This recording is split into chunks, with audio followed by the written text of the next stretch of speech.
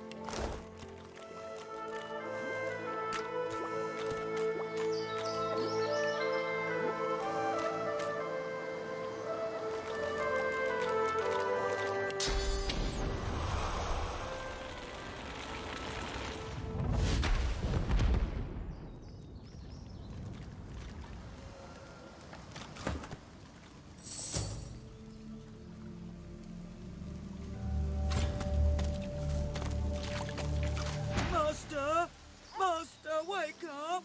Master, wake up! He might! Was dead! Ever? Ever? The dog is blinded by its muzzle, but it turns its face toward you, waiting for your answer. As she considers your statement, her nostrils start to twitch. She lifts her... Sorcerer! You! Oh, Master! Wake up! No! Go! Please!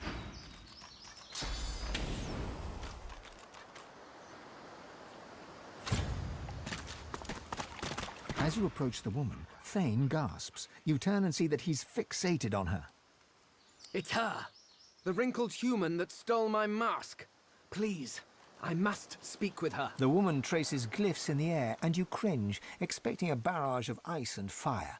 Instead, a bit of smoke sputters forth. My lord, I've loved you.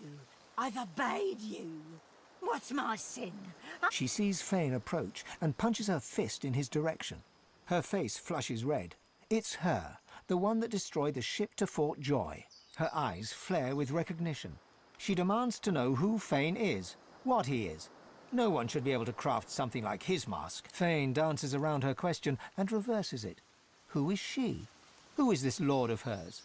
She does not seem eager to... The witch opens her mouth to speak, but something happens. Her face droops and her eyes turn black. Thane, the traitor shall be destroyed. Her eyes clear, and she turns her head to the heavens once more. I offer this sacrifice to you. Return me to your side.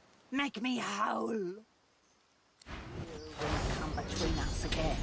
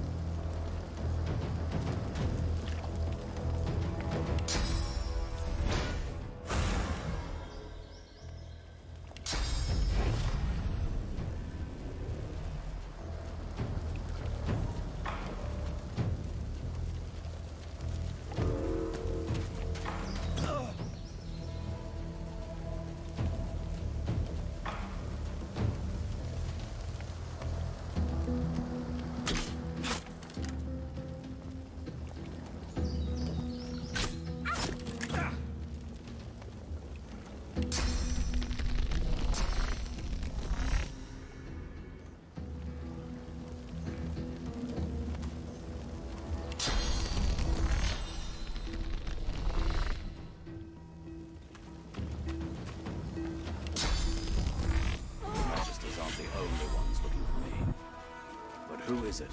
And why?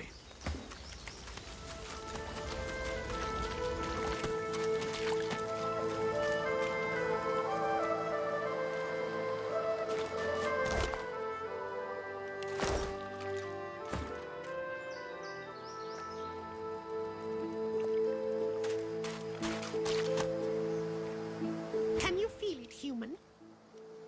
It is carrion and aromatic herbs, carried on the wind as one. Surely you sense it. You sense much, but you aren't attuned to the sin that pervades this place. Ashes and bone litter the island. Tell me, do you like roses?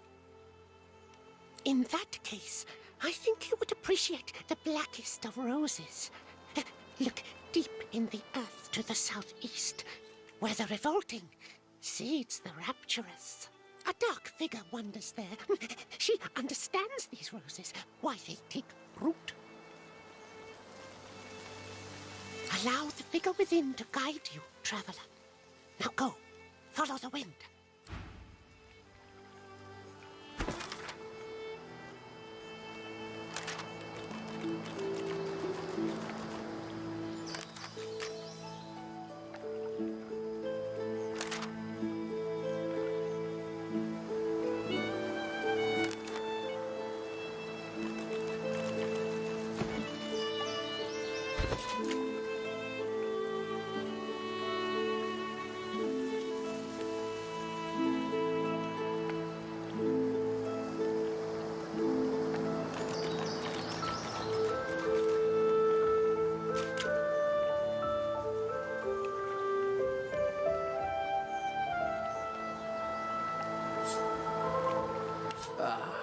My false faces. Not as fair as my true visage, but better than being seen as a monster.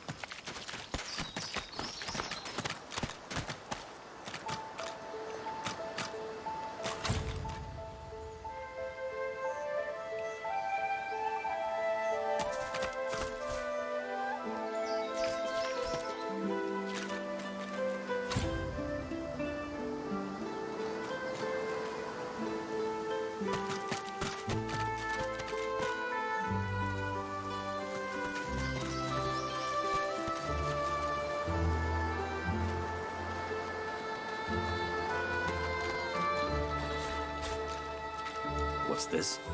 I found something.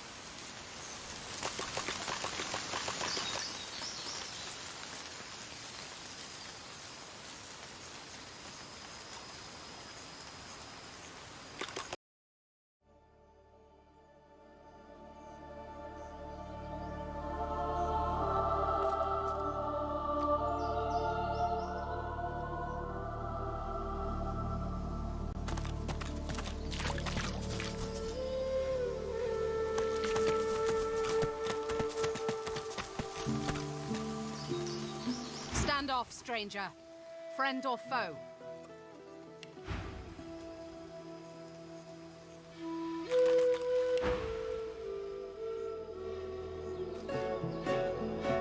She searches your face for treachery.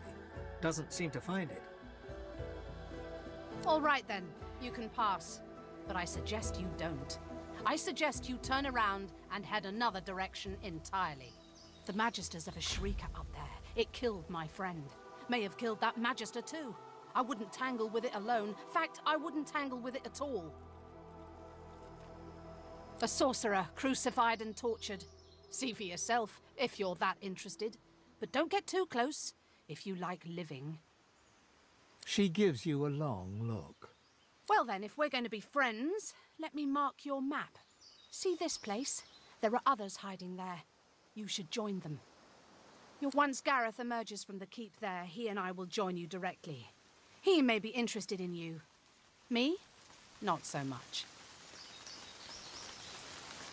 We few Seeker survivors fled there. It's safe enough for now. You'll find something of a welcome, at least. We seek sorcerers with special talents and see if we can keep them alive. In that spirit, I suggest you find somewhere else to be. Then you can talk to Gareth about them, if he's still alive. Or Malady, if she's still alive. They'll be able to tell you what's what, if you're still alive. She turns her attention back along the path. You are dismissed.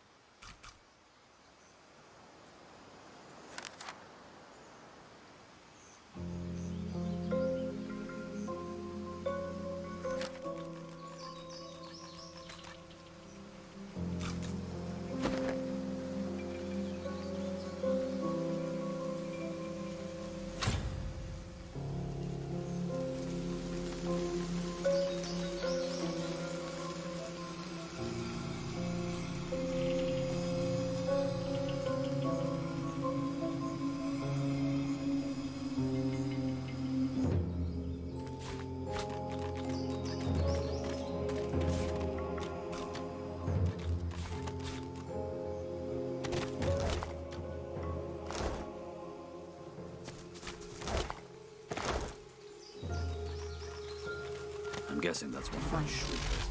Embrace me.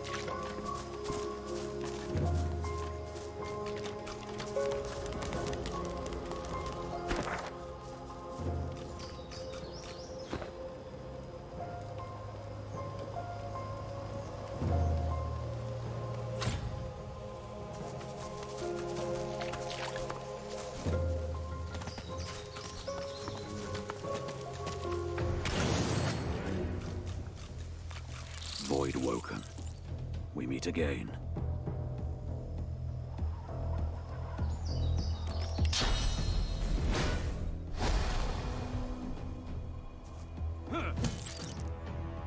Vermin, thieves, pests, leeches.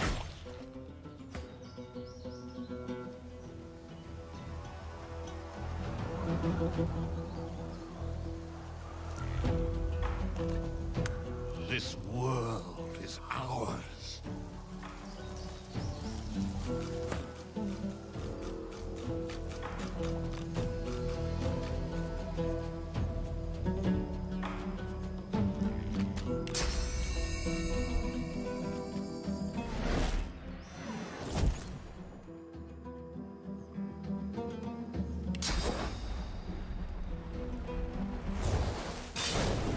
Fall, die, pass away. Your essence feeds. More of them. These beasts are damn persistent.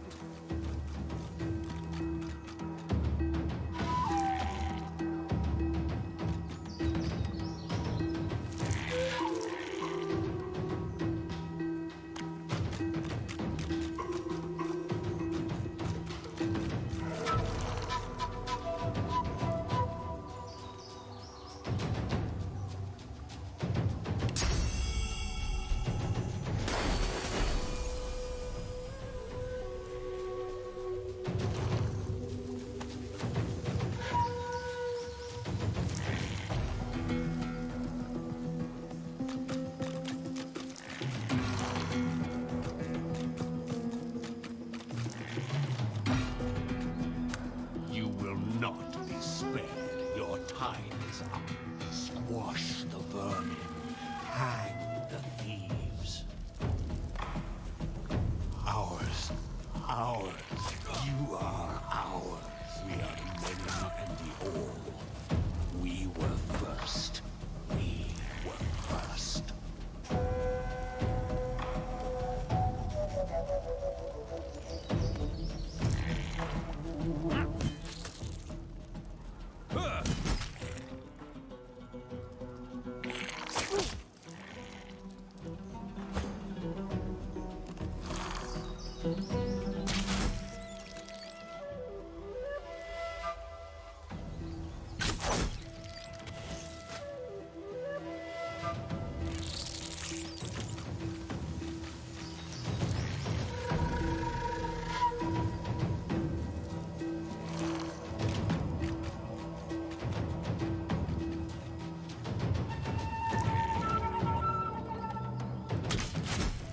They can keep calling us vermin, but we'll just keep putting them down.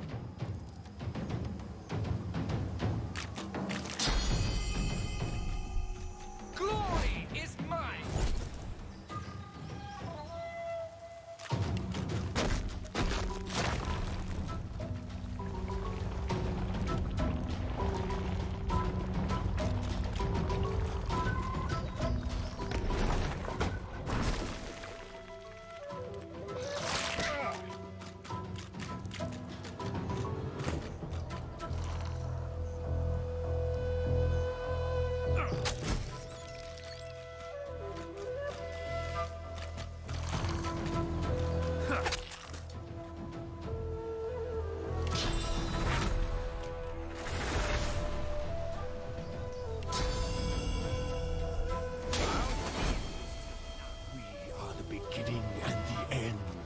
We will return.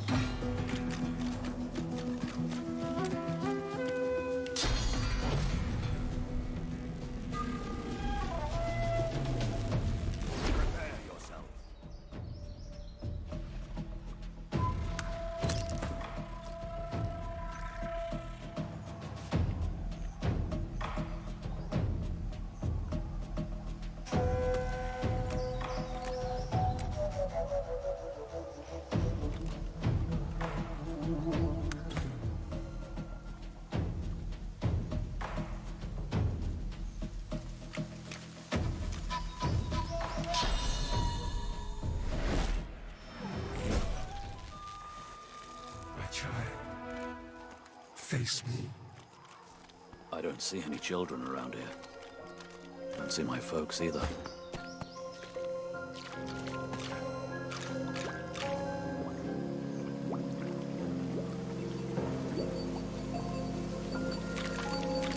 The corpses of voidlings lie in heaps around you, a miasma of cursed fluid pooling at your feet.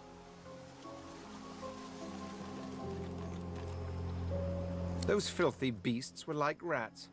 A swarm most vile, but vanquished as a matter of course. If this is all the Void has to offer, we're bound to emerge victoriously. Well, that was fun. Could have gone a few more rounds myself.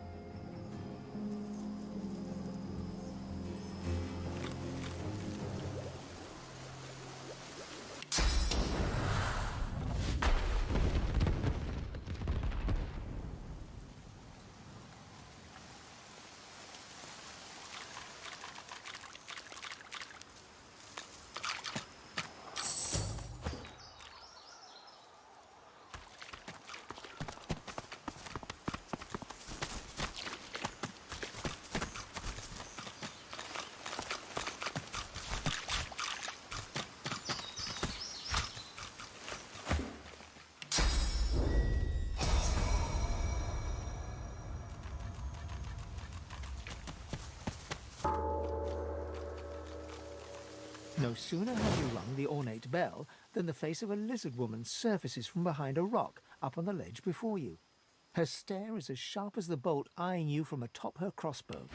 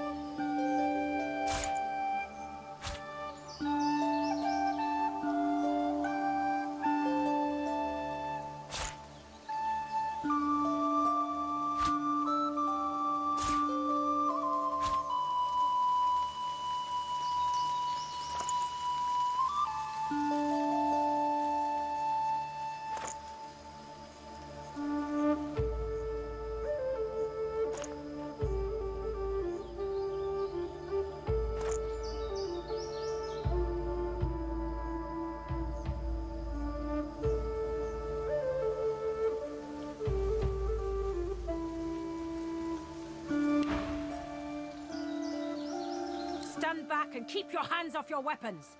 Convince me you're no Magister, or draw one last deep breath. You detect a sliver of a smile as she relaxes her martial pose. You're right. I suppose you don't look like a Magister. Besides, those dogs wouldn't have dared to call me out like that. I apologize for the steel-tipped welcome, but lives are at stake. Hold on, I'll let you up. With one graceful motion, the lizard throws down a tangled mess of vines for you to climb. Come, ascend to the sanctuary of Amadia. You'll find you're not the only guest here, but the Great Mother provides for all.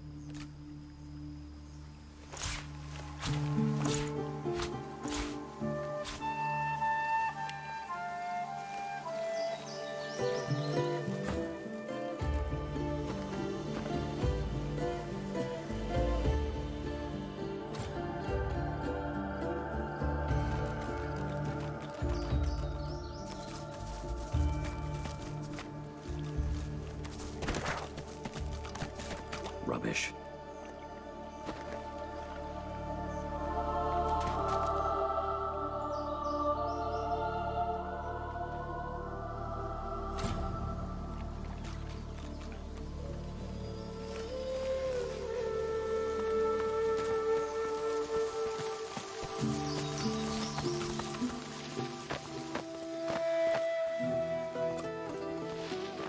The Red Prince interrupts as you're about to speak.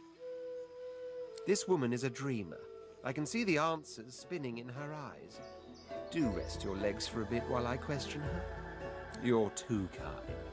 Red Prince and the Dreamer exchange courteous pleasantries, as if they're finding themselves in a palace hall instead of a death-ridden swamp. She introduces herself as Bahara.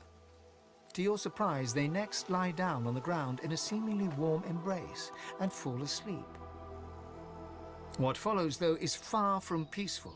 They claw and thrash as if struggling for dear life, caught in the hold of some hideous nightmare.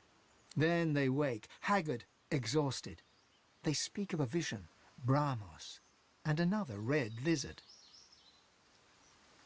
Praise the daylight. I am now.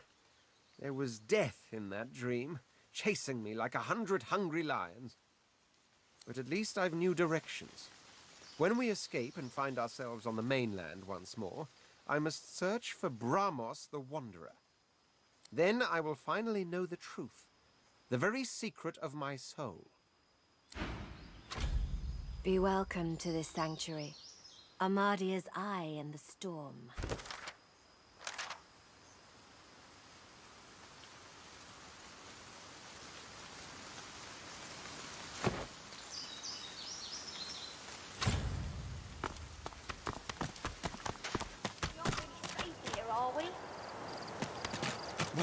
Pleasant little nest.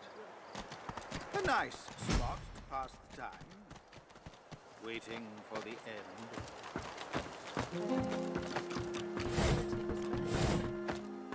He said his name. They even knew that much. But still. Aye, the giant takes notice of its charges. I'm glad you're safe. Ask away, Shield. We aren't really safe here, are we? Indeed, Quercus. So long as Gareth returns, he will be. You're alive! Wasn't sure you would be. Samadel, this is the one I told you about.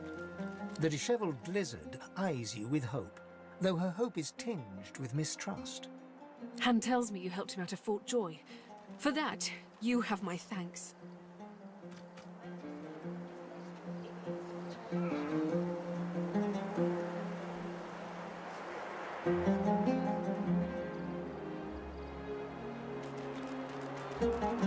Can I ask if... Did you happen to meet a man named Gareth on your way here?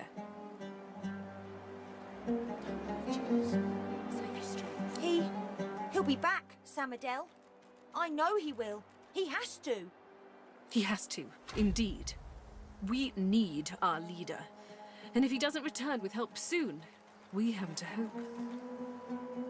Have you heard of Shriekers? Han looks down with a flinch. Samadel reaches out, grasping his hand.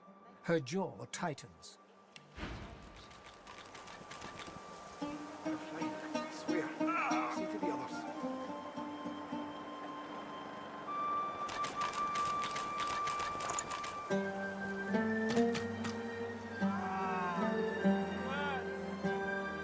Don't move, Jules. Save your strength.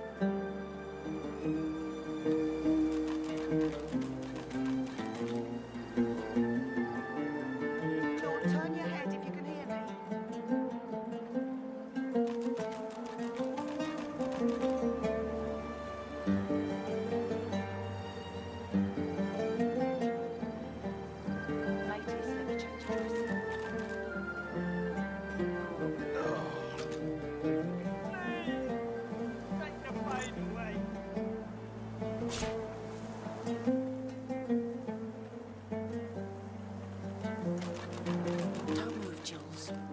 your strength.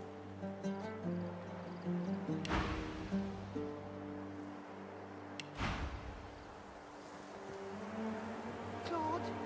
Claude? Can you hear me?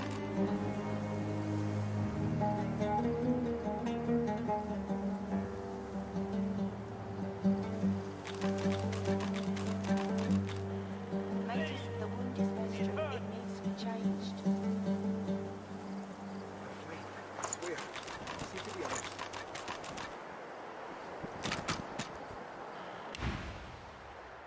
They're weapons that can kill with a screech. The Magisters patchwork them from living sorcerers. Don't misunderstand me. We're not afraid to fight, but we are powerless against Shriekers. The priestess at the shrine told Gareth some ancient secrets, some defenses that could be found in Brackus' armory, and he went there in the hopes of finding it, whatever it is. You're kind to offer, but you'd best talk to Gareth's squire, Exeter. He'll know where your talents can be most used. Now, Han, let's take a look at your nasty leg injury. Catch you later, Skipper. It's good you're here.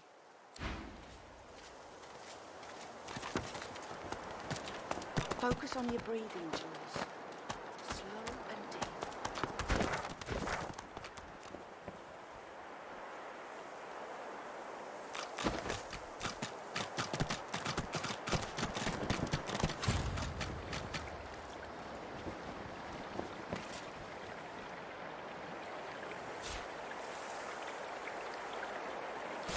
Please, Anna, bless and protect your humble servant.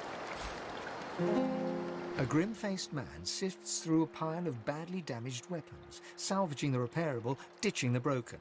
He picks up a rapier, the blade nicked and splintered, the hilt twisted.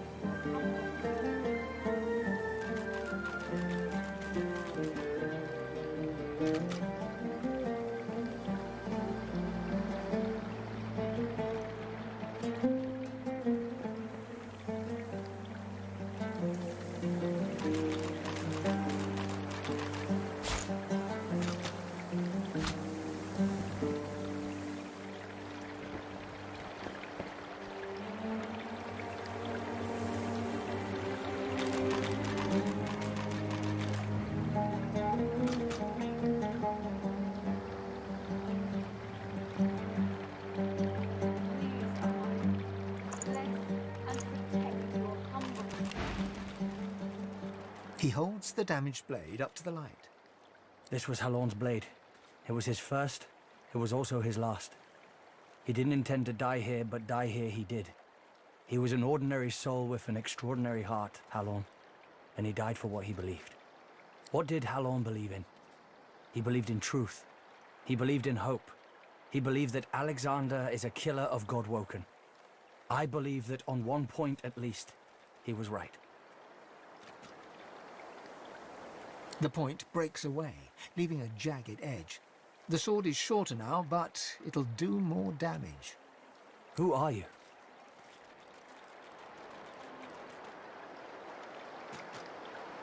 He realizes, to his surprise, that he holds the weapon in his hand, ready for battle. He smiles to himself, tucks the weapon away, and gets back to work. He works fast, checking weapons to see if they're battle-ready. He thumbs the edge of a blade. It draws blood. The blade is thirsty. Now, what can I do you for? Nice doing business with you. I wish I had better wares to offer.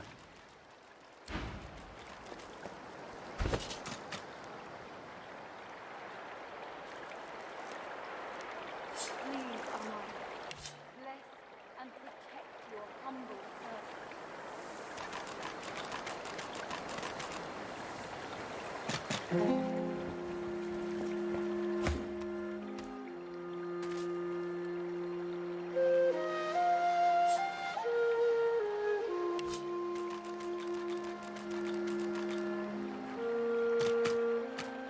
If this is all we have, we're done for.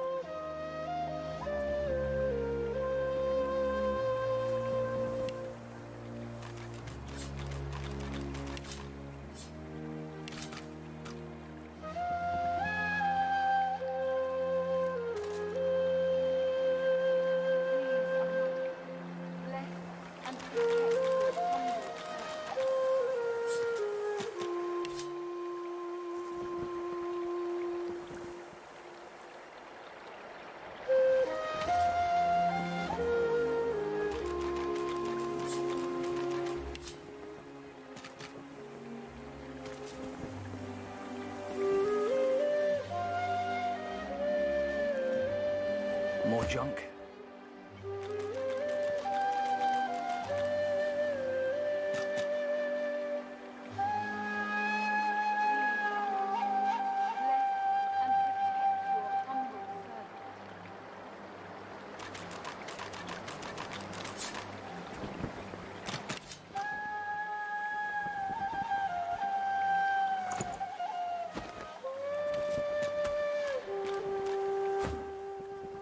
He looks up from his work and grins. Help you? Nice doing business with you. I wish I had better wares to offer.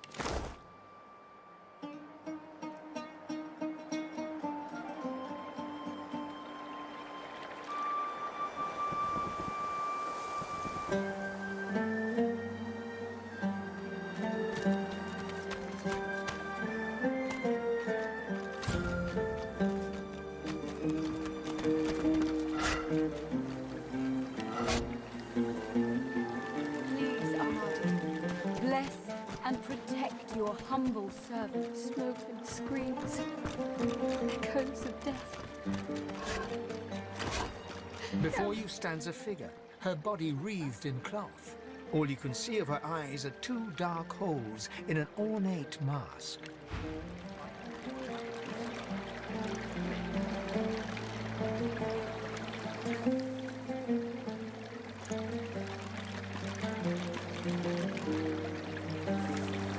Maybe we should fortify this place.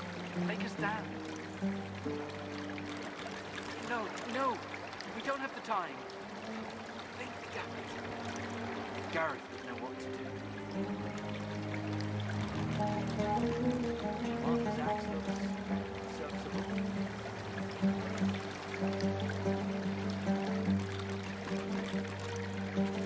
Wisht, bonny barn, now don't you cry. The birds are asleep, the moon's in the sky. Smoke and screams. The seven watch Echoes o'er of us, death. you're safe in bed. So close your sweet eyes and He's come rest back. your wee head.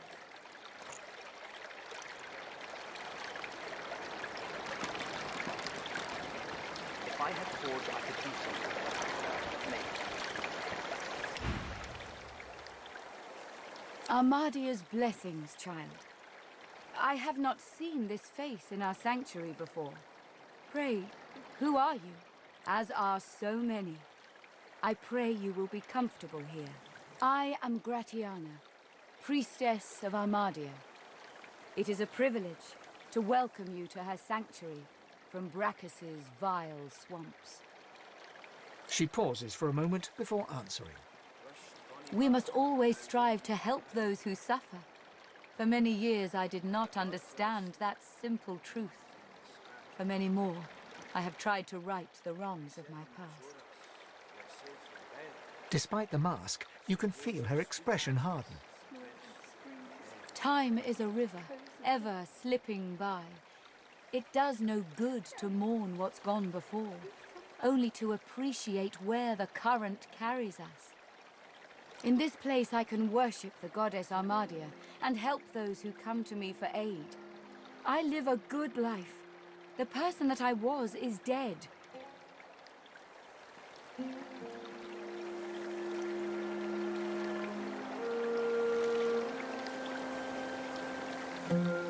Armadia is the blessed mother of magic.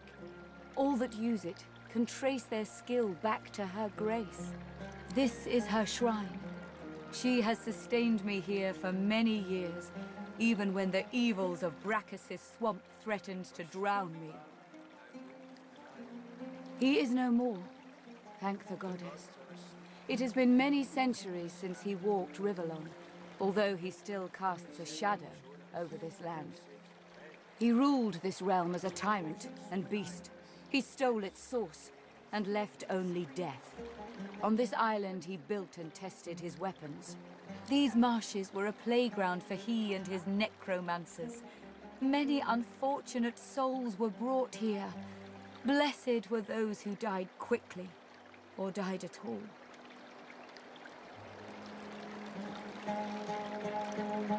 Brachus was a horror, of that there is no doubt. He stripped this land of its source and took it for himself, just as the Magisters do today. Indeed, the Magisters have even taken Brachus's worst tools. First, the purging ones, and now those shriekers. Without something more powerful than these sticks the Seekers are armed with, those crucified monstrosities will kill them to a man.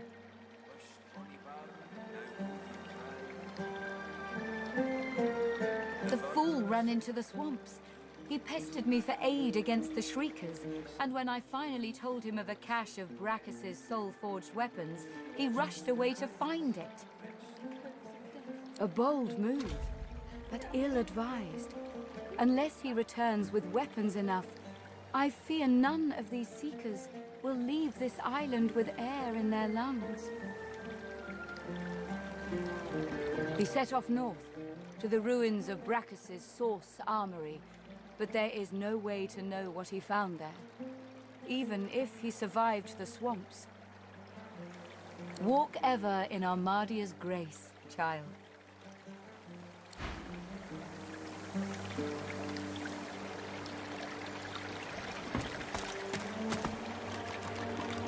Hold up. I've got to take care of some business. Friend, how does life find you? Well, I'll be. If it ain't the beast of the sea. Stories of your beard alone fly across Riverland like flocks of crows. Fair bit more inland than you'd prefer, yeah? Ain't I know it, ain't I know it. Beast claps him on the back and chuckles heartily. If they hadn't met just a moment ago, you might think the dwarves lifelong friends. I don't want to intrude, seeing as how you got your own trials and travails, but I don't suppose you've been to Reaper's Coast of late. Maybe heard of a fella named, what was it? Lohar? Lohar? Yeah, I know of the guy. From back when I was looking for fishing work out in Driftwood. He's, how shall I say, an entrepreneur. Still out there a bit. Had his stubby fingers and a lot of pies, if you get my meaning. Sounds like a man I'd buy 2 flagons of mead for. One for drinking and one for toasting. I got something for him. I'll tell him you sent your regards, Mr. It's Duggan it is. Oh, and this here's Leia. You gotta be sick of that collar. Leia, you can get it fixed up, yeah? Sure thing. Bet you're glad to be rid of it. Amazing to meet the beast in flesh. Let's see if we can get you back to sea. Fighting the good fight, yeah? Your lungs have got to be starved for the salt air. Beast chortles and nods, then passes you a sly wink. Such a charm bucket. Wisht, bonny bairn, now don't you cry. Duggan stands over Leia, singing softly as she mutters about Gareth. Please, Armada, bless and protect. There, lass. Don't you worry. Gareth will be back soon.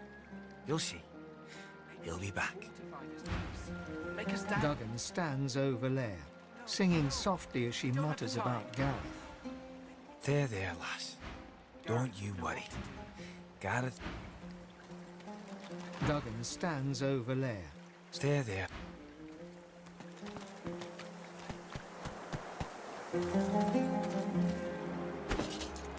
Smoke and screams, echoes of death. Gareth, please come back. Please, Armada, bless and protect This again? your humble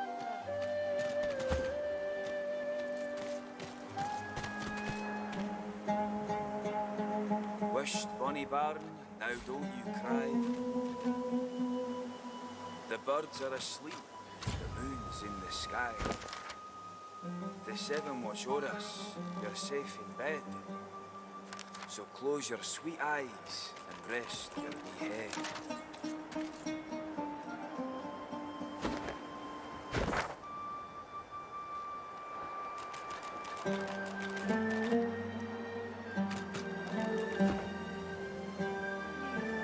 Smoke and screams, echoes of death.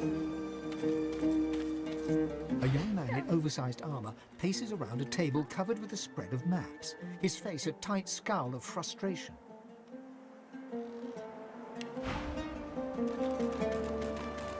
Wisht, bonny bairn, now don't you cry. The birds are asleep, the moon's in the sky. The 7 watch o'er us, you're safe in bed. So close your sweet eyes and rest your wee head. Bless and protect your humble servant.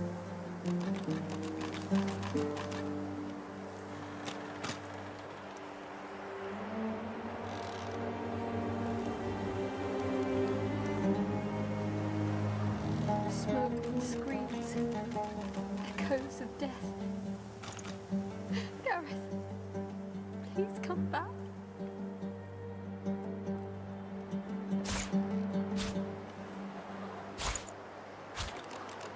Wisht, bonny bairn, now don't you cry. Bless and protect your humble The birds are asleep, the moon's in the sky.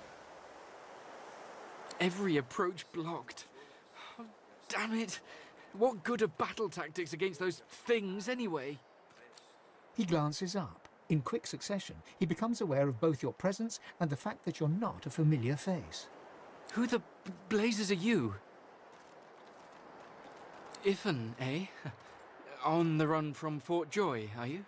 A seeker can always recognize a sorcerer when they see one.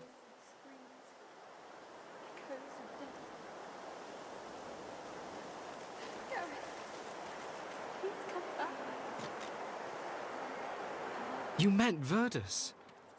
Then he's as good as dead. We're the seekers he spoke of. We were supposed to free him. Instead, we've failed him. You, a Godwoken? Surely not. Though if Verdus said so, you could be important. But there's no way to be certain until we've left this blasted island behind us. Verdus was Godwoken. He was a powerful sorcerer, in the vein of Lucian the Divine. He had the potential to succeed Lucian if he mastered his powers. But now that won't happen. If you're the same as Verdus, then we have to get you away from this place. Someone's been killing the few Godwoken that are out here. Likely that dog Alexander. He's a Godwoken too. A failed one as far as I'm concerned. I can imagine he won't want any upstart Godwoken taking what he figures to be his birthright. The young man anxiously fidgets with his curved bow. You've found a matter close to his heart, evidently. That's easier said than done, I'm afraid. Much easier said. The Magisters have us cornered. They have these weapons called Shriekers. If we try to go against them unprepared, we're dead. We've lost many already. There's weapons, ancient devices that can counter those things. Our leader, Sir Gareth, set out to find them so we could break the Magister blockade and escape this island. But he hasn't returned.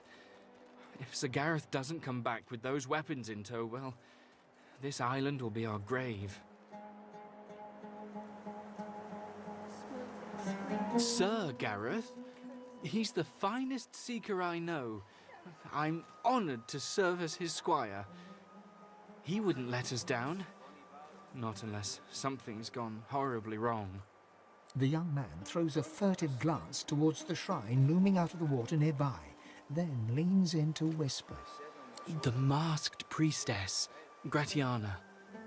She gave us shelter here and told Sir Gareth how to stop the Shriekers.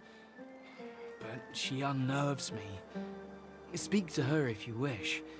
She may know more. You'll help us. His shoulders visibly relax, the weighty armor upon them settling with a clink. Thank you. The allies are in short supply in this place. If you help us, I promise, we'll get you as far away from this place as possible. Please, ask. Whatever helps. We came to free an elf called Verdus from Fort Joy. He was a Godwoken. He could have been the next Divine, but we failed him.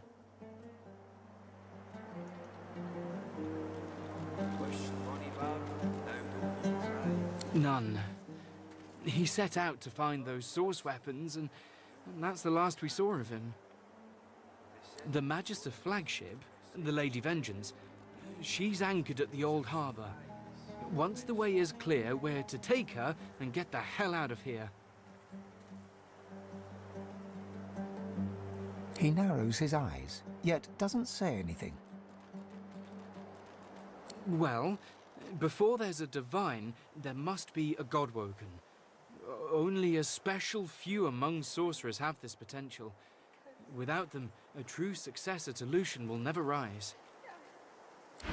Please come back. Please, Armadi. Bless and protect your humble servant.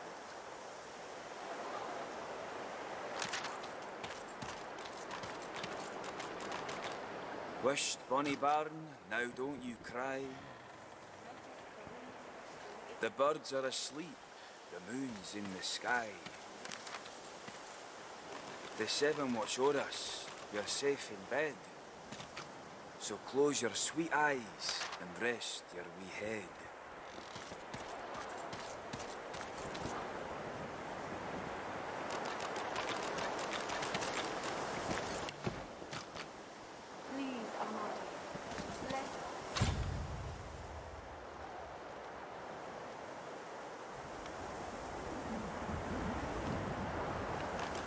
muffled screams, echoes of death.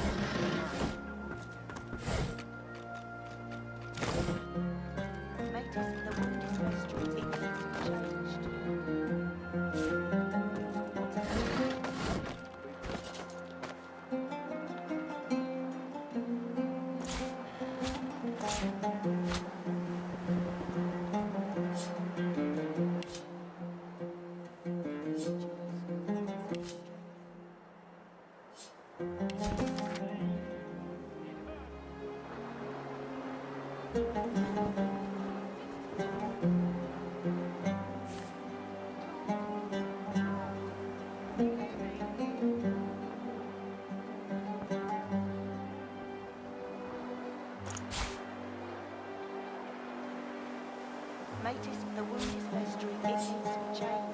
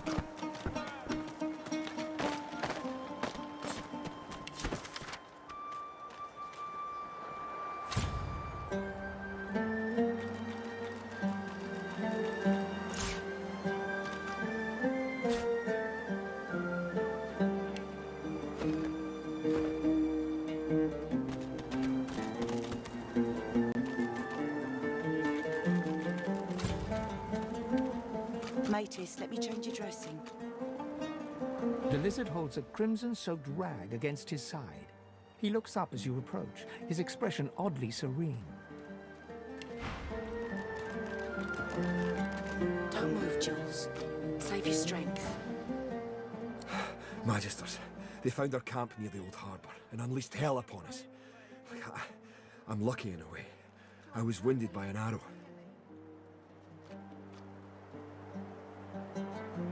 It wasn't just sword and spear the Magisters used on us. No, they had these weapons. Living beings, depleted of source and crucified, pathetic to look at until... the power that they unleashed. There was nothing we could do. Only run. Shriekers they're called. I can still hear that sound they uttered. Makes my scales crawl. Sir Gareth is looking for a way to defeat them now. Let us hope he finds it. Are you still with us?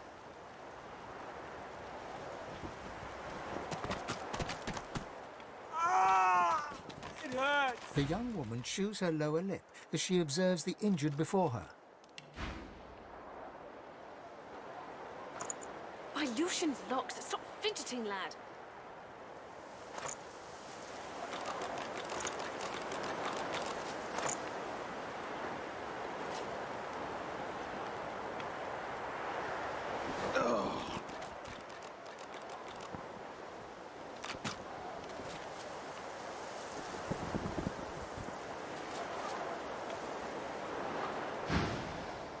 She bends to grab a rag, wiping her blood-smeared hands. She looks up and sees you.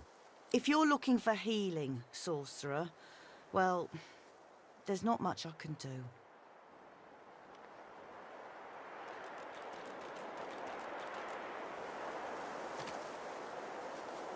The woman wrings the blood-stained rag in her hands anxiously.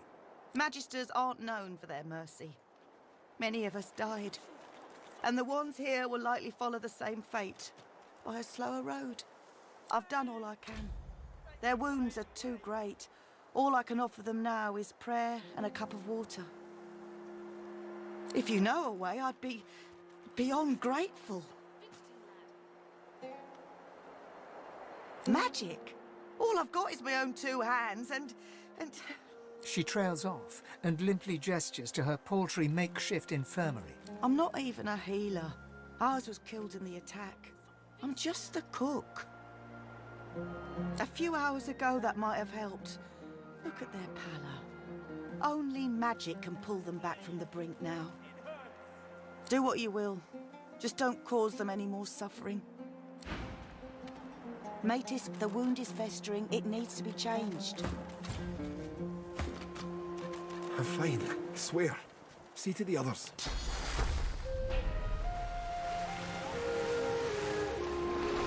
He owes you his life. You have my thanks.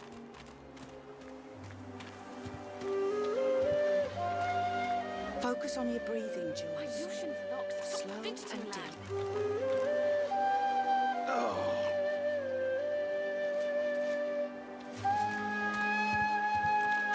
Claude, are you still with us?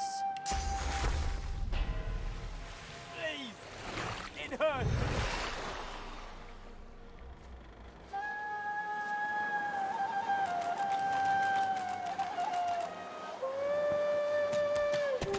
By Lucian's locks, stop fidgeting, lad.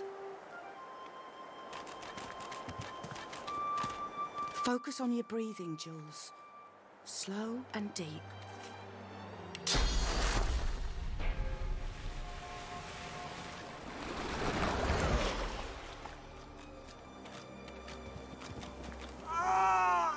It hurts!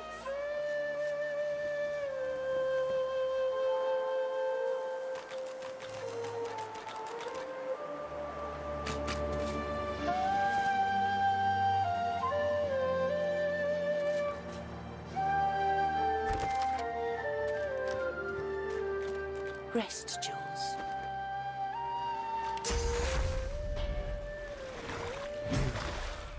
You healed me.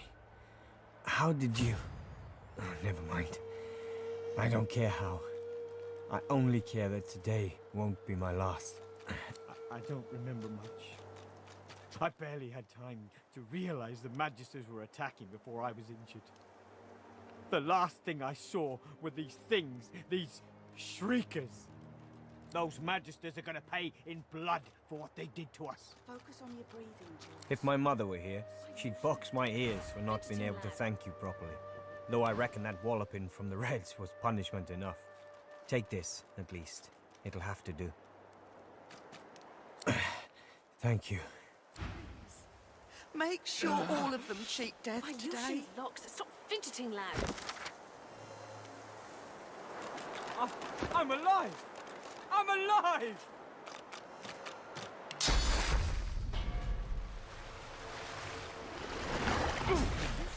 In an instant.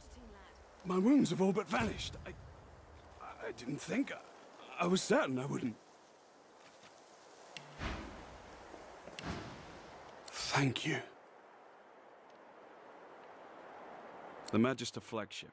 It has ballast that tore our ship into kindling. A shard from our own mast pierced my side. I'm lucky the others managed to haul me all the way here. Especially after I saw what the Magisters did to those of us they captured. He shudders at the memory. They turned the living into shriekers. Crucified wretches that unleash pure destruction on anyone who tries to pass.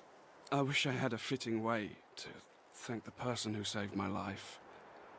As it is, all I can offer is, well, it's not much, but maybe you'll find some use for it. Thank you. How do you have so much power? My Lucian's locks. Stop fidgeting, lad. I feel better.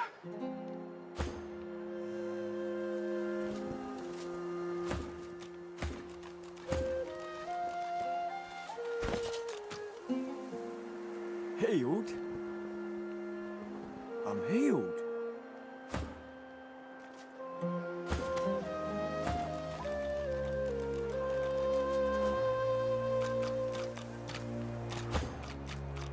My Lucian's locks. Stop fidgeting, lad.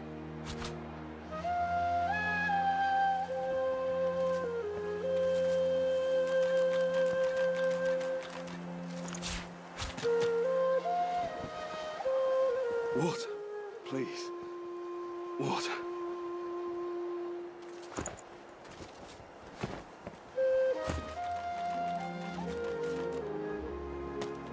It seems the wounded will pull through. Thank the gods.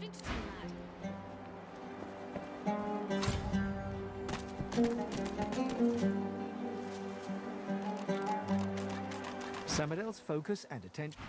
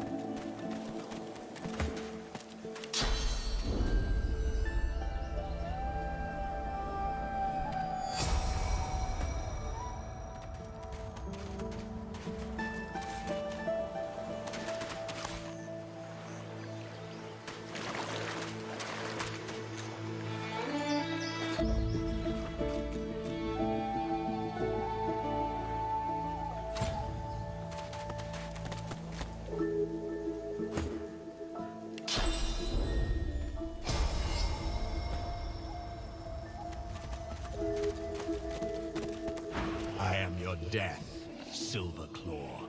Time you paid what's due. I am the fate you choose.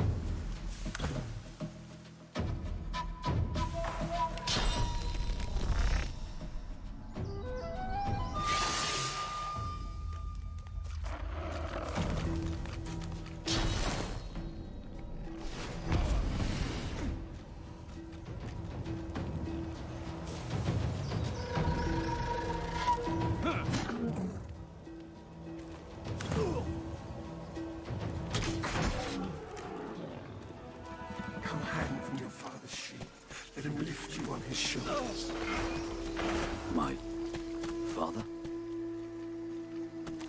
Yeah.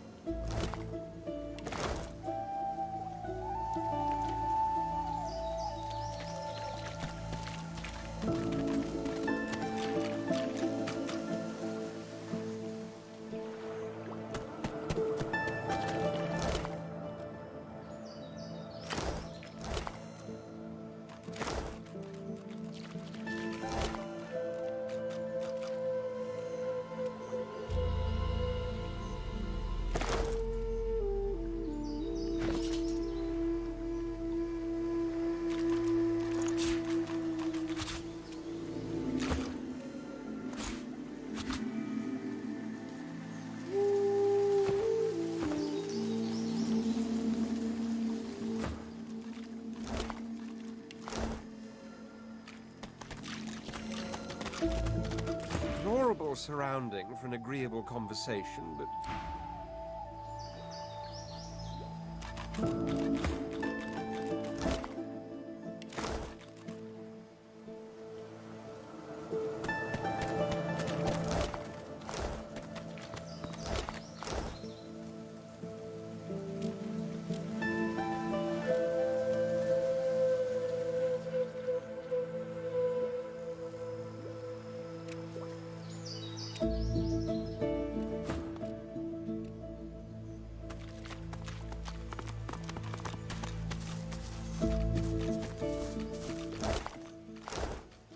It was madness! Big fire boom, lightning crash! One moment, sun! The next, I feel darkness inside me, then noise! So much noise! Clank, moan, clink, groan! I hid in a stump. I'm not a stupid squirrel. I have much stowed away for hard times. But I saw them! I saw the shinies!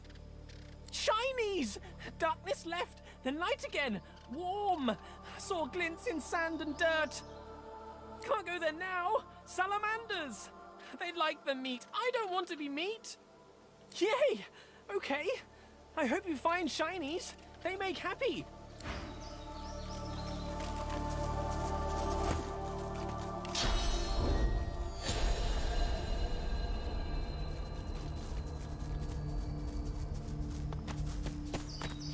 I've spotted something.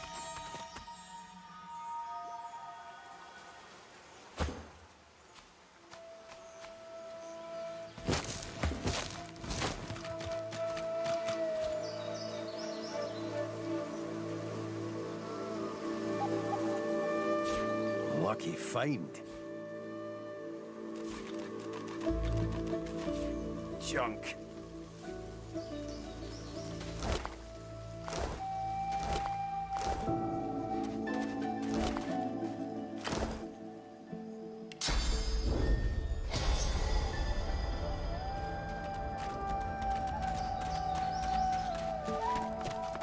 What strange witchery is this?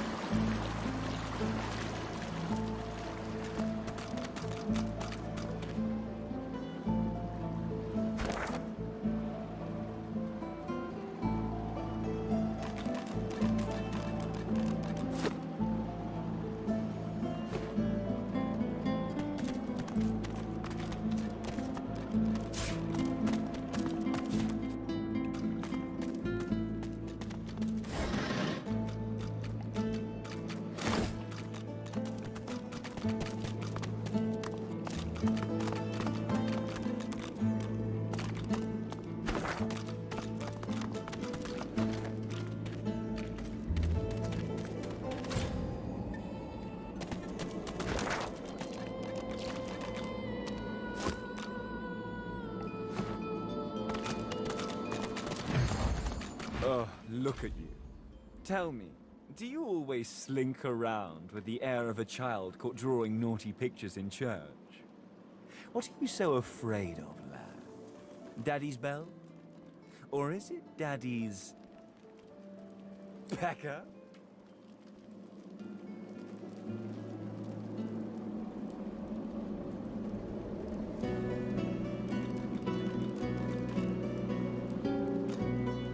Oh, I really don't feel like chatting now. Why don't you go home to your wife and kids? Maybe follow your grease trail back here another day. Give them my regards. Ha!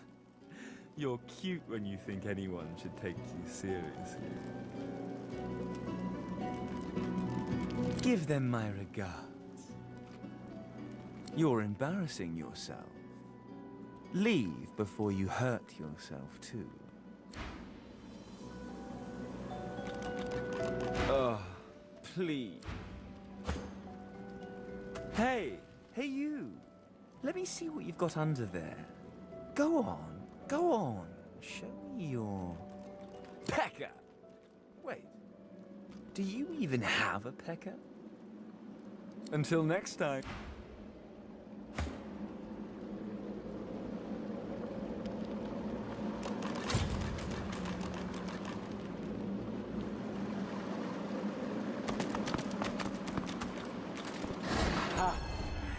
Here today, gone tomorrow. An illusion. Life's a dream. This fellow must be quite proud of himself.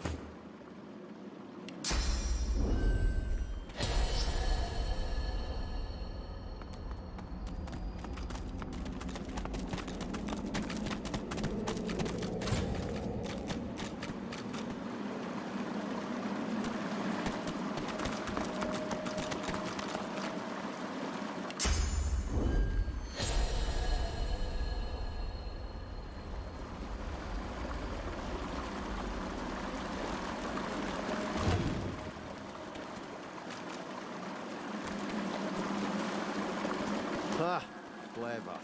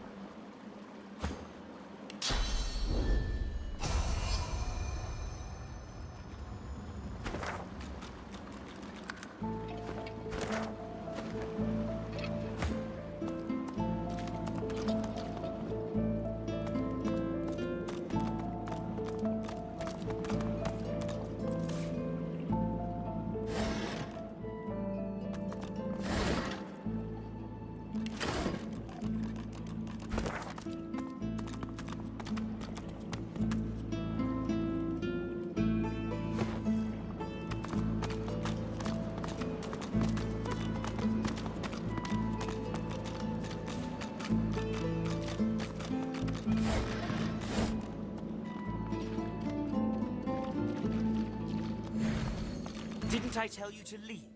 Wasn't I clear that you're not welcome here? You can't teach a fool anything.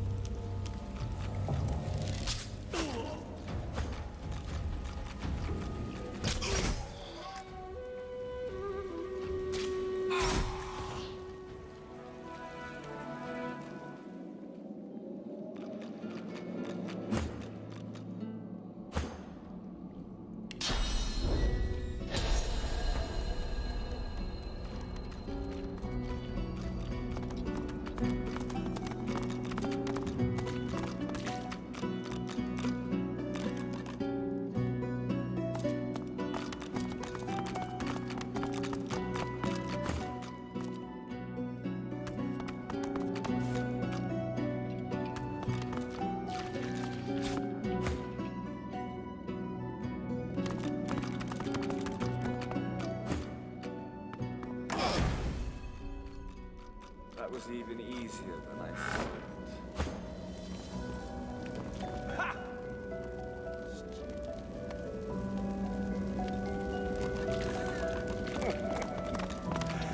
Poor idiot.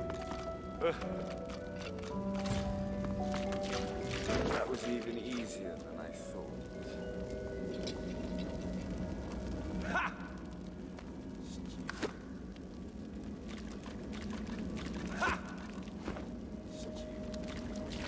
What a fool you are. In what world does treasure simply appear from...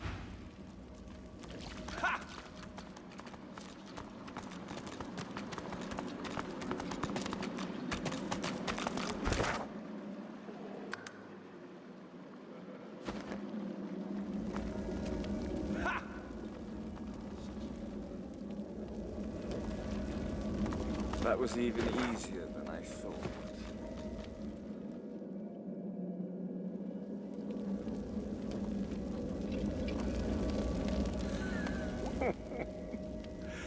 Poor idiot.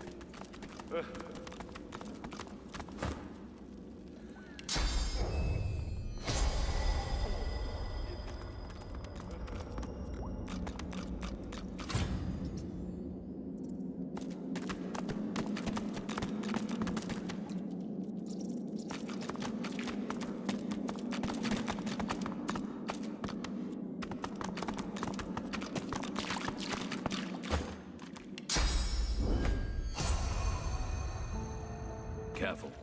I spotted the trap.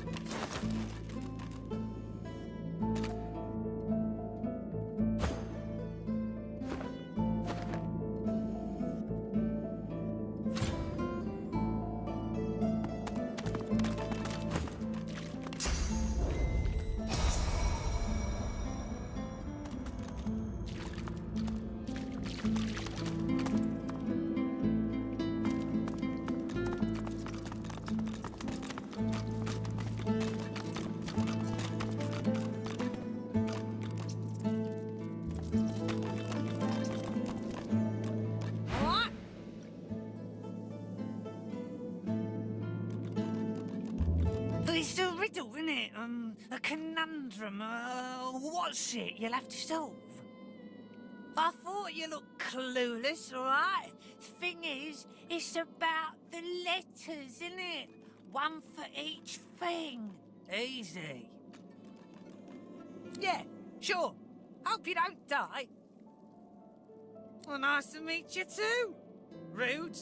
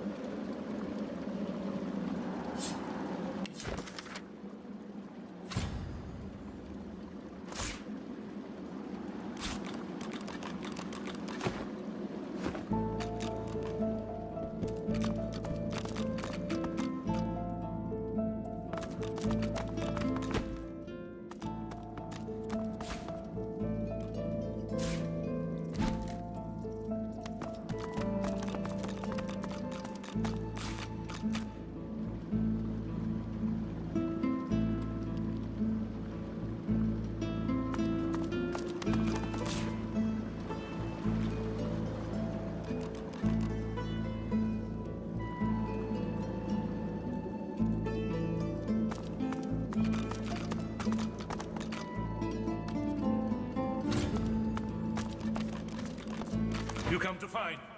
You come to search. But you won't find the way. A pity. Brachus has willed it. Trompnoy must abide. You have met the unfortunate guardian of this vault. Judge him with a forgiving heart. Fate has been unkind to him. Do you wish to move forward? Listen closely and make your attempt. Brachus is a bloody, rotten, thieving, very, very awful fellow. Some even call him a cur. A cur is...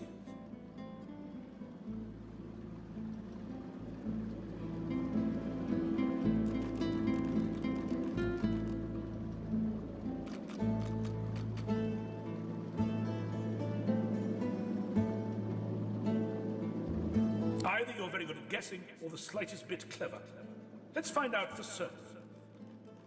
Listen closely and make your attempt. Source is a scourge, a devil, a misery, a blight, a hex, a curse. And yet, the cure is...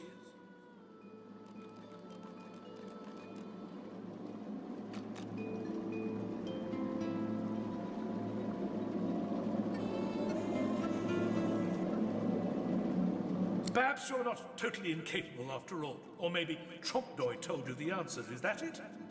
Is he hoping you'll... It doesn't matter in any case. The path is open. Go freely. I know little, but you have proven yourself a knowing traveler. I will answer what I can. Brachus Rex discovered the way. This he researched here, upon this isle. He could remove the source from any creature or individual. I saw the stars he used myself. They were most impressive. Brachus Rex has charged him, tried him, convicted and punished him. I know not the crime, but he has been sentenced to remain in this vault for all time and to prevent others from entering. Trompnoy was and is a creative man. He knew petty magic in his day. But this he has used to carve this place out from a simple vault, myself included.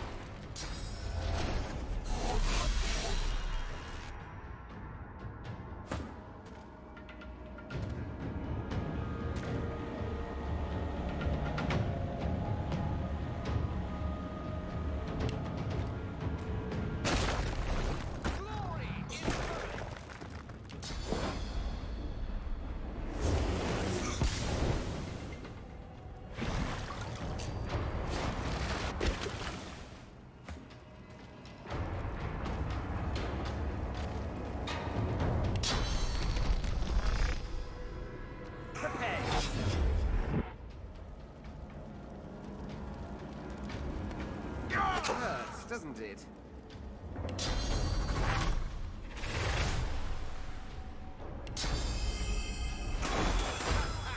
Show yourself!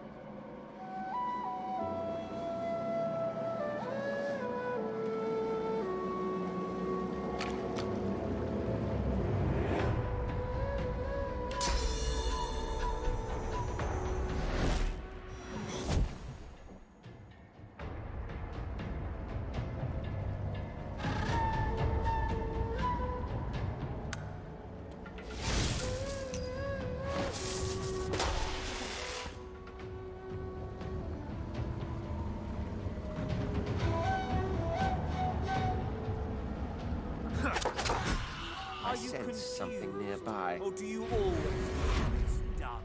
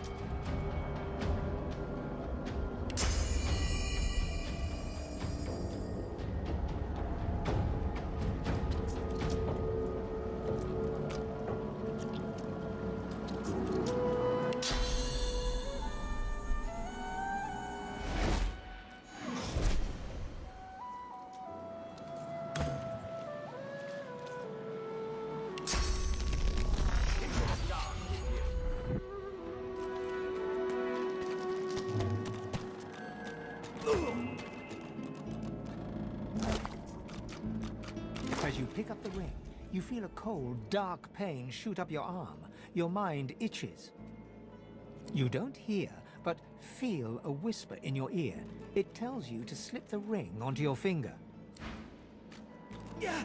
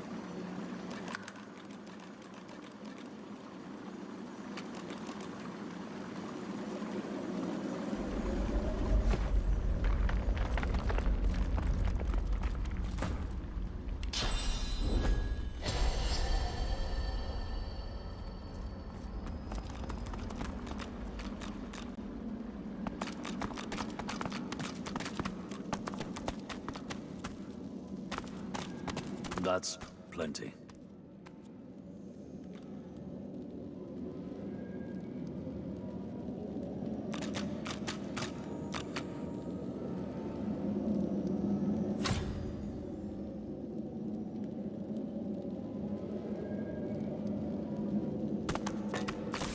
Good find.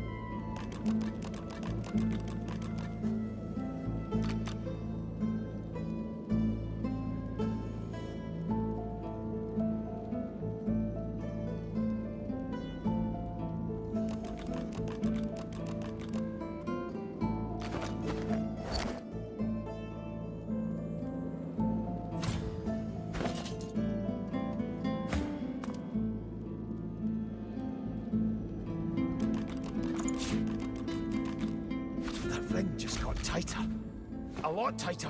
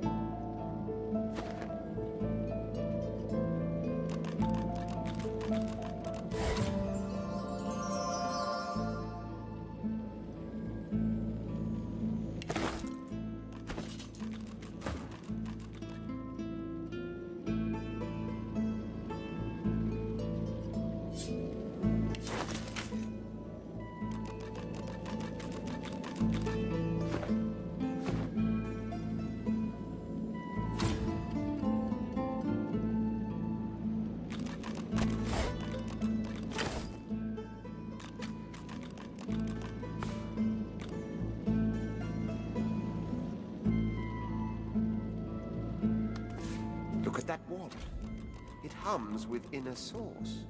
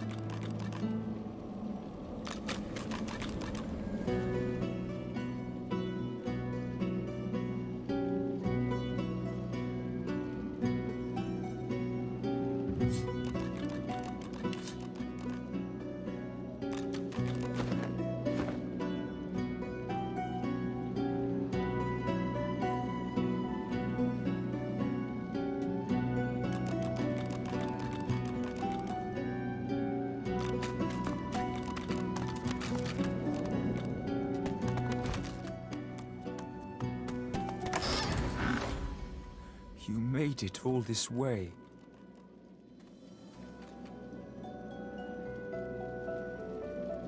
He trembles and seems to shudder with a quiet sob. I'm cursed, you know. Bloody Brachus bound me here to protect his vault.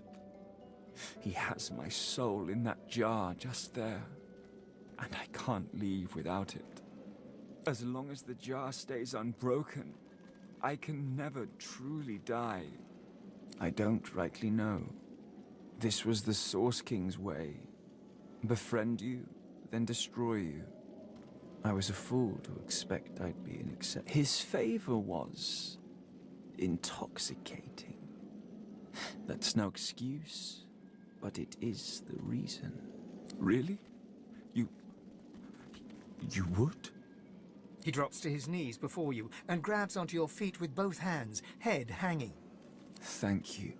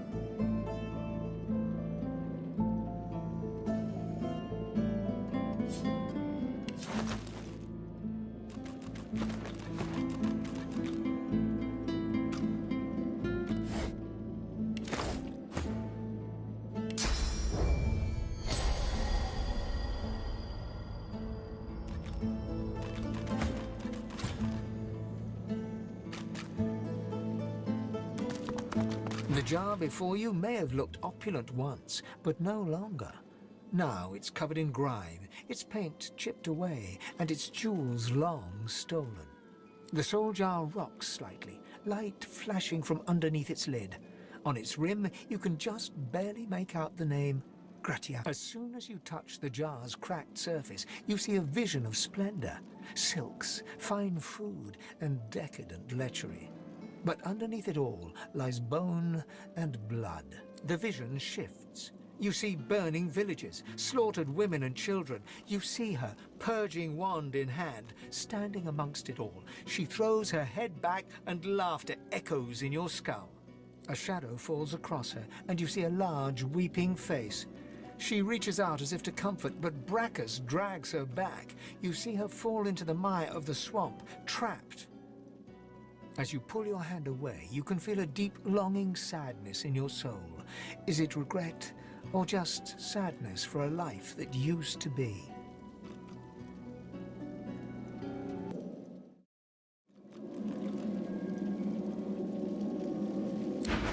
Good find.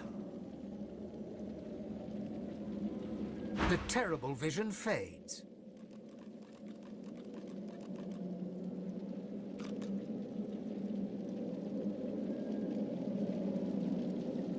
Gratiana's life was selfish and hedonistic. No mercy. Whatever a person may have done in life, they can always be redeemed. However her life began, it ended well. No one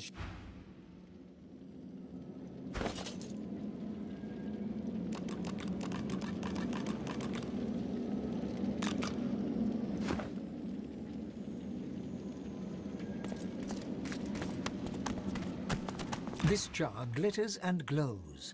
From within, you think you can make out the distant sound of laughter. With a jerk, your mind is pulled to a scene in a tavern.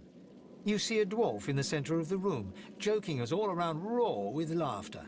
All bar the zombies, who are slavishly serving food and drink. The door opens, and a tall, beautiful woman stalks into the room. She's flanked by heavily armed guards. You can't make out her words, but see the fear in the dwarf's eyes. The dwarf mutters a word, and the undead lurch towards the intruder, but are cut down like wheat.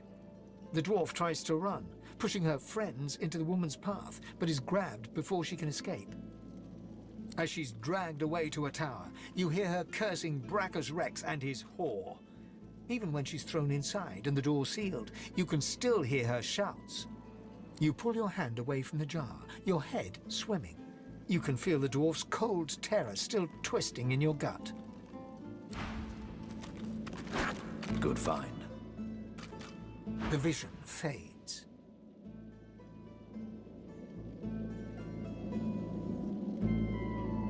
She must have been acting against Brachus Rex for him to have come for her like that. Honestly, making the dead do menial work sounds kinder than having the living do it. being locked in a tower was more kindness than any necromancer deserves.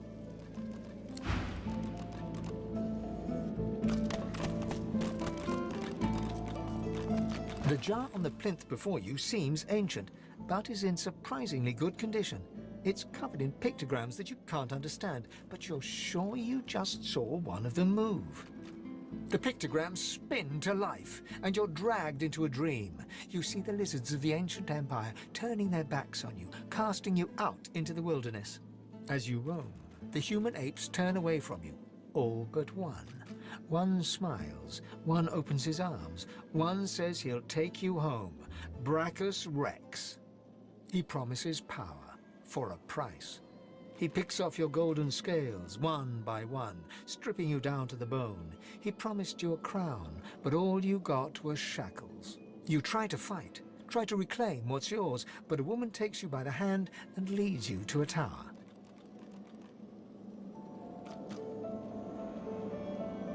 He promised he'd take me home, you cry. You are home, she smiles as she seals the door. This is where you belong.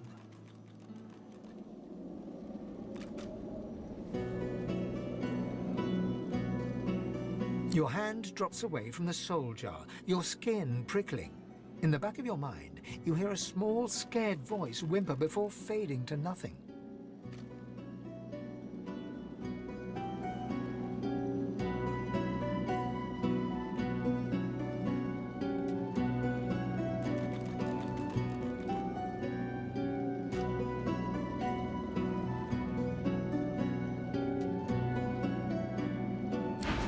Good find.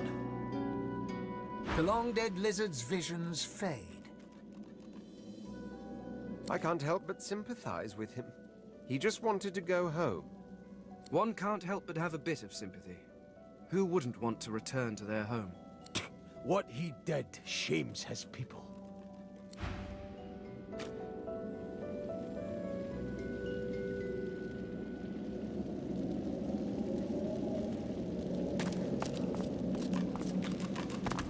The soul jar stands on its plinth, glowing softly. From within, you can almost hear the whisper of a voice. You see, or rather, you feel a far-off land. Frozen breath hangs in the air, pine needles brush your cheeks, and in your arms you can feel a weight, a body, dead. But you have hope. Your vision swims. You're older, but perhaps not wiser. You march at the head of a shambling host, the enemies of Brachus Rex melting before you. The scene twists again. Now Brachus stands before you, a beautiful woman at his side. You lash out in treasonous rage, but cold arms bind you. You're sealed away in a tower. Your screams fill the darkness. You feel a jolt and open your eyes to see the soul jar before you, lying still in the vault. Your hand falls from the jar and grips the pillar as you try to calm your ragged breathing. Good find. The necromancer's memories fade to black, but the feelings remain. They may have been a necromancer, but they did not feel evil. Misguided, perhaps. No one deserves the fear and pain I felt in that vision. One must wonder how many more lives they took. How much misery the scum caused.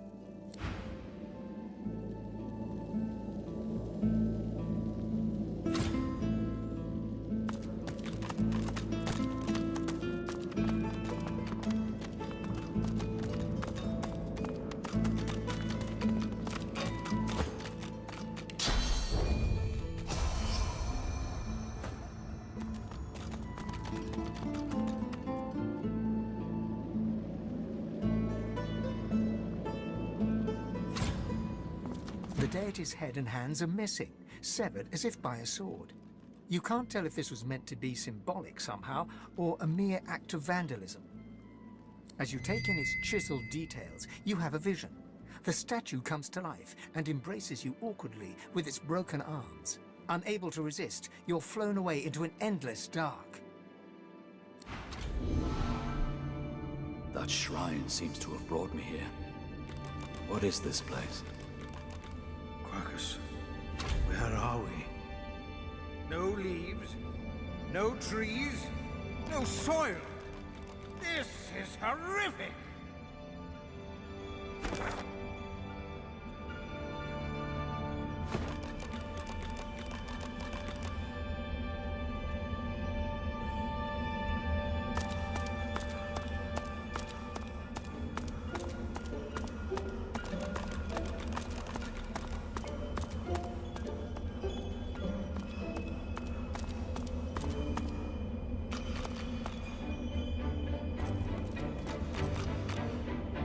The ethereal figure before you raises the visor of his highly polished helm. Beneath it, his handsome face is weary, yet his eyes burn fierce and bright. He glowers at you with disgust. You pray not at my shrines. Can't say I'm surprised. You, my most wayward cub. He spits over his shoulder, folding thick arms across his steel-bound chest. You don't recall me, do you? I am Ralik, prime among the seven, and father of all humans. Father of you. I preferred you as a child, pious and devout, remember? I called you to follow me, and so you did.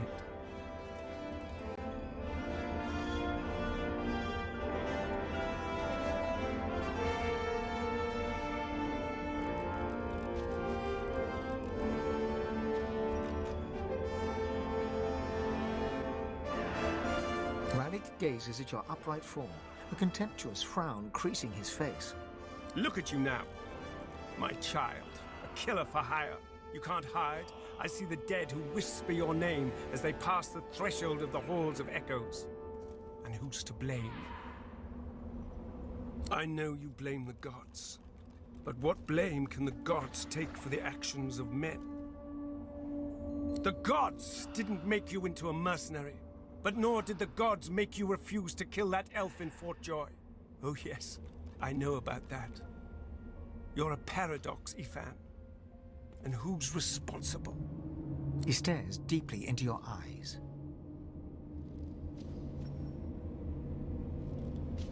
As you gaze into his deep green eyes, you feel your whole consciousness following.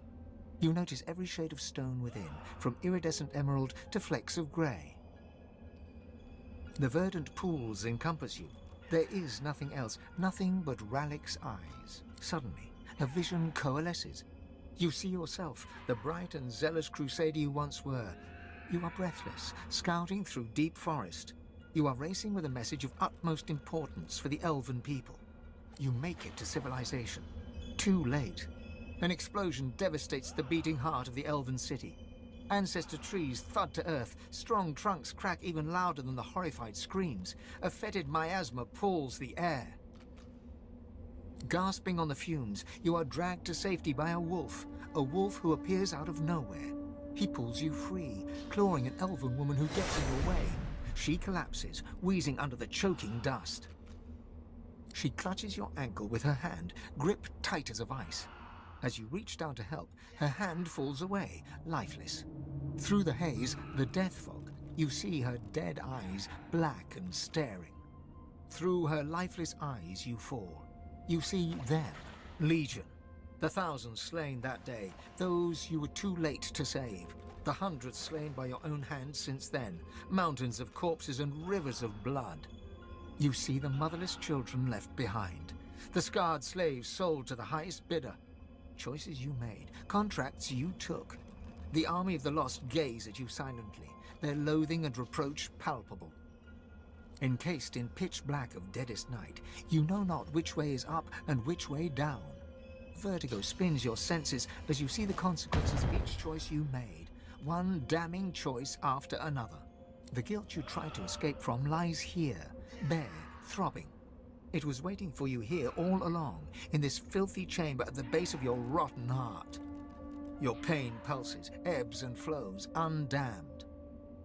You widen your eyes, striving to see further, but a stinging slap drags you back to reality. Rallick stands before you, gimlet eyes hard now. He slaps you again, harder. Pity won't bring them back. Nothing can bring them back. But you can yet come back yourself. Long ago, you turned your face away from all that is light. Turn back to me, and you could yet save others. Could save all. Rallick slaps you again, full force. He stares into your eyes with challenge. That's what I'm looking for. That crusader courage. The courage to stand up for what's right. Rallick punches you full in the face. You feel a familiar sensation as the delicate bones of your oft-broken nose give way. He catches your arm in one vice-like fist and dangles you above the ground. He laughs and shakes you like a rag doll. You feel rage surge within you, barely containable. Feel it electrifying the blood in your veins, pumping through you. You feel like yourself.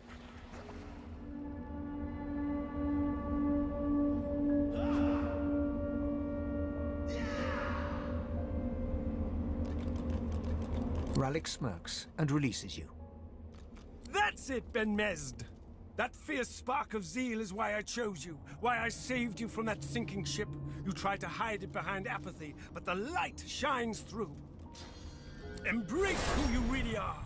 Why did you become a crusader in the first place? You heard my call, not Lucian's. So fight for me. I need you. The Seven didn't abandon Rivlon. We are trapped here, powerless and squabbling. You, ruthless son of humanity, you will be my champion in the world. You are my God-woken.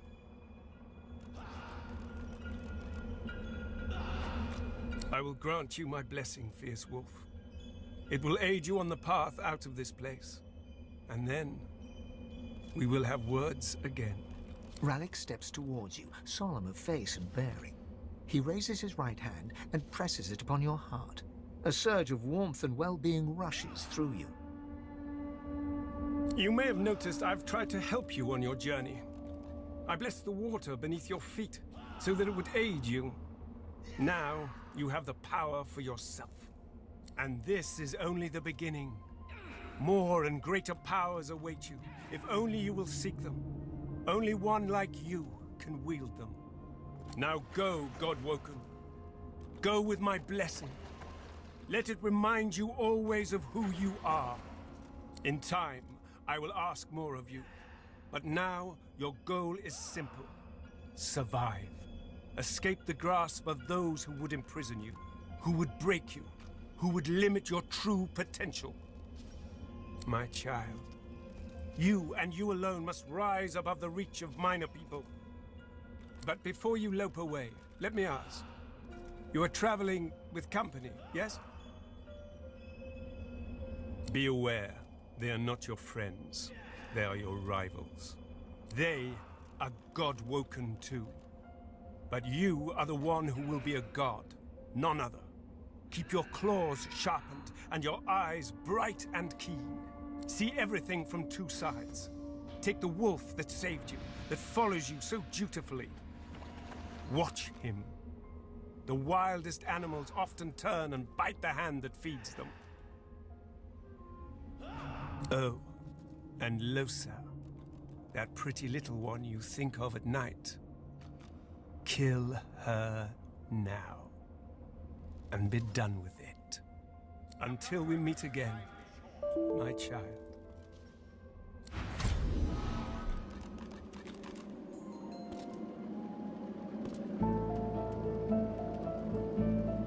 Blessed branches, we've returned.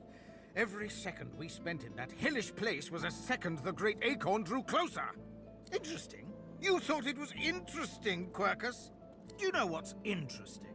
Watching an entire world be strangled by the roots of doom, seeing the giant races fall like leaves in frost, hearing the screams of... I don't know what you're talking about. I am perfectly calm.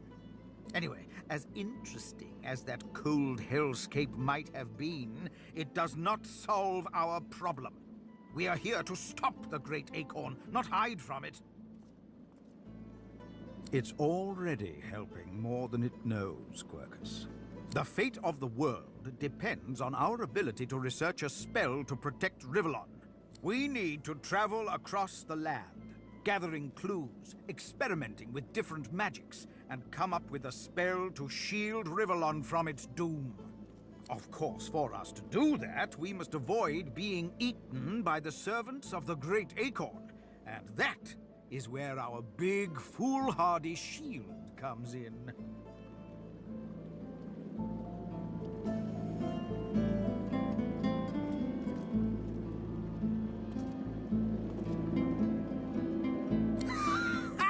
Quercus! Quercus! It thinks it can use magic at our level. I don't know if that's adorable or just sad. No! I am not going to share our magic with it. I don't care how much you like it, Quercus. Very well, I cannot give it magic, but I can teach it how to forge one spell, if it will keep you happy. One! The squirrel reaches out, touching your foot with a delicate paw, and you feel your mind open. You can see the forces of magic and see how to combine them in a new way. There. Maybe now your pet will have a fighting chance. Yes, yes, you're welcome. But can we please get on and save the world now?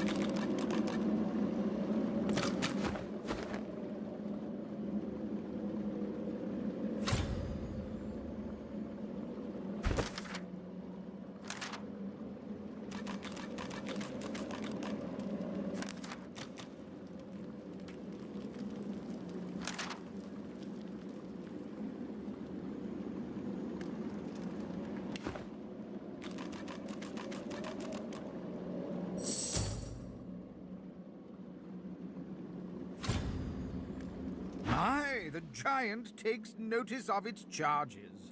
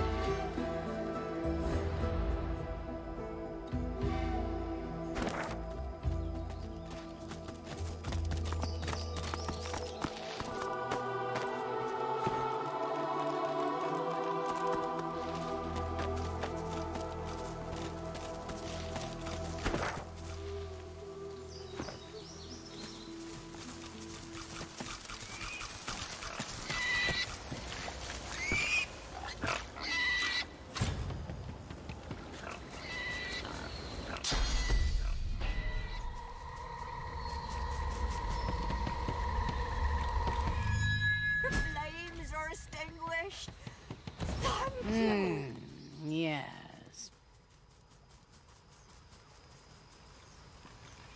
The menacing skeletal guardian looks at you wearily, then yawns. So you dare defy the will of Brachus Rex, prepare to die, and so on and so forth. Let's get this over with. Why wouldn't I be? Every so often, some interloper goes and undoes one of Brachus Rex's curses, and I must murder the poor sod.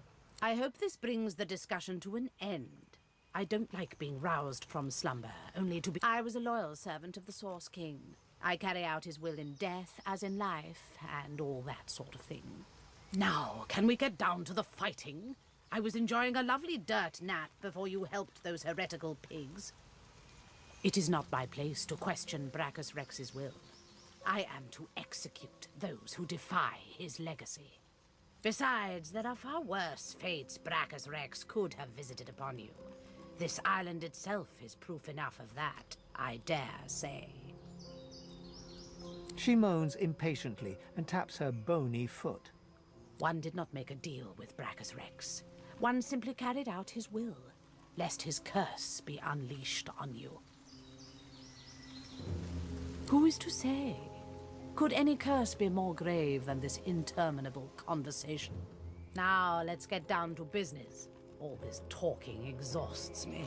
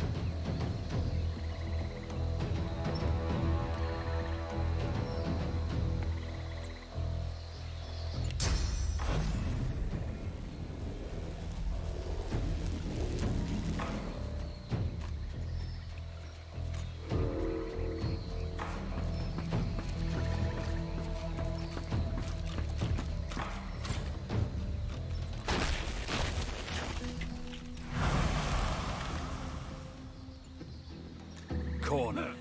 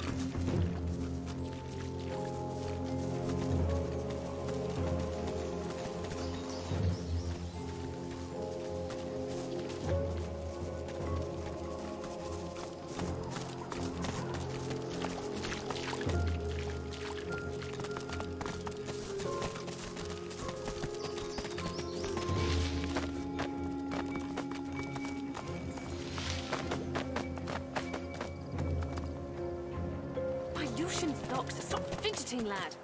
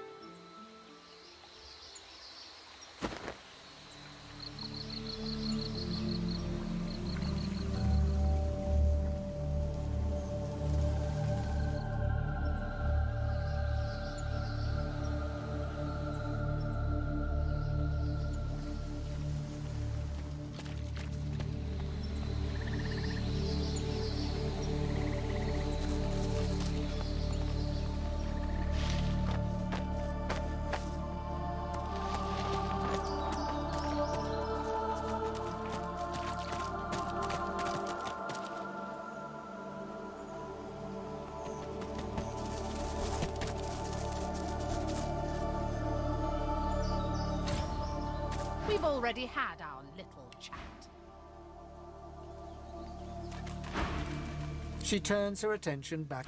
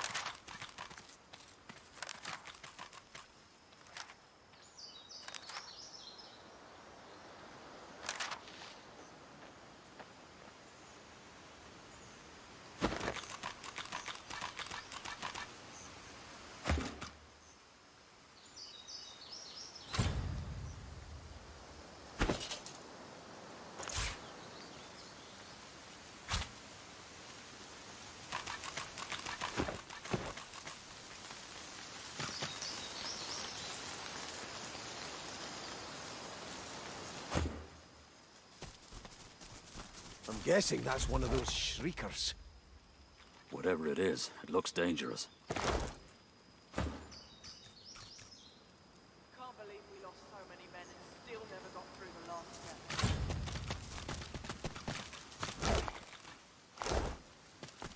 Magisters? Here? I thought these marshes were abandoned. Can't believe we lost so many men and still never got through the last gate.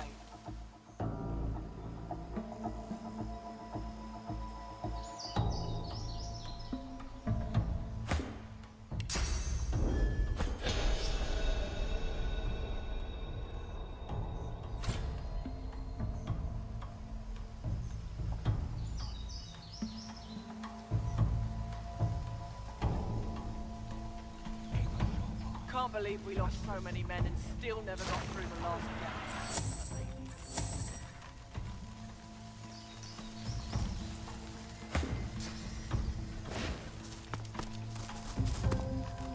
Can't believe we lost so many men and still never got through the last gap.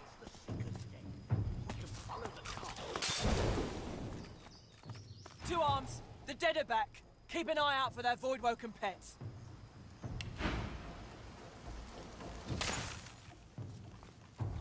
Why the devil are the Seekers here?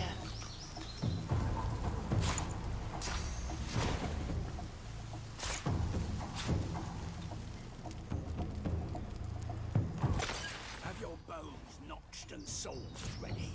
There could be void woken nearby, or more Seekers.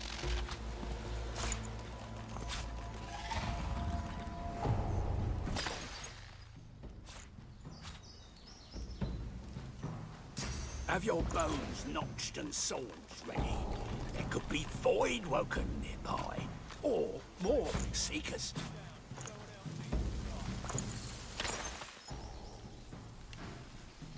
The Magisters scramble for their weapons, but pause as the smoke clears.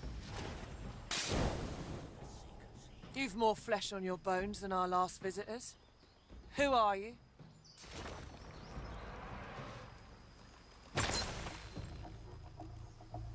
Have your bones notched and souls ready. By Lucian's grace, I'm not dying in these ruins for the sake of one sorcerer.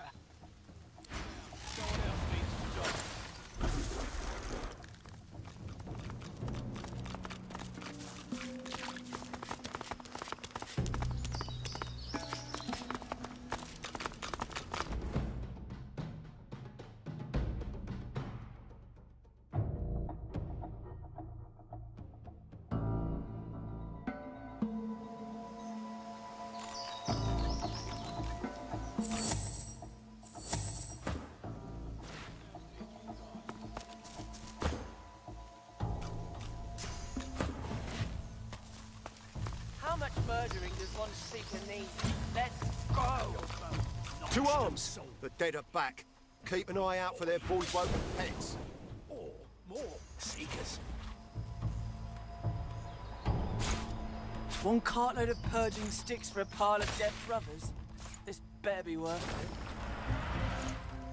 Why the devil are the Seekers here?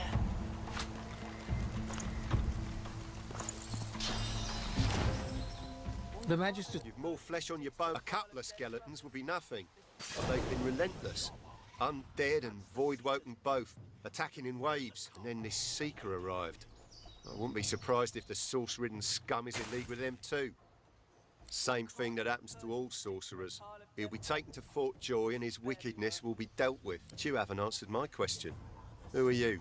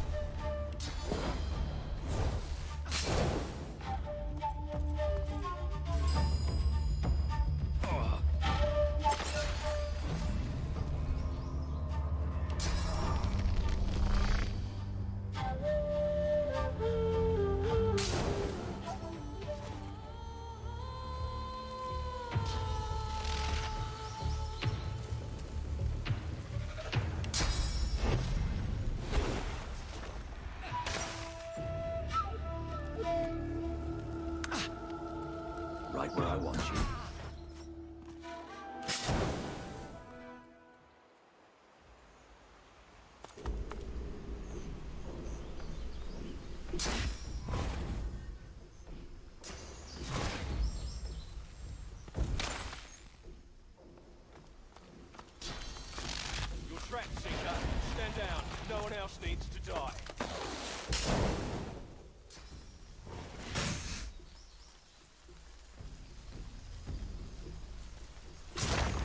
March on, stranger. I'm busy killing magisters.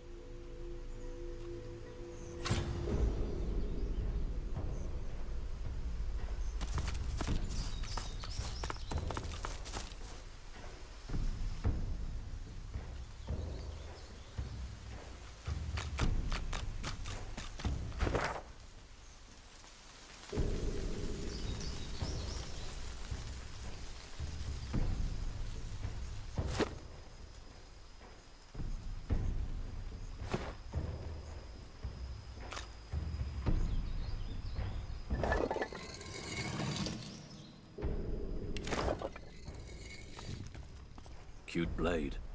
I gather you're guarding quite the prize with it. Don't mind me, Buttercup. I'll be out of your hair in no time.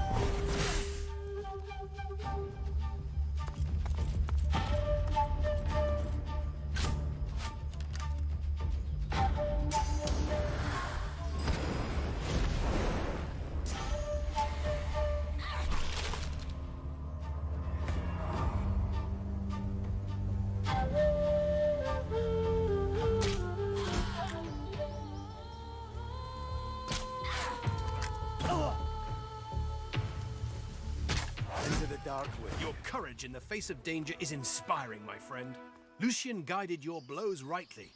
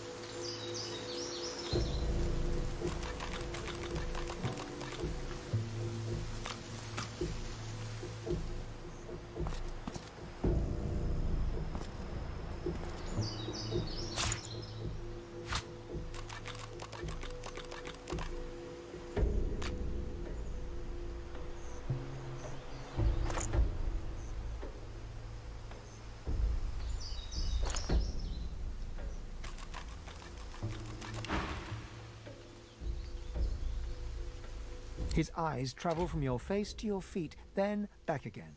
You're clearly no magister. Handsome face coated in dirt, haphazard garb. How'd you come to be here? Name's Gareth. I'm a seeker. I can give you shelter and hope. Ah, good. Then you know us. And you know we can help you. And perhaps you can help us. I came looking for a way off the island. Getting out of here means taking a ship, a magister ship. And they're not just going to give us one out of the goodness of their hearts. I came looking for weapons. Powerful ones. Wicked ones. May Lucian forgive me. Weapons that will clear a path to Dallas's flagship. Gareth looks about, scanning the horizon, then looks back at you. I can't stay. You shouldn't either. What did Lucian say? Ah, yes. Evil feasts on the indolent. Get yourself to safety, and soon. You'll always have a place at the Seeker's table.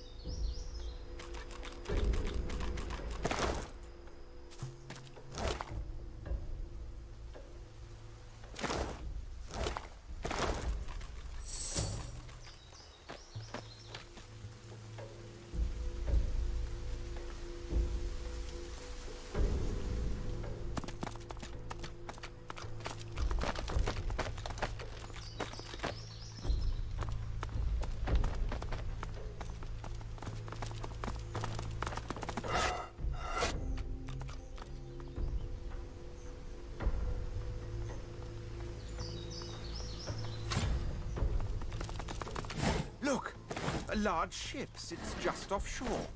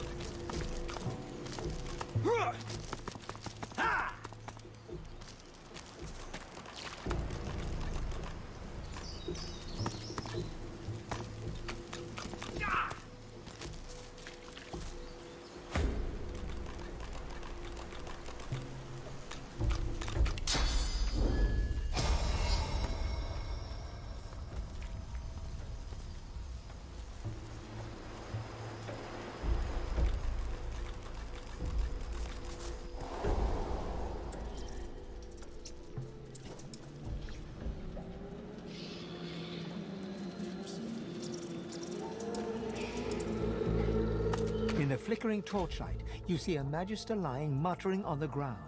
As you approach, he turns with a jerk. No, stay back. Not another step closer if you want to live. Fight. I'm not afraid of you. You should be afraid of me. The Magister nods towards his hand, and you see the skin is midnight black. It seems to undulate, as if worms were squirming through his flesh. He grimaces and tucks it underneath his arm, squeezing it tight. It's in the blood. I can feel it. I'm just trying to... trying to slow it down. Stop it spreading.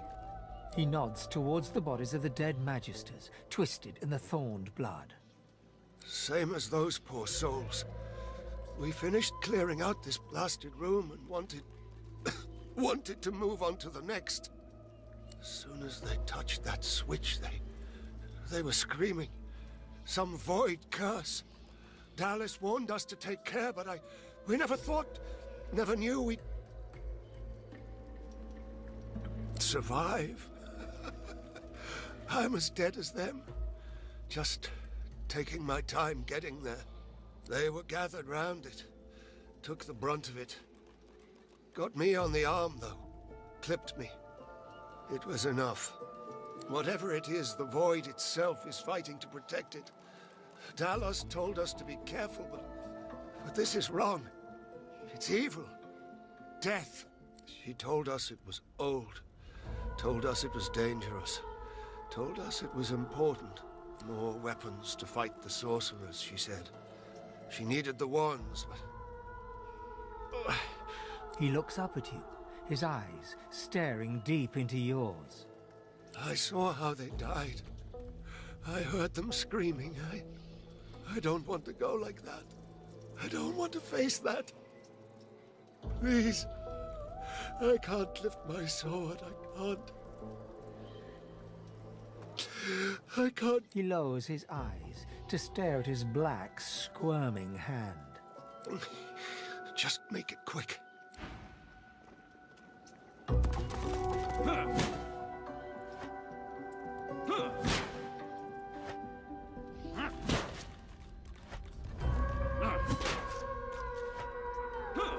Meet your maker.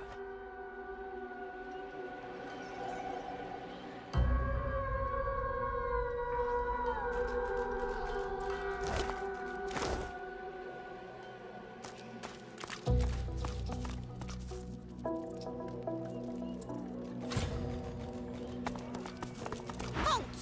Who goes there? I am Marina the Brave. You are daring indeed to enter my domain. I'm an assassin of ants and crucifier of crickets. All rodents bow before me.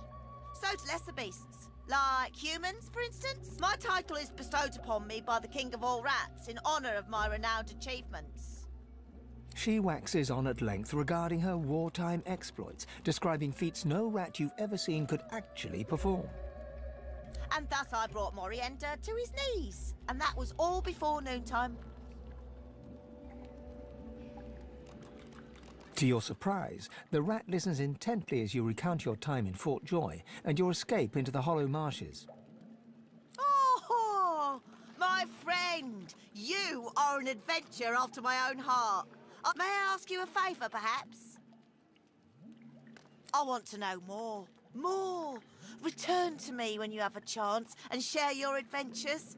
I want to hear about every spell cast and cliffside scaled, every chest pillaged and every sword swung. But if you are to return, I need to make sure you remain in one piece. So, let me share another morsel of information I've picked up on my travels. The levers in here are cursed. Best not to touch them unless you bless them somehow, lest they infect you with their torment. Now hurry back. I can't wait to hear if your ventures can hold a candle to the other. I mean, to my own.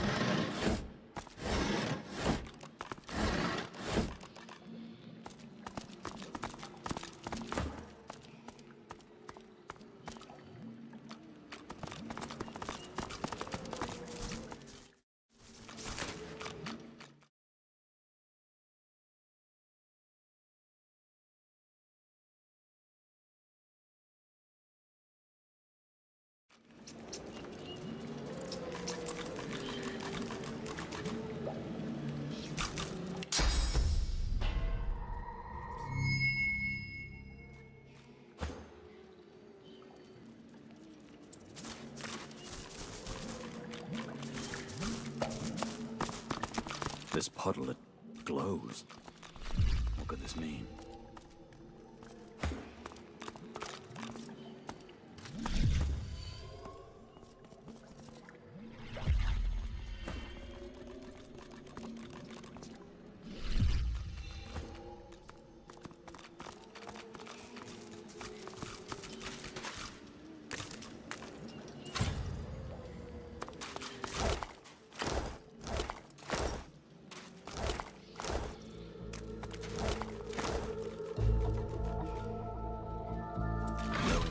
Of Brachus Rex, We should tread gingerly.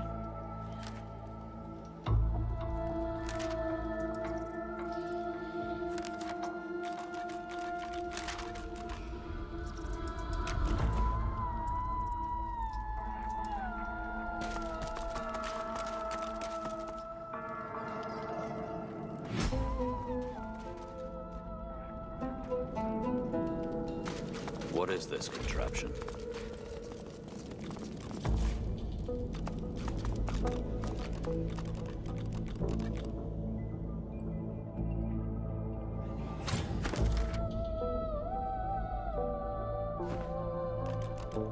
Before you stands an ancient shrine, runes carved deep into its rock. The runes are in no language you understand or recognize. The shrine seems completely inert. You feel the source inside you swell up, filling your chest, yearning to be free. Your power flows from your chest and into your hands, green tendrils of power slithering from your fingertips across the shrine. The shrine starts to vibrate and glow, slabs of stone gliding across each other as it begins to open.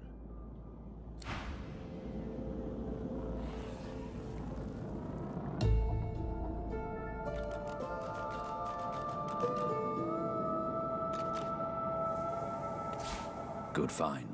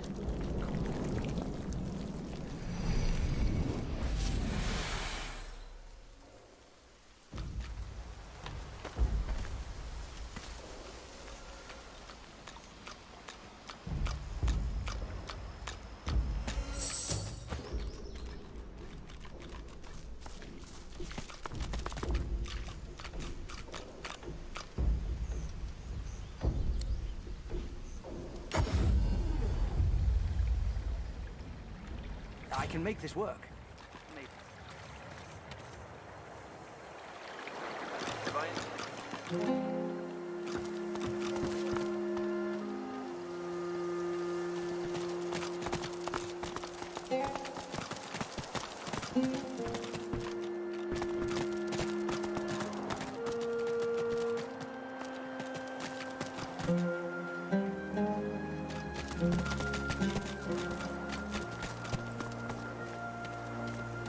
You come at last. I'd no doubt you'd find your way to us, not after witnessing your bravery. I know you seek answers. I'll tell you what I can.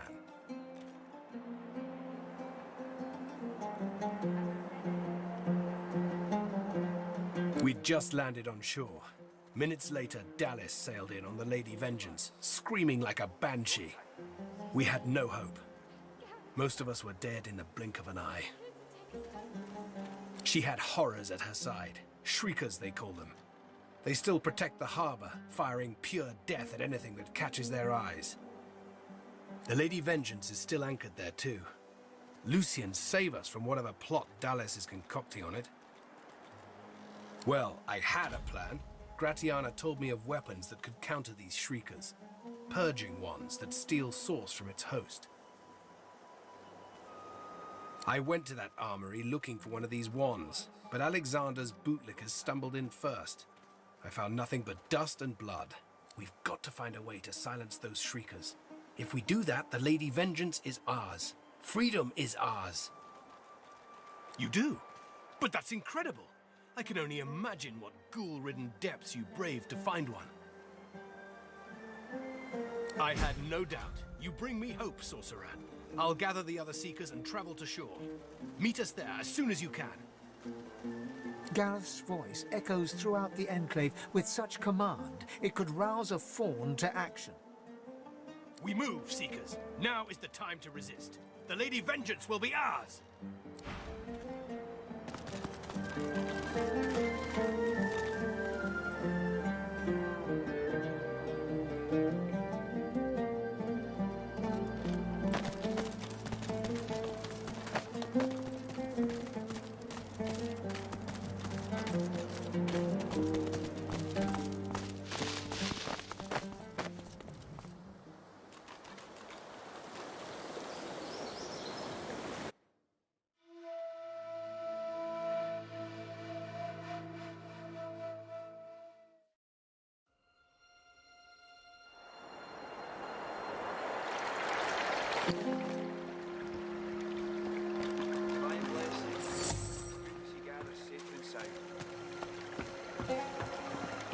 By Armadia's grace, what did you do?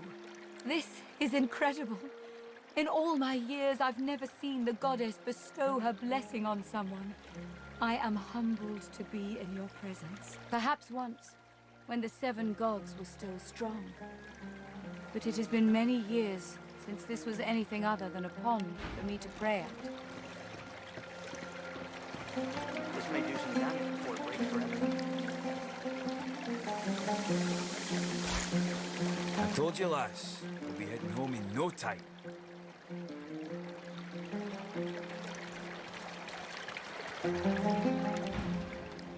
Armadia's strength waned when the divine Lucian accepted the power of the 7. This is most unusual. Truly, we are blessed to know you. If Armadia favors you, that is all I need to know. Go in peace, brother. The Seeker. I am happy to see that he survived the swamps. He cannot hope to hold against the Magisters while their crucified weapons stand. Armadia has not gifted me the grace to heal, nor the strength to fight. There is nothing more I can do.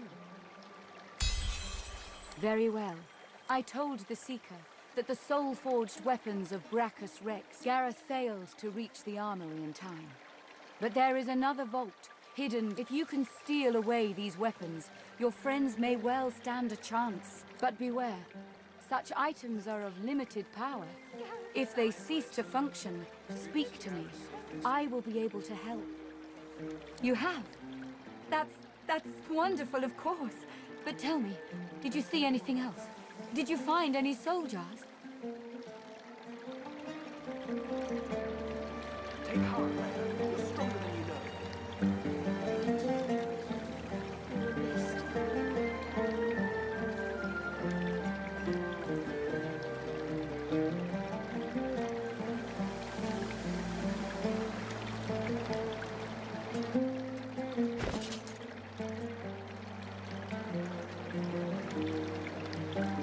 Told you, lass. We'll be heading home in no time. They are relics of great power. Please, you must give them to me. If I can make an offering of them to Armadia, it could aid your cause.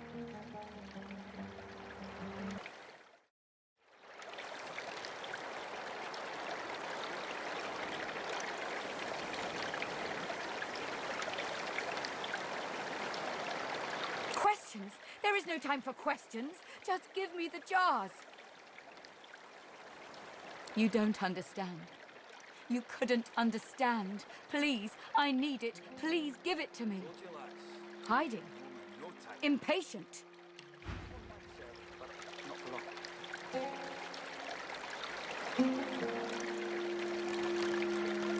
Did you see? Gareth's back.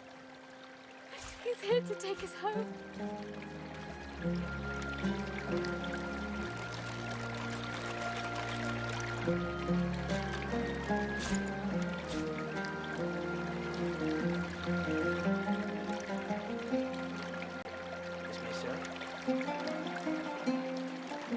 I told you, lass. We'll be heading home in no time.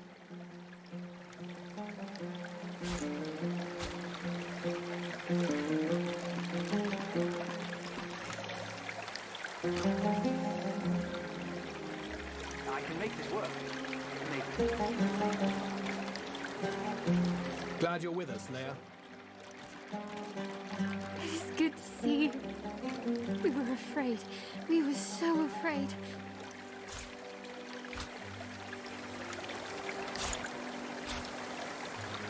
It's peaceful here, but I'll not be sorry to see the back of these swamps. Did you see?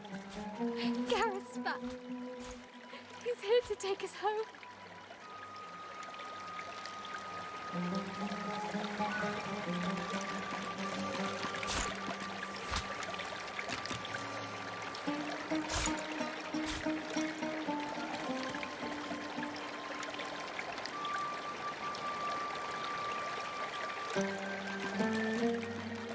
I can make this work. Maybe.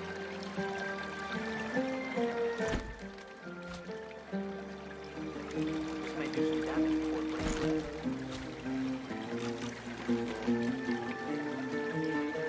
Soon will be done. Proud to have you at my side. You had your back. Did you see? Gareth's back. He's here to take us home. Divine blessings. It's good to see Gareth safe and sound.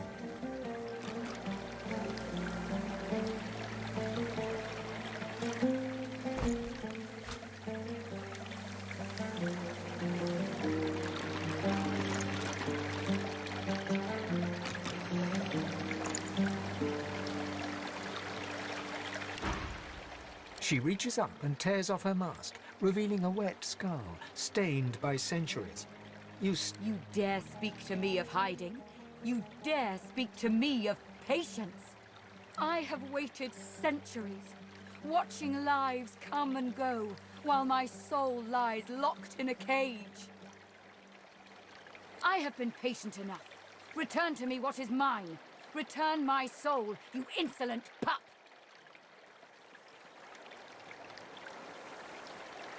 It's peaceful here, but I'll not be sorry to see the back of these swamps. Gareth's back. Craven wretch! Do your duty, and return the jars to me.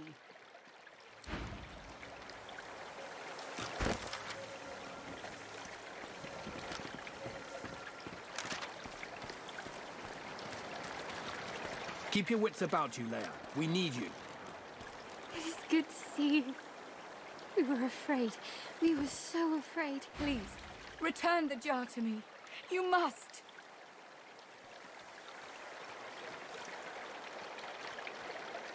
You don't understand.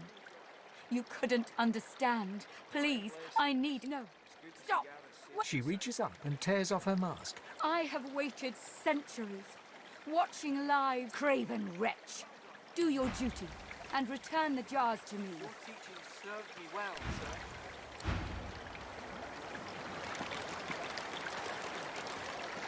Please, return the jar to me. You must!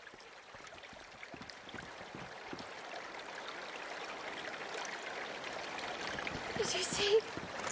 Gareth's back. He's here to take us home. Told you, lass. We'll be heading home in no time. Soon we'll be done here. Proud to have you at my side. Your teaching served me well, sir.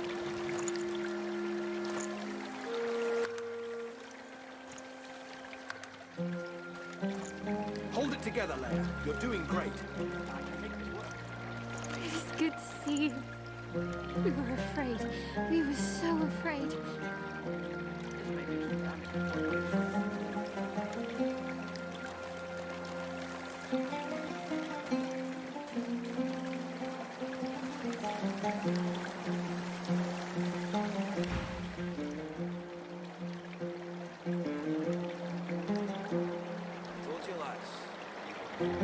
You don't understand. You couldn't understand. No, stop! She reaches... I have waited centuries, craven wretch. Please, return the jar to me. She reaches greedily for the jar, tearing the cap. You see a green glowing light emerge from the jar, enveloping Gratiana. By Armadia, I feel wet. Oh, goddess, I can feel your tears upon my face. I suppose you deserve to know. Before I knew Armadia's grace, I was a very different person. I was the concubine of Brachus Rex, but more than his lover, I was his partner. I discovered his power to feed on the source of others, and I allowed it to... No, I made it happen. As his strength grew, so too did mine. There is nothing you cannot do when you sit on the lap of a powerful king. And I did it all. But power changes a man, as he changes his nation. Brachus grew paranoid, angry, murderous. I gave him more and more, trying to win him back to me. I offered him the source of whole villages. He devoured them and demanded more. The lands outside were once green and beautiful, until I came, until I turned them over to him. Now all's poison, and the dead are restless.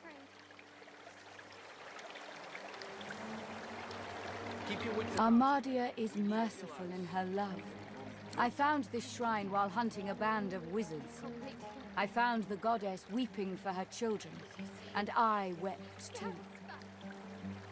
He's here to take us home. She pauses for a moment. If she had eyes, you're sure she'd be wiping them. Through Armadia, I saw my sins, and I could bear it no longer. I threw myself from the cliff at the entrance. I tried to rid the world of my evil. But Brachus would not allow it. He brought me back from the Hall of Echoes, locked my soul away, and demanded my obedience. Even in death, he commanded me. Only when 2 source hunters ended his curse was I free. Since then, I have returned here and spent centuries trying to heal the pain I've caused. And now... She drops the now empty soul jar to the ground, smashing it to pieces with her foot. You have my thanks, brother. She starts to speak, but chokes back a sob instead. Thank you. I can't... I've never known such kindness. Thank you for everything. May you walk forever in Armadia's grace. My eternal thanks, friend. This is a debt I can never repay. But I'll not be sorry to see the back of these swamps. I can make this work. Blessed Maybe. Amon, grant these soldiers your protection. I pray you will strengthen their spells and set their blades aflame.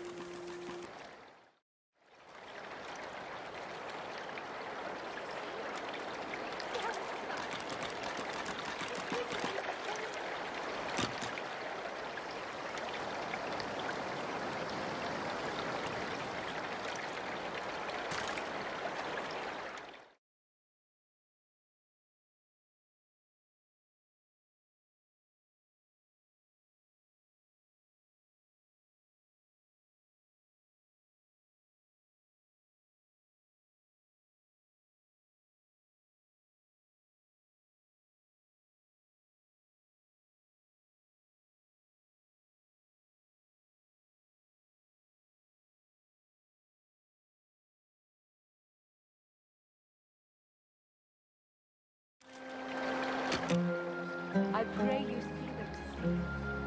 I pray this in your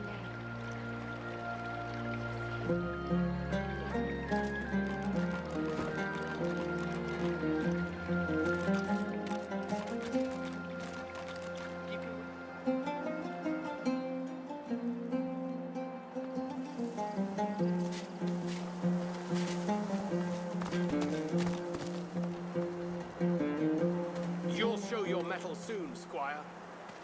It's my honor to serve you, sir.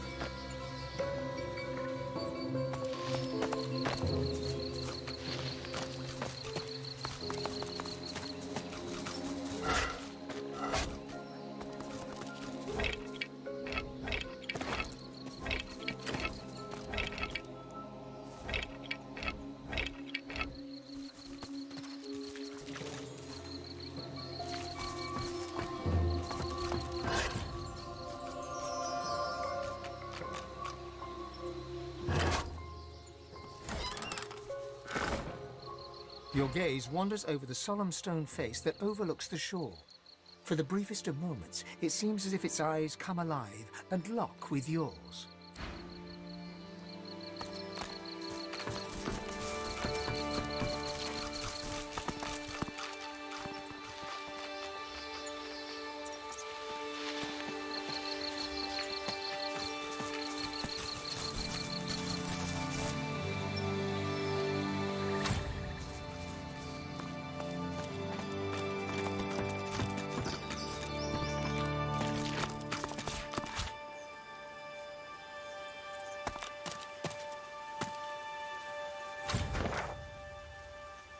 Captain!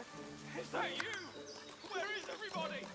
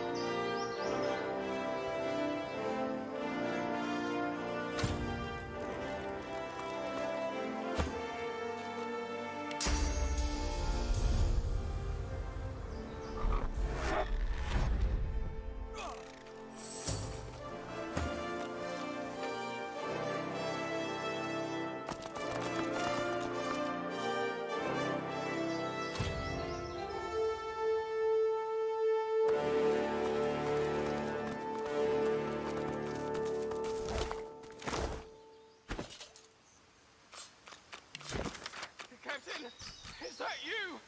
Where is everybody?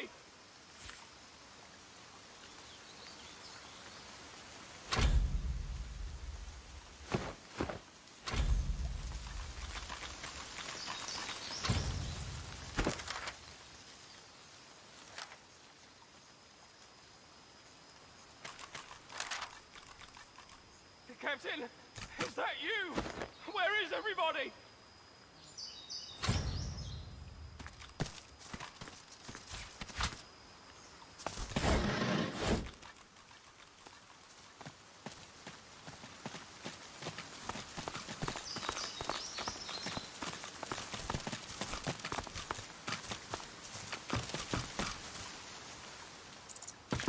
What's up with you? You look terrified. What a chicken.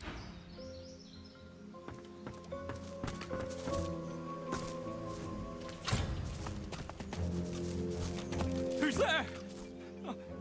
I can hear you. Captain, is that you?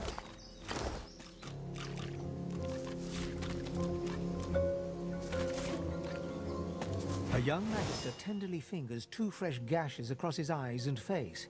His fingertips hesitate over his closed eyelids. He's been blinded. At your approach, he spins to face you and readies his shield. Stop! Stop! Who goes there?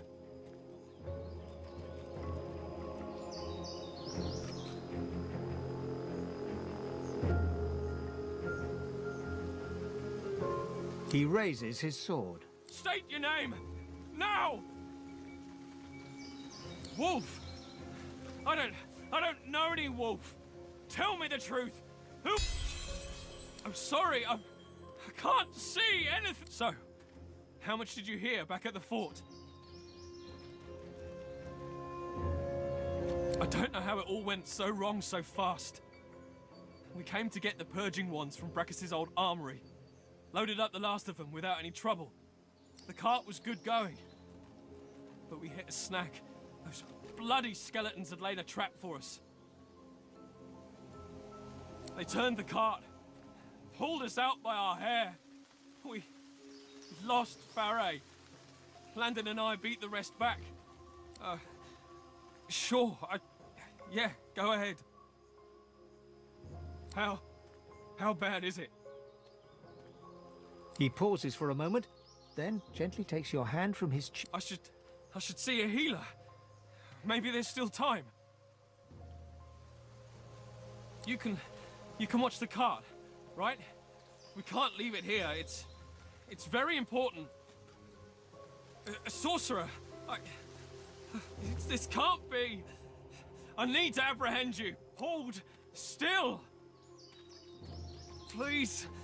Please.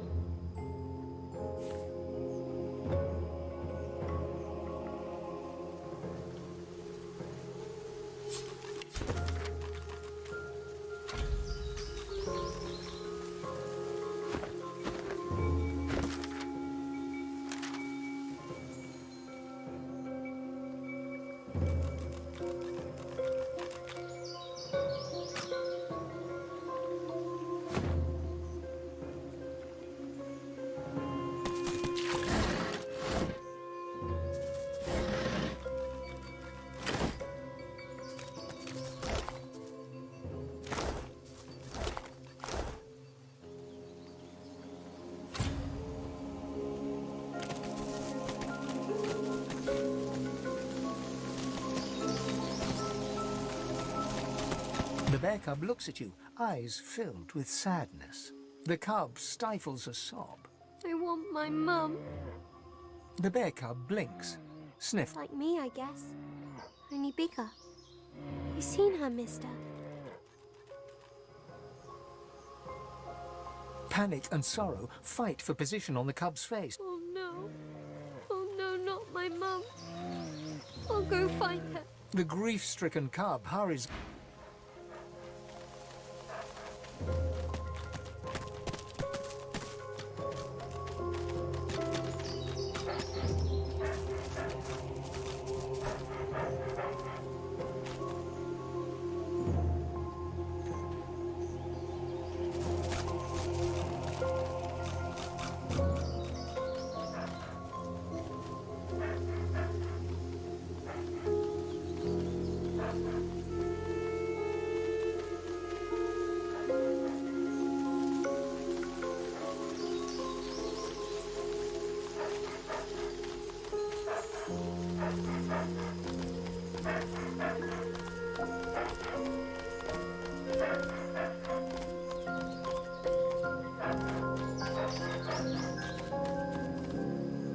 The bear cub looks at you, eyes.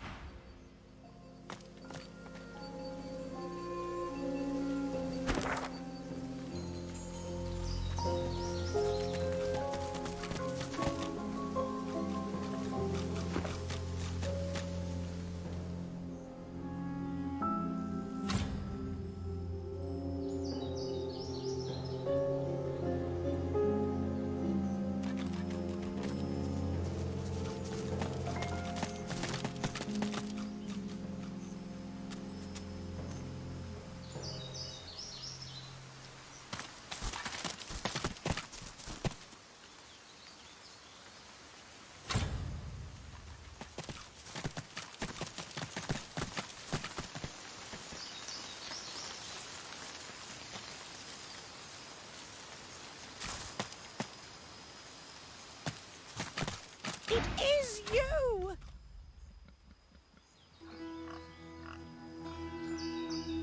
The feeling is mutual. I can't tell you how grateful I am for your kindness. Now I'm just trying to get used to life as a pig. It's not so easy. I never did enjoy truffles.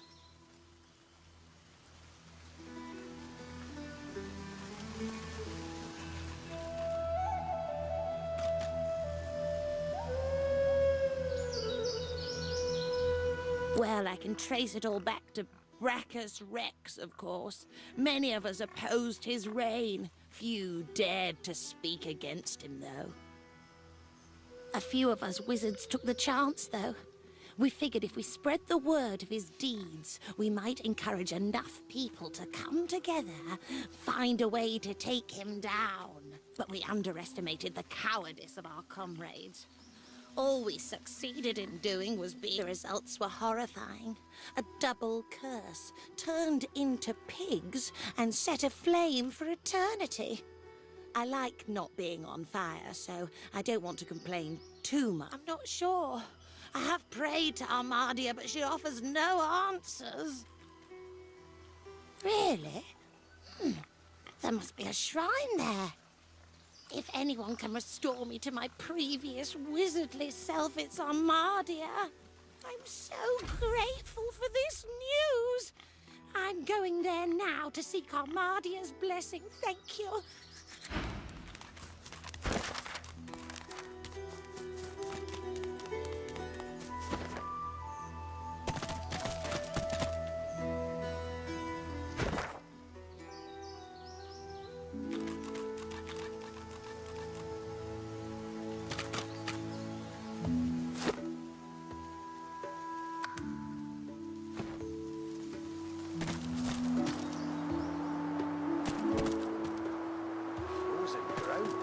Swamp?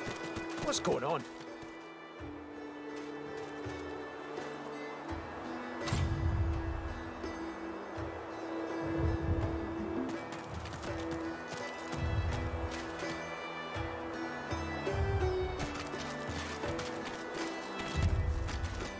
A winter dragon. The dragon stares you down with flinty, intelligent eyes.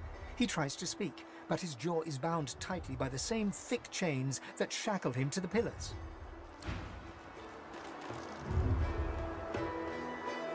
Unreadable glyphs mantle this ancient pillar.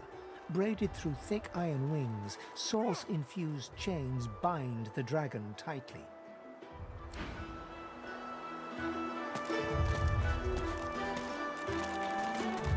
Unreadable glyphs mantle this ancient pillar.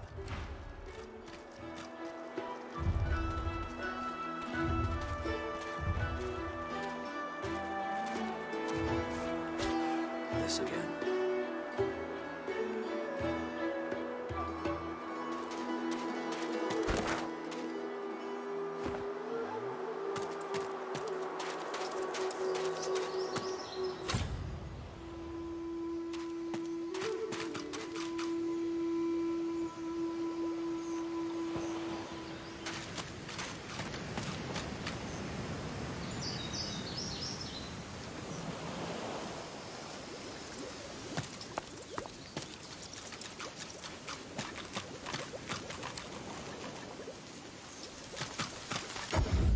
This one might serve, but not for long.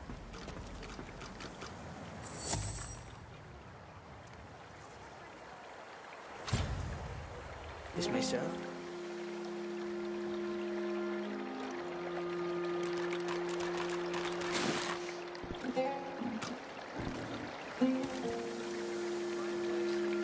It's good to see Gareth safe and sound.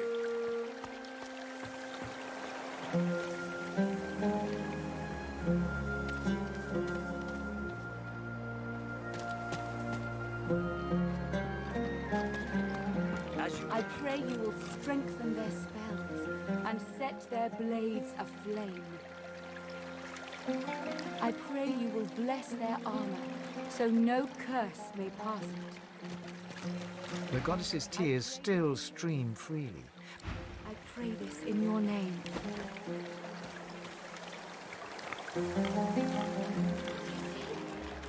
Gareth's back.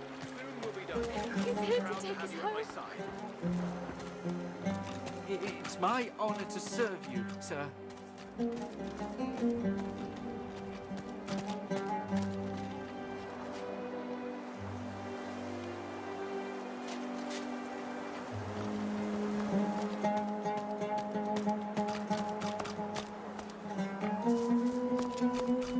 Thanks for sending me here. It's quite beautiful, isn't it? I've prayed to Amadia real hard, but I'm not sure it's done much good. Still, a wizard trapped in a pig's body. Any ideas? Do you suppose? Well, I guess it couldn't hurt. At the very least, it's nice to have good company. Why, you should stop fidgeting, lad.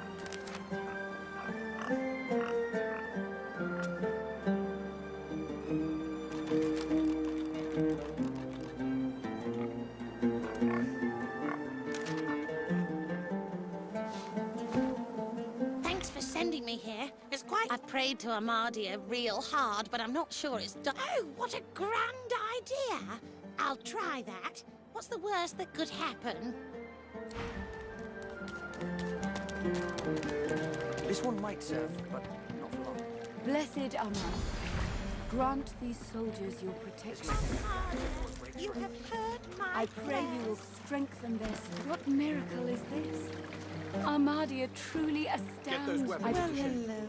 May you walk with Amadia. I'll not be sorry to see the back of these. I pray you see them safe. Good work, son. I pray this in your name. Sir.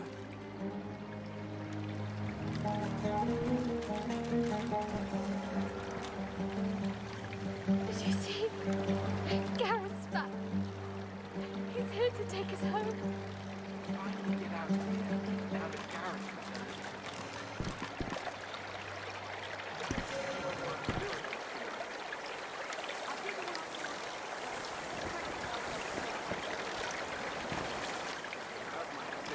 I can make this work. Maybe.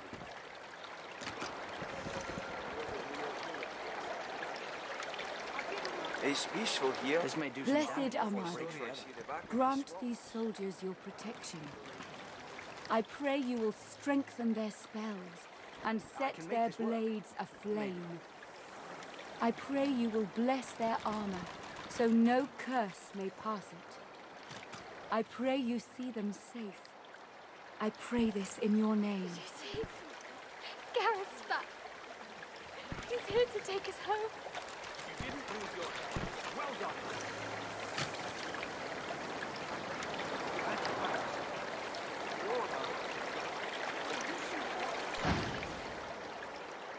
Oh, I'm a wizard. And I was a long time ago. It's a long story, but I think I'll leave it in the past. Of course.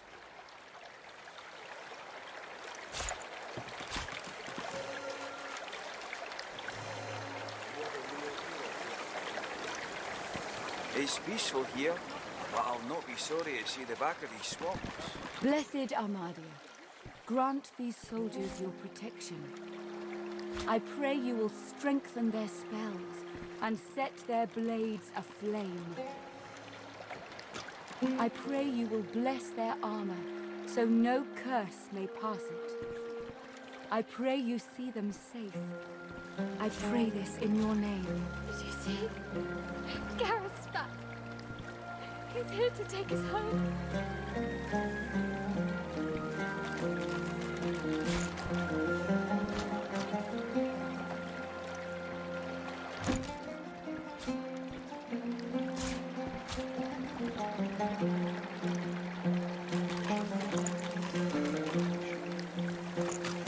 Divine blessings.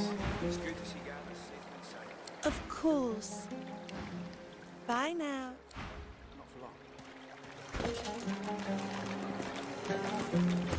Blessed Armadia, grant these soldiers your protection.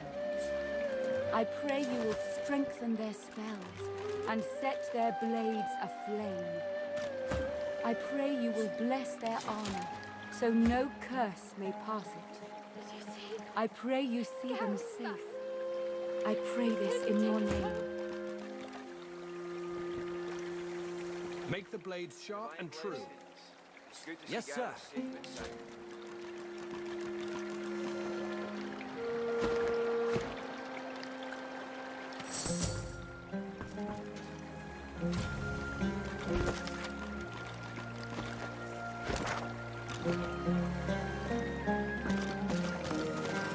The goddess's tears still... This may do some damage before it breaks.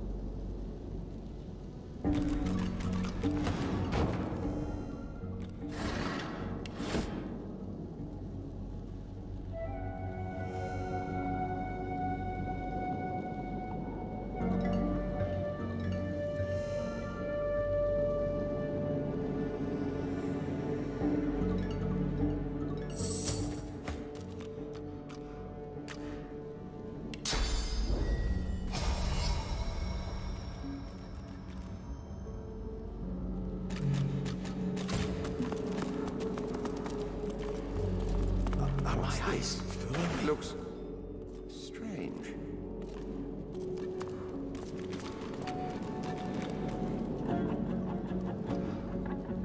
Are my eyes fooling me? What's this?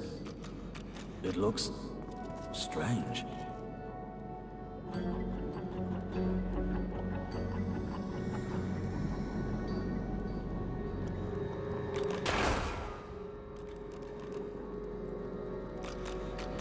What's this? What's this? Are my It looks eyes fooling me? strange.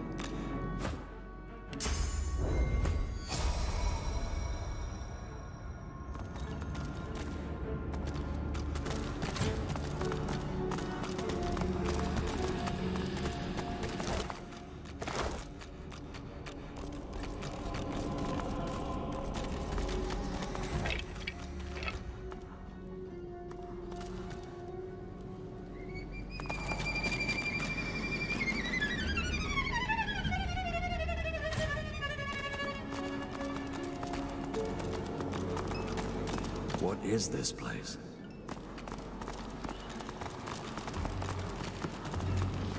A tall woman stands amid a field of corpses, some fresh, some ancient.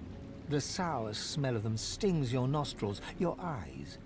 As you draw nearer, the stench blooms into a humid flavor you can almost taste. The woman turns to you, bitten lips parting into a grin. She tucks a small bunch of black-red roses into a leather strap across her left hip and, preparing to curtsy, offers you a hand. What a bore. She stands to her full height, her lips pursed in disappointment. She cocks her head and takes you in. The stench of death and sewage suddenly intensifies. She peers closely at you, a shrewd smile playing about her. Ave de more de mergalach. Very good, kitten. Now, I imagine you're here for the same reason I am. She pats the bouquet at her hip. But you're too late. These roses belong to me. Looks like we'll have to find some other way to keep you busy.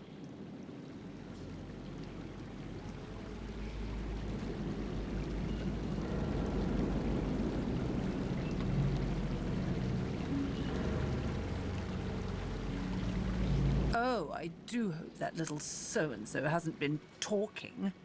Those chains were in a place for a reason.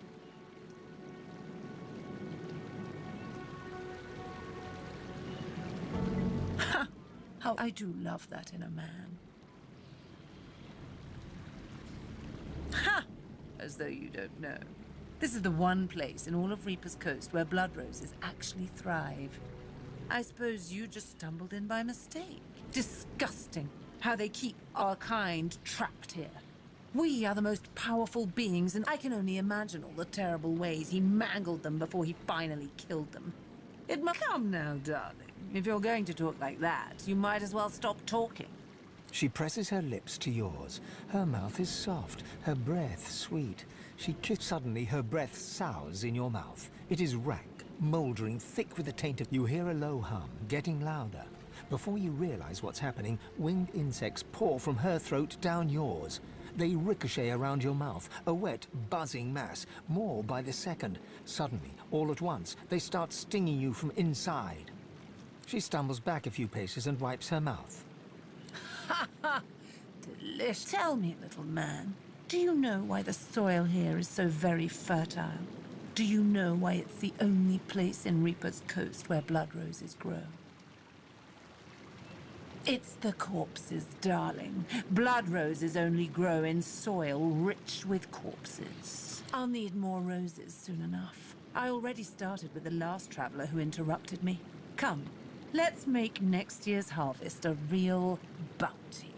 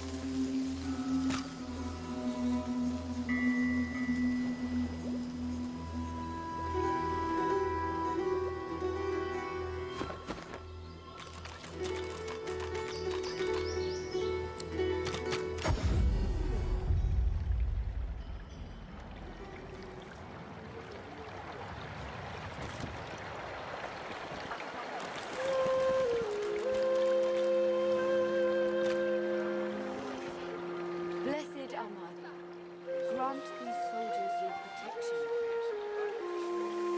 I pray you will strengthen their spells and set their blades aflame. I pray you will bless their armor so no curse may pass it. I pray you see them safe. I pray this in your name.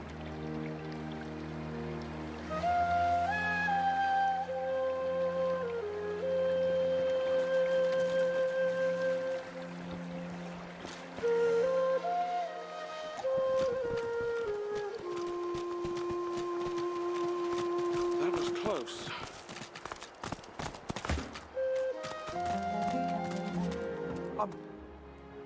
I can stand.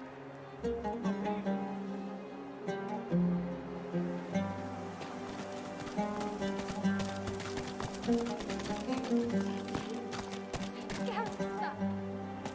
He's here to take us home.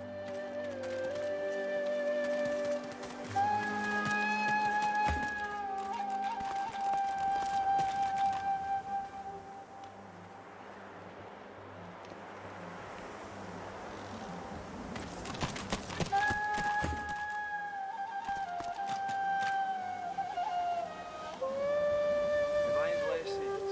It's good to see Gareth safe and sound.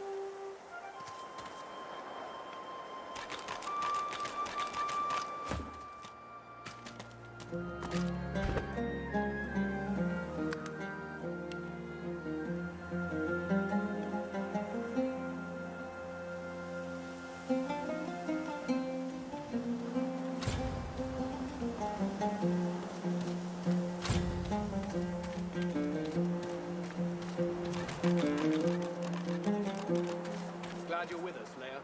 They were missed. Did you see? Gareth's back. He's here to take us home. Divine blessings. It's good to see Gareth safe and sound. Take heart, Leia. You're stronger than you know. It is good to see. We were afraid. We were so afraid. The goddess's tears still...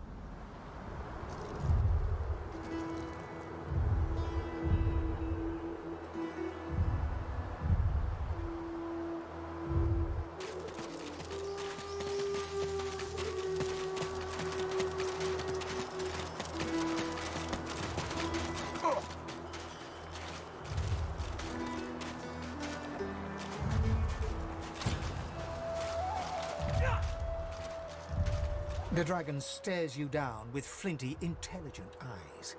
He tries... Unreadable glyphs, man...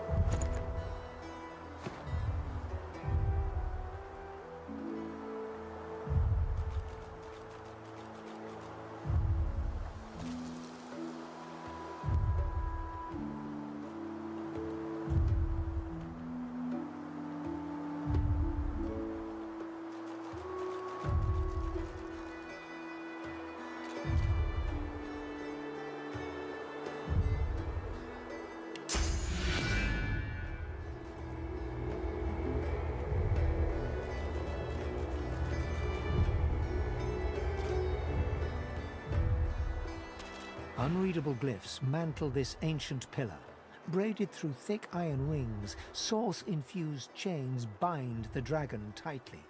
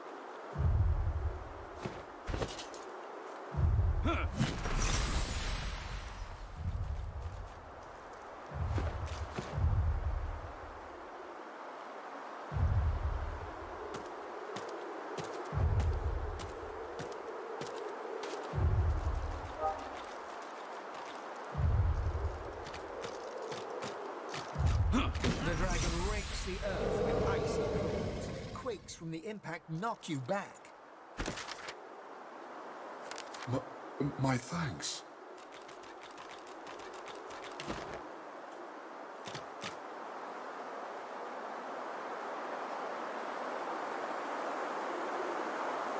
The freed dragon looks sick and pale.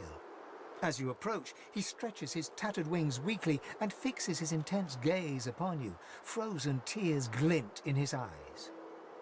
My gratitude for your efforts, friend. Yet I am no more free now than I was in those chains. Please, help me find true liberty, or sing me to the endless slumber.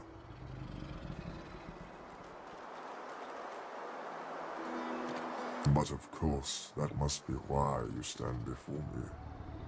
Slain called to the Lord of Death, and here you are. A coincidence? Ah. My fate, it seems, is not my own to call.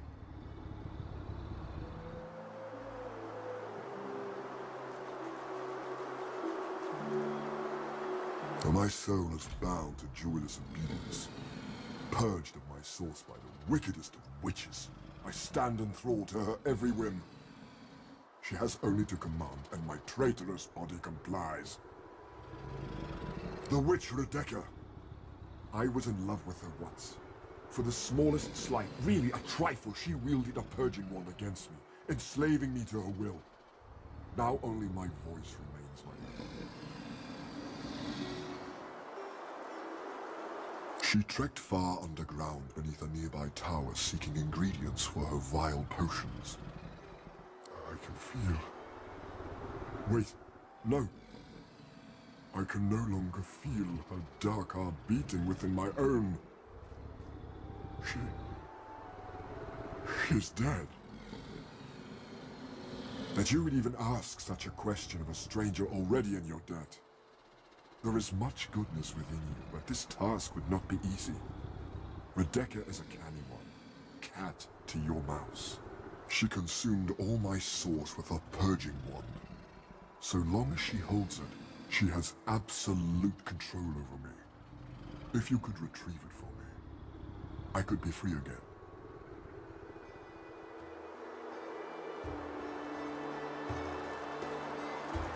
Slain rears back in eagerness, grasping the purging wand with razor-sharp claws. Before your eyes, the source from within the wand surges into his draconic form, filling him with a light so bright that you must shield your eyes from the glare.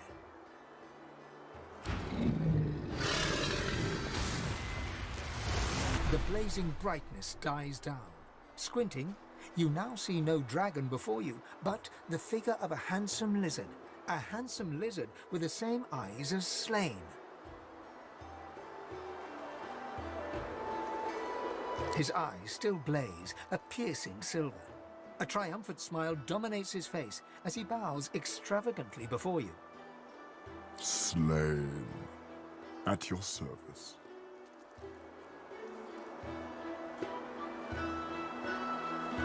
Neither. Both. I am a dragon knight, the last of my bloodline. Shifting between two shapes is our greatest gift.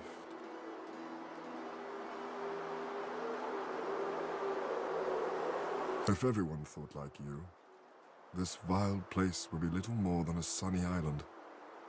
Perhaps before we're done, we can return it to such a state. Knowing such a steadfast and noble soul offers help to those in need gives me great comfort. When you are truly at a loss, when you have no choice but to back down or perish, you will find safety in my shadow. This, I promise. This is an island of many mysteries, of many horrors. I'll learn what I can. Perhaps there is some possible reprieve for the souls who suffer here. Slain smiles at you and turns to leave. He takes no more than a few steps before he shimmers out of lizard form, blurring in midair back into a majestic dragon that soars away.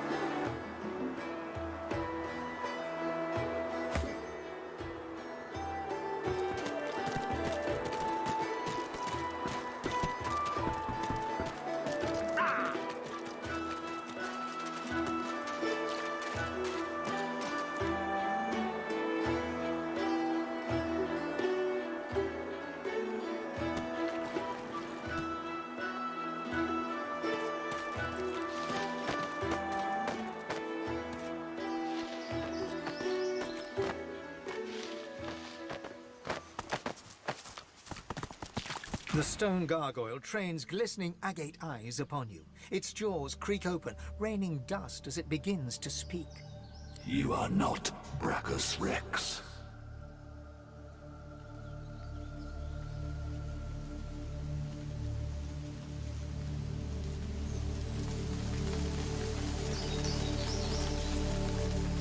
You may. You may stay forever. Each lock opens only with a soul. And how many of those does one mortal have? Maybe you'll find some in the garden. Or maybe your soul will help the next adventurer through. Wise.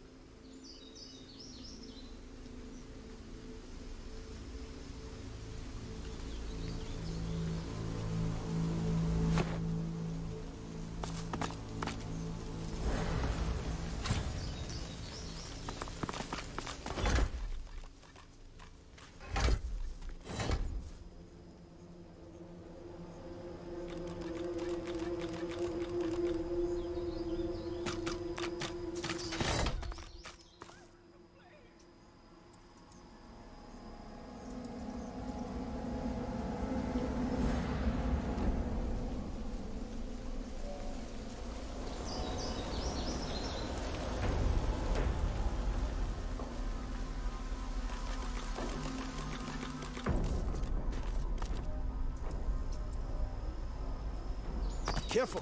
I've spotted a trap.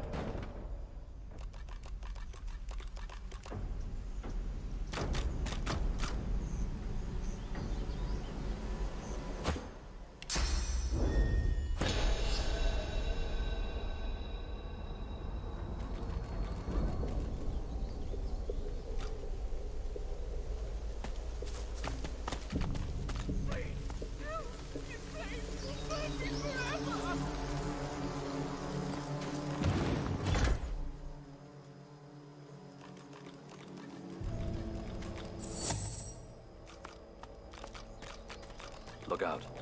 I see a trap nearby.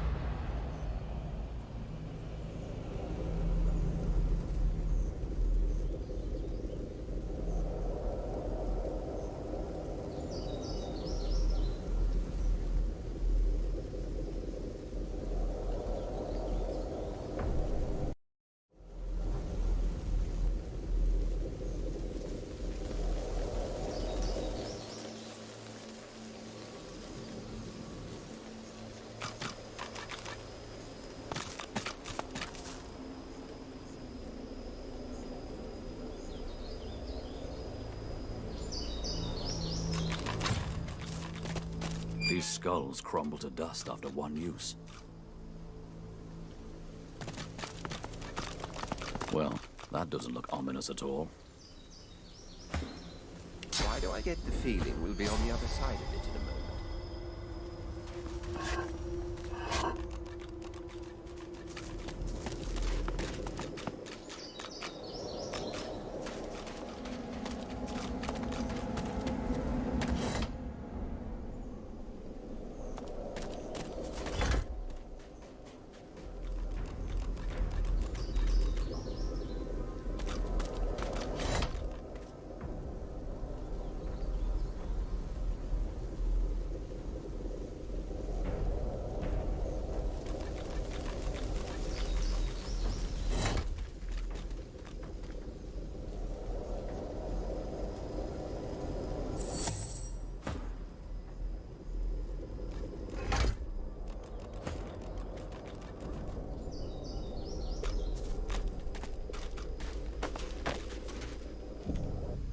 Down here to melt silver.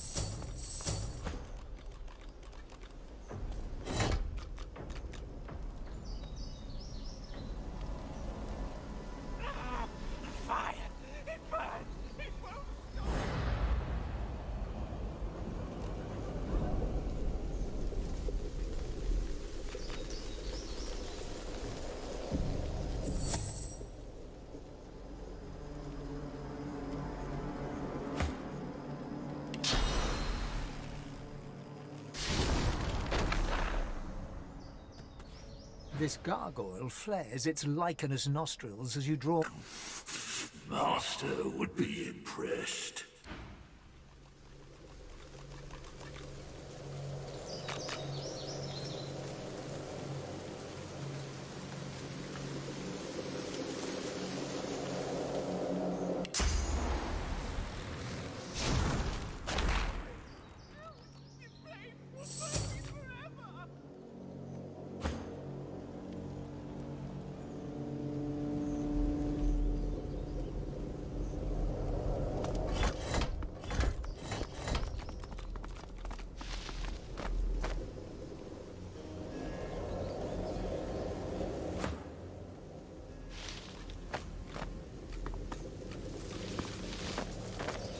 This again?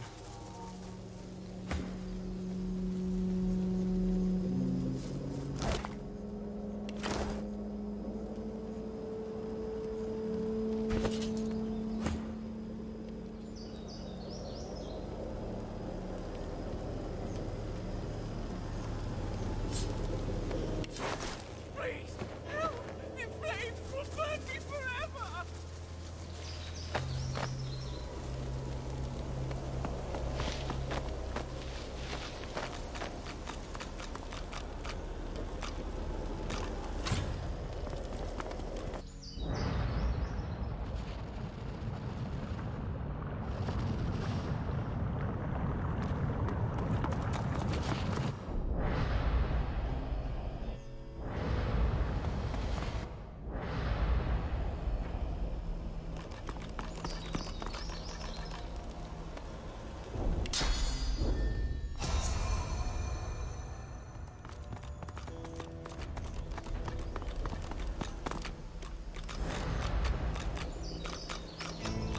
Another skull crumbled to bits.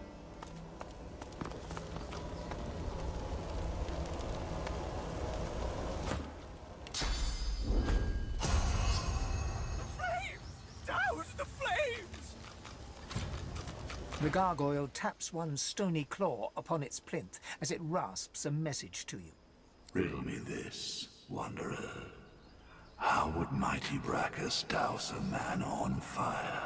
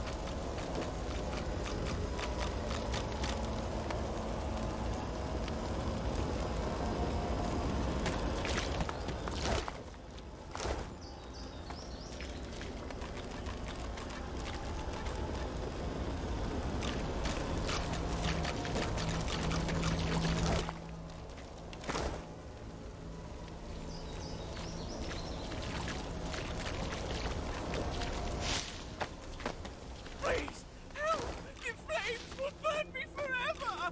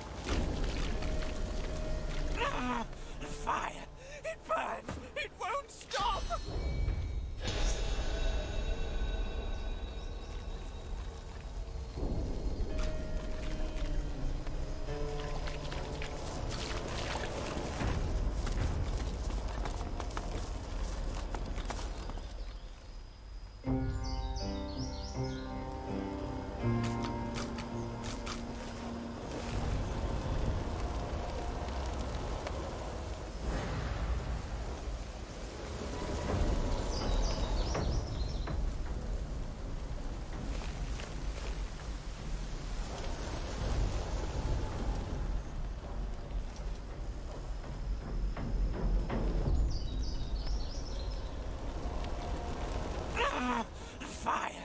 It burns! It won't stop!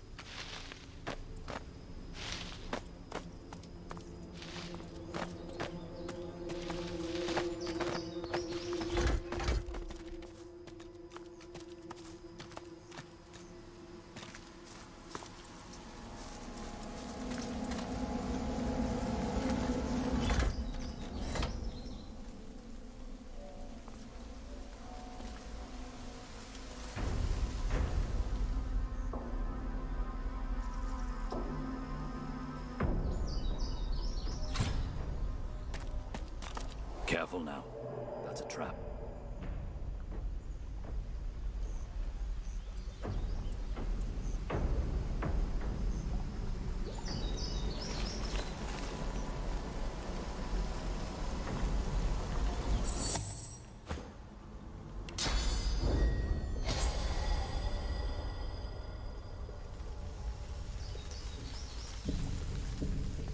Careful now, that's a trap. The flames will burn me forever!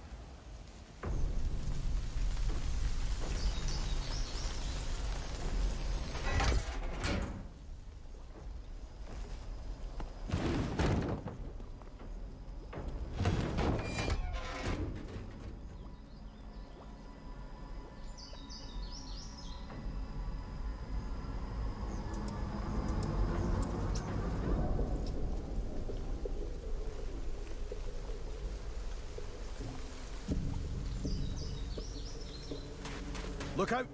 I see a trap nearby.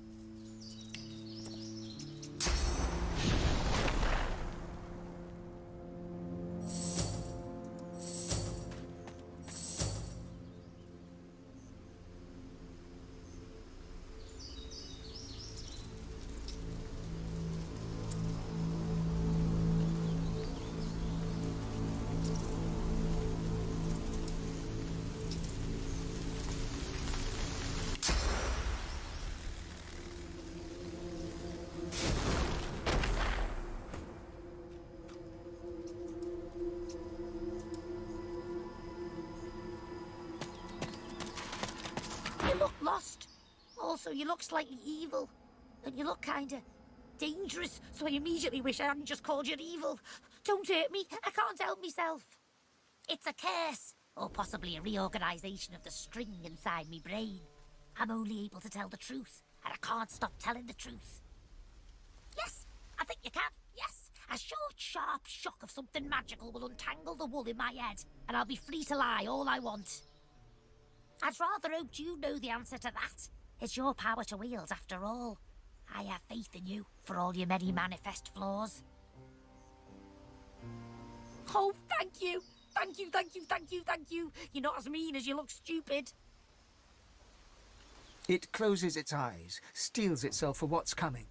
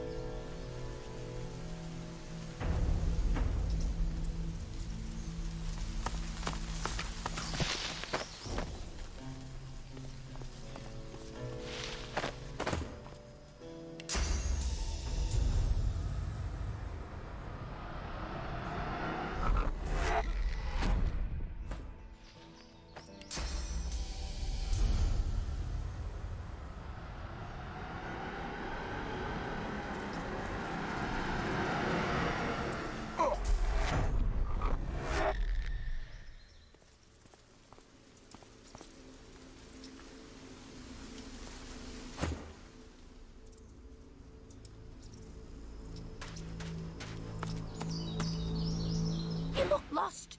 Also, you look slightly evil. It's a curse, or possibly a reorganisation. All the time.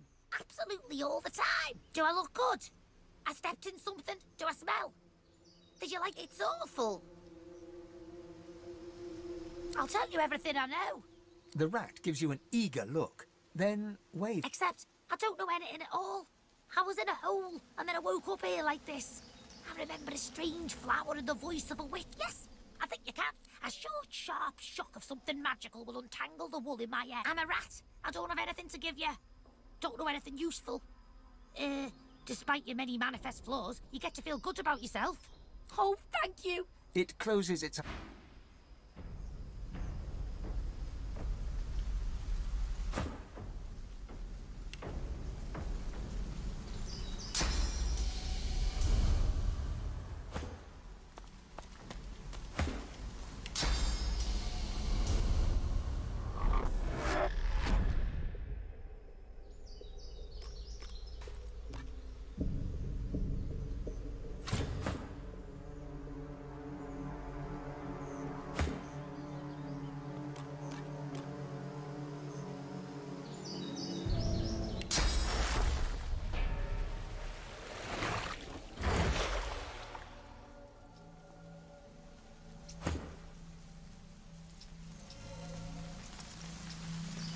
My, aren't you good looking? Wait. I'm lying. You've no idea how good that feels. And that's the truth. It's not a lie, because I can tell both the truth and a lie. Oh, I see you're confused. I guess you missed the fun. Sorry. No, wait. I'm not sorry. I was lying. With a new bounce in its tail, the rat wanders away.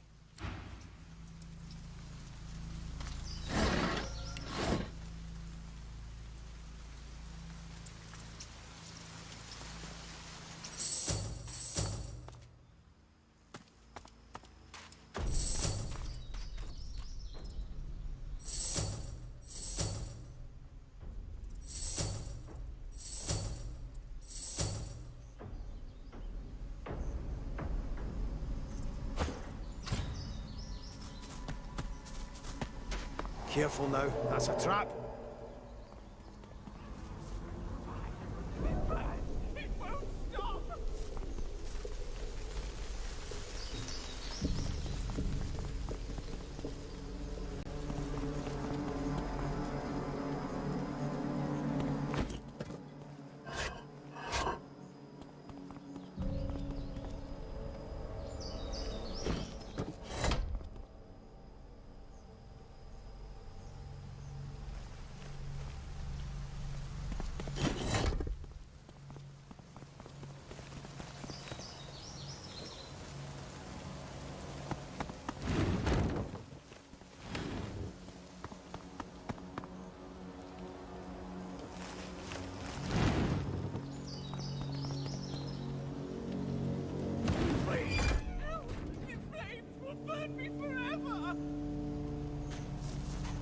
Careful, I've spotted a trap.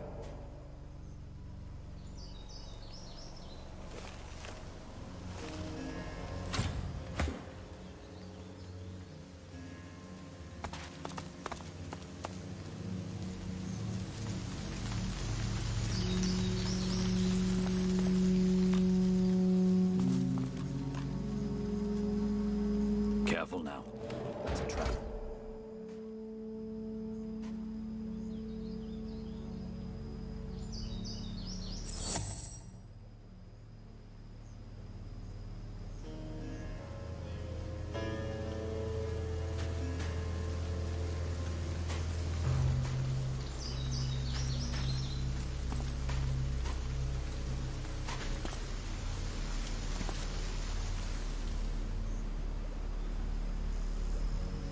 Look out. I see a trap nearby.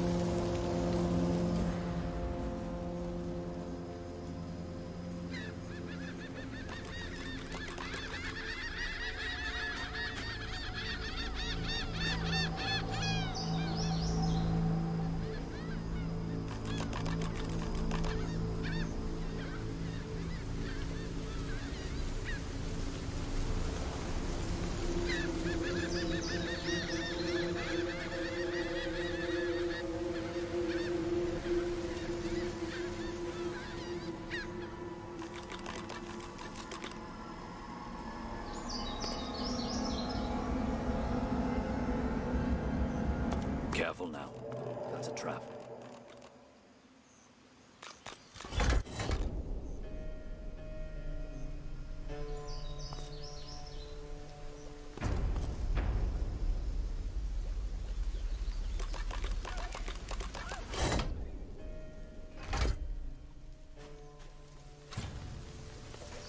Look out. I see a trap nearby.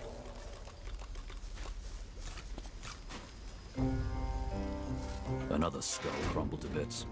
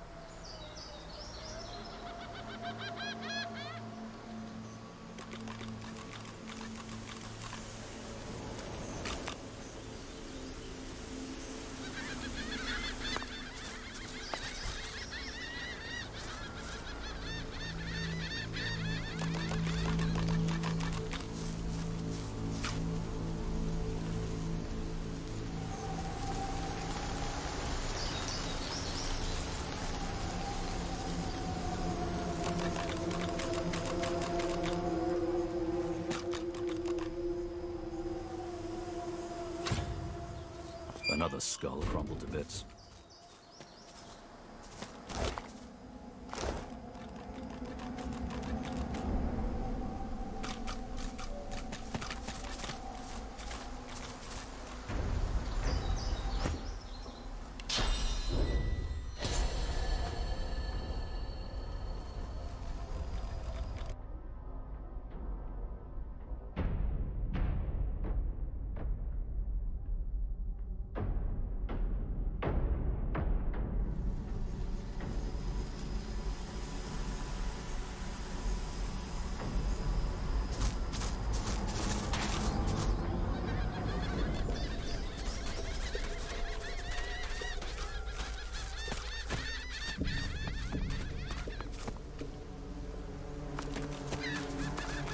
Stern eyes and a sterner face stare into your very soul.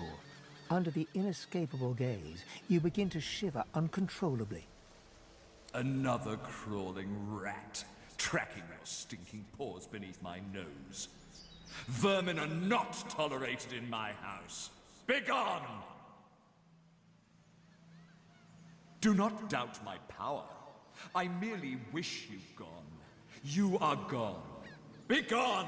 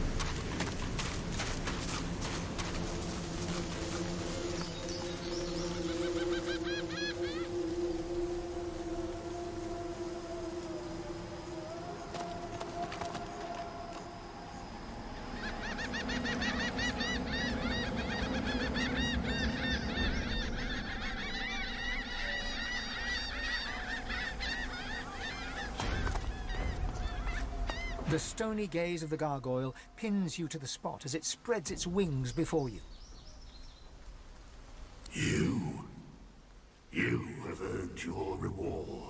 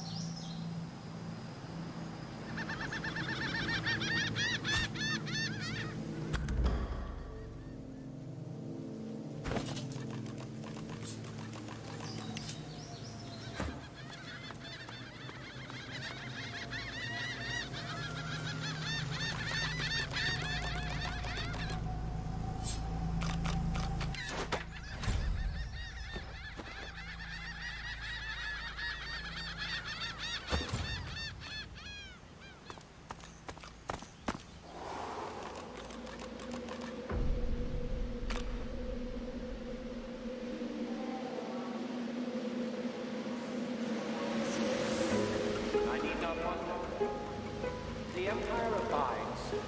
never straying from its course. It is eternal as...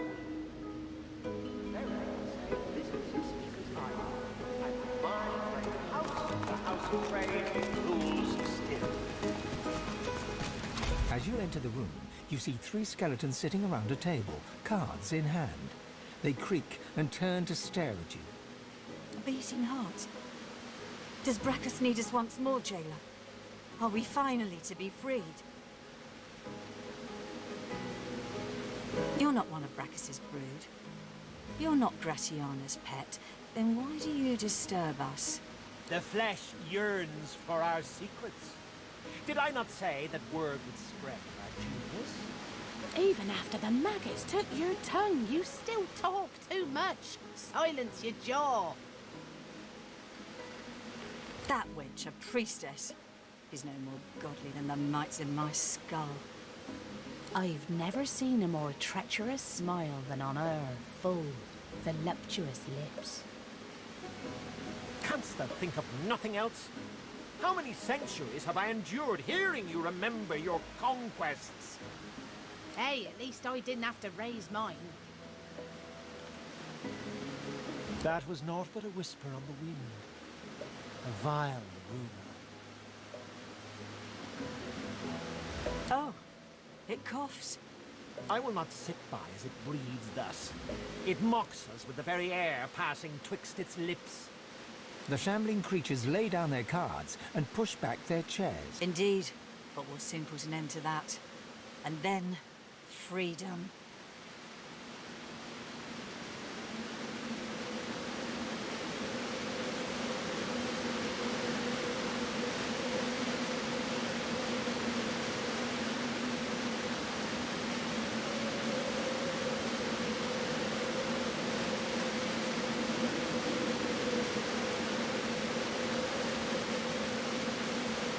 For 1,000 years, I've had to listen.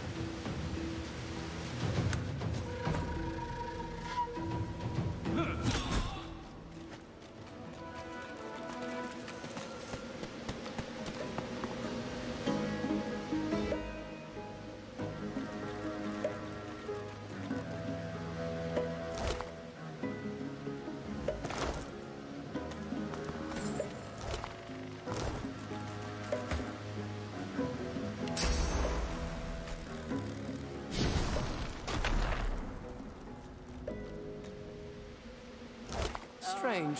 Didn't I just kill you? Hang on. I've killed you twice now. 3 times makes the charm. Canst thou not see? The soul jars bind us here. You can grind our bones to bread, but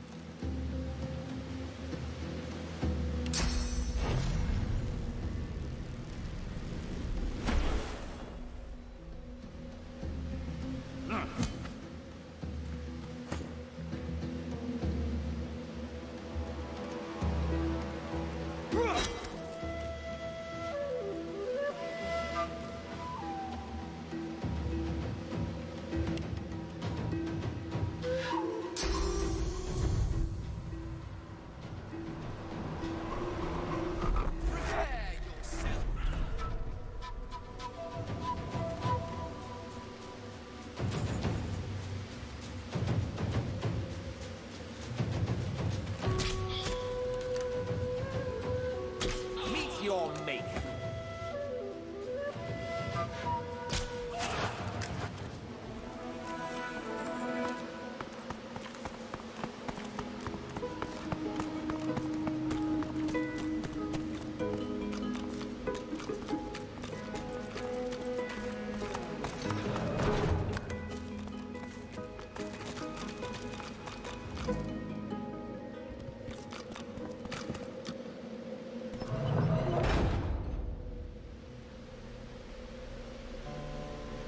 I fear you do not understand our predicament, friend, nor your own. Dark flesh, canst thou not see? The soul jars bind us.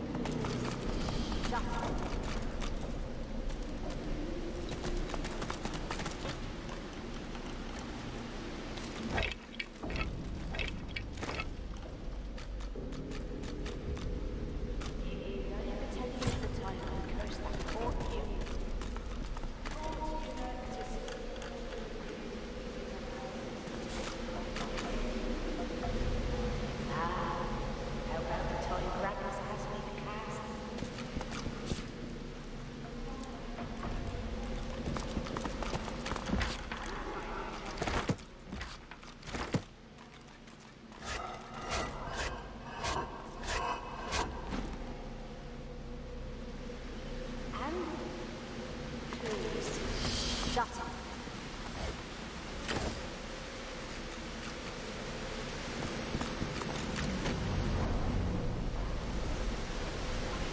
Here, did I ever tell you of the time I cursed that court you?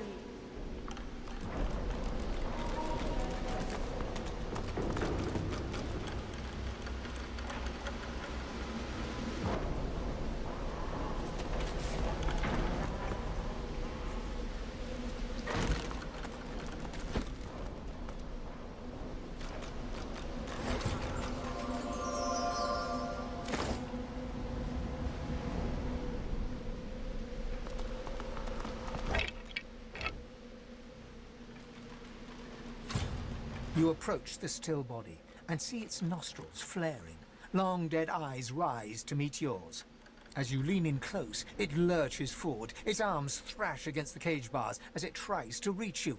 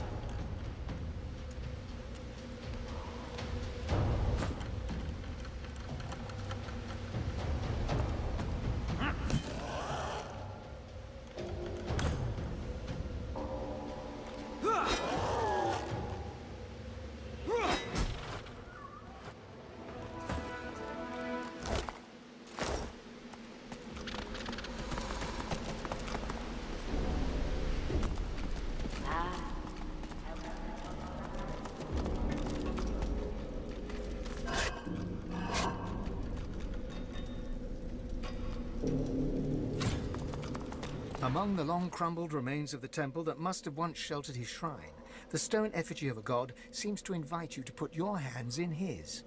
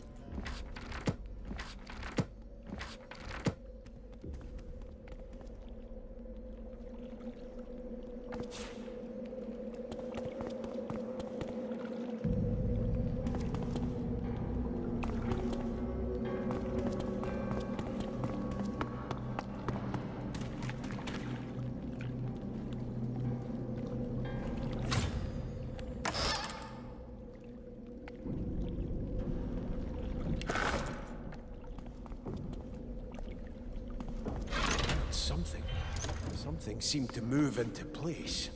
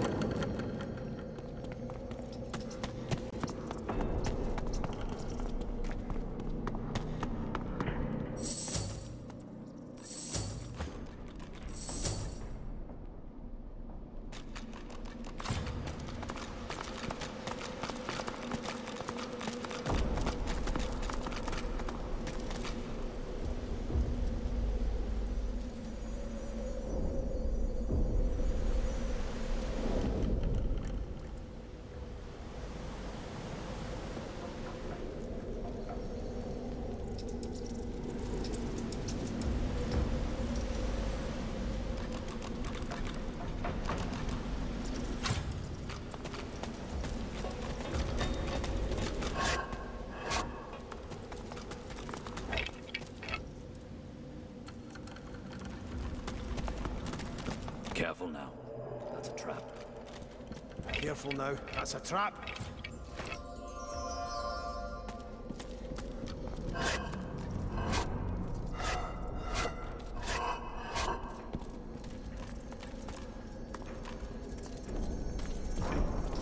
You don't look lost at all. Sarcastic me, not at all. I'd never be sarcastic me. Oh no, not in the least. The rat's eyes widen. I don't know anything about this place. Nor do I know anything about a blood rose, or a witch, or some dead people. Oh yes, that's right. I'm so going to give you all the information you want, while you do nothing. Look, I don't have a problem that means I can't... It makes a face that says, understand? The rat gives you a grave and meaningful look, inviting you... I don't think the problem is in my head, and further to that, I don't think the problem could be unscrambled by the use of sauce. I can categorically state that a short, sharp shot with something of a magical persuasion, and I do not invite you to look at the subtext in what I just said.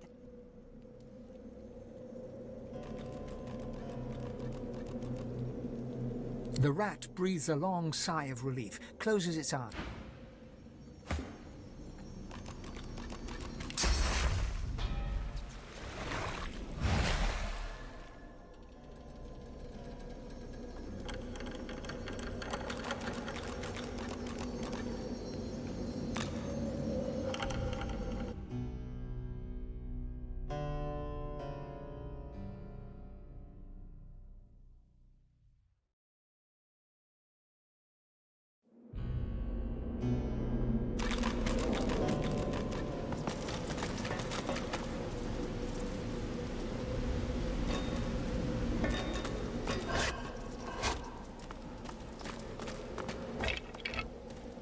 Lost at all.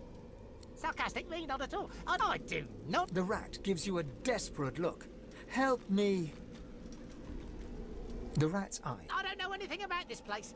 Nor do I know anything about a blood... Oh yes, that's right. I'm so going to give you all the information. Look, I don't... It makes a face that says, the rat gives you a... I don't think that I can categorize... And I do not invite you to look... The rat breathes...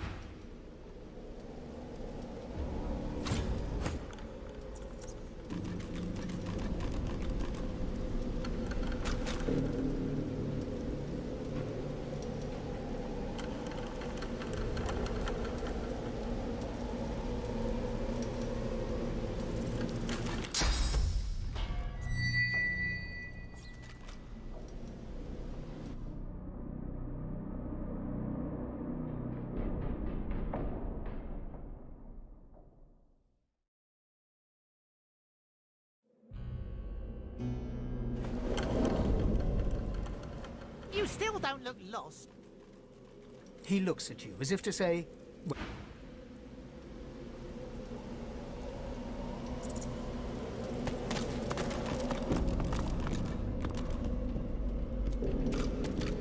Look out!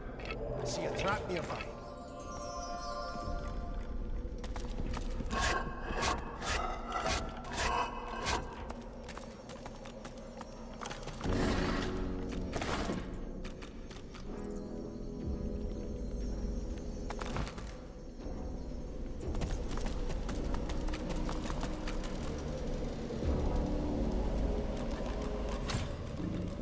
The air around the glowing relic thrums with power as the source barrier quietly crackles in the background.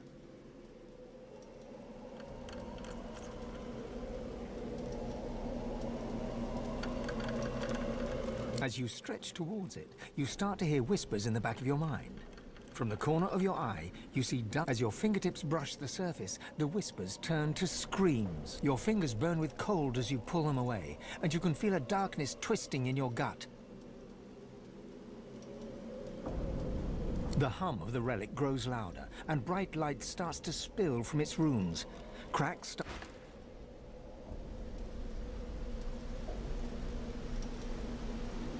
You still don't look lost. He looks at you as if to say,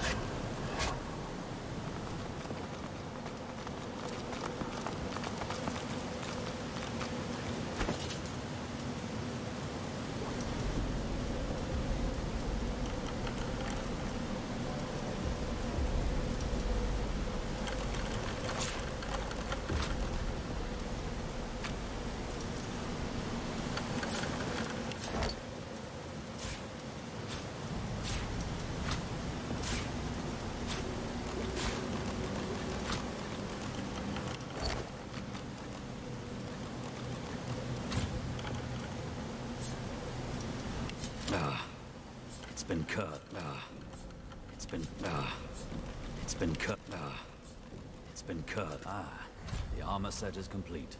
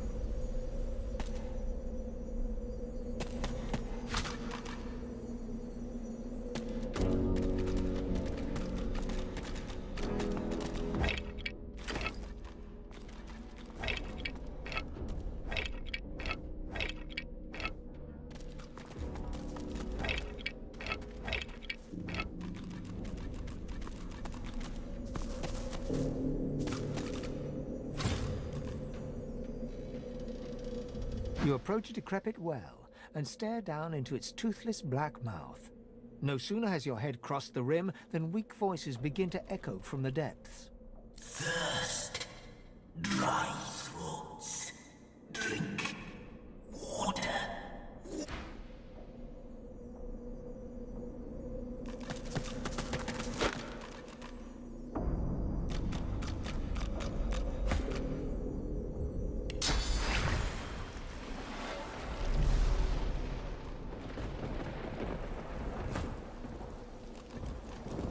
The well is now filled to the brim with fresh, cool water, but what it has brought to the surface quickly evaporates any wish you may have had to quench your own thirst. You see the tangled remains of 3 corpses, a mixed mass of bones and skin from which 3 skulls protrude. We thank you for the water. We bless you for the water. We thank you for the end of torment. The king, Brachus Rex, the madman with the crown. Wrath and terror. We displeased the king. The truth we spoke. His fortune told. And so we entangled our bodies and cursed our throats. Smoked the brothers of Baladur. We thank you for the water. We bless you for the water. We ask you for a fare. The fare, the toll, the levy. The people of Baladur must be buried with coin. Spare us coin.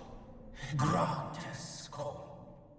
The more you pay, the further the path keep. Ancient things cling to our bones like earth to roots. The sweet savior. Friend of death and fiend of life. We thank you again. We bless you again. The wealth of the depths is yours. Pathkeeper, keep us. Pathkeeper, guide. Laden with the burden of the coin you gave them, the brothers of Baladur sink back to the bottom of the well.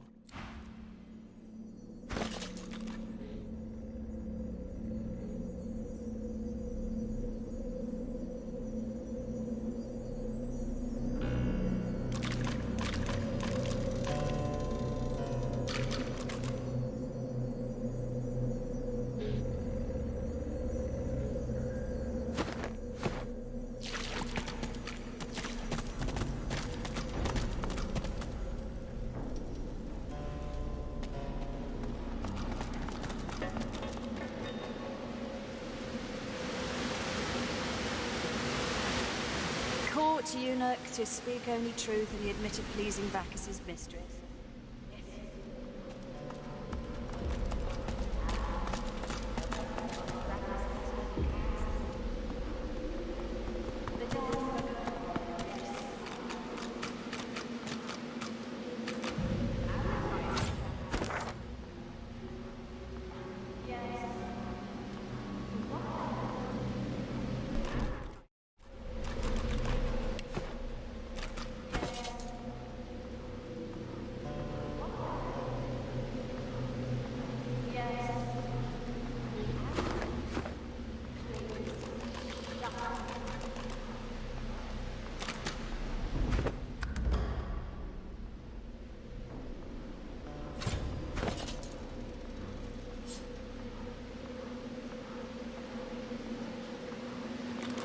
The pictograms on the jar stand fixed and still.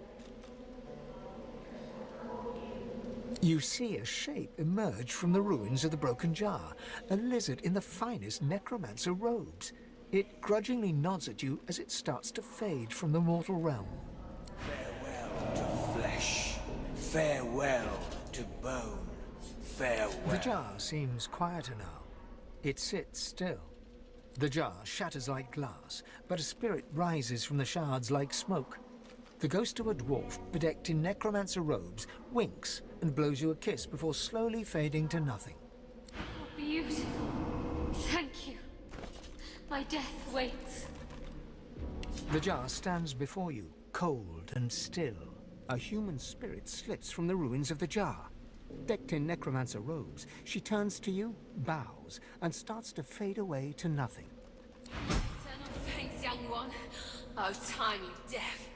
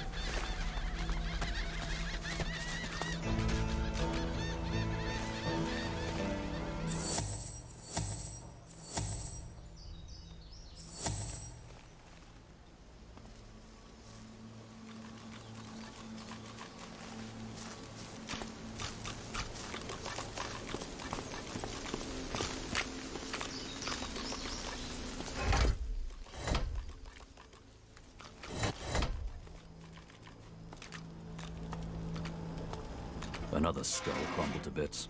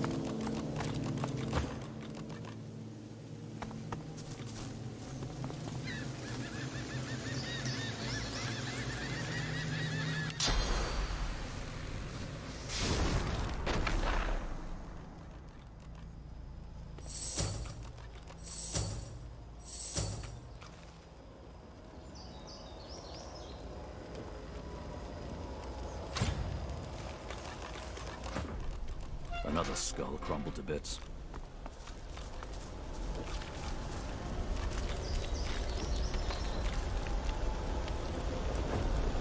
The flames!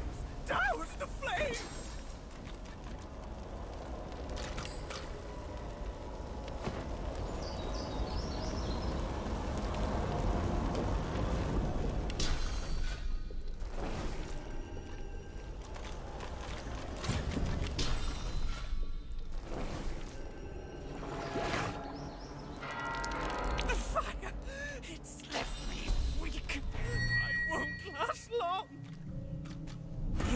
You released me, lizard. Long have I waited for this moment.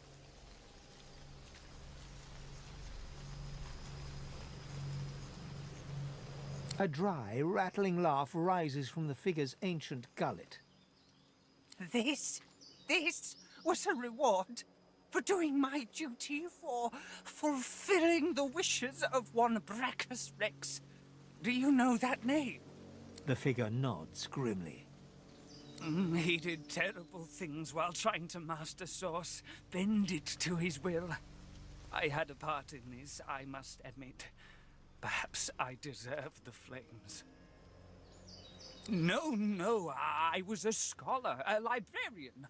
Brachus sought the secrets of Source, but he had no patience for sifting through ancient scrolls and tablets. I unearthed knowledge of a great power within those texts, a great and terrible power, one that Brachus coveted above all. The figure's ruined flesh curls into... Long destroyed, surely. Brachus wanted no one to have that knowledge. He fed me to the flames so I'd keep my secret. He'd have no qualms about burning a few scrolls. The figure slowly shakes his head. I will not say. I spoke of it once and was damned to eternal hellfire for it. Were I to speak of it again, I could damn the whole world. Brachus must have failed. Had he not, the world as you know it would be gone. What I learned of could still be out there. I will not speak of it. I won't risk having another Brachus discovering it.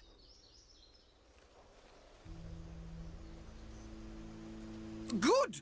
Were I to say any more, I'd only put you in danger. Leave this awful place. Go live your life.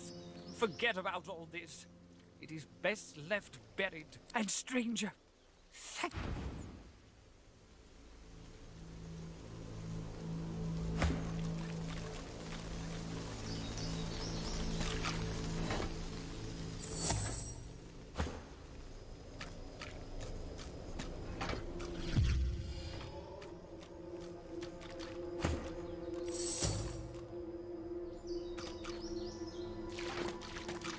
Another skull crumbled to bits.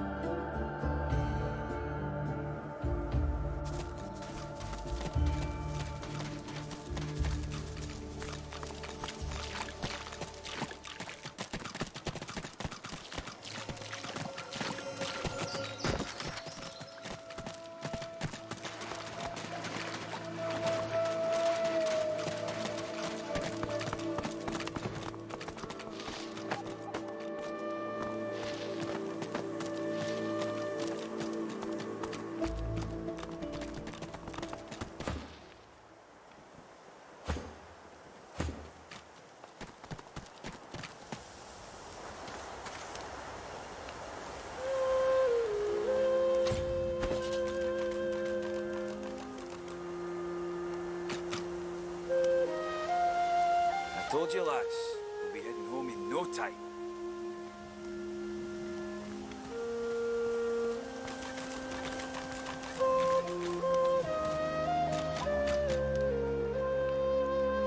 You'll show your mettle soon, Squire. It's my honor to serve you, sir.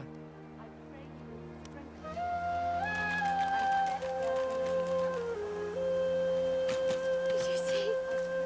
Gareth's back. He's here to take us home. It's peaceful here, but I'll not be sorry to see the back of these swamps.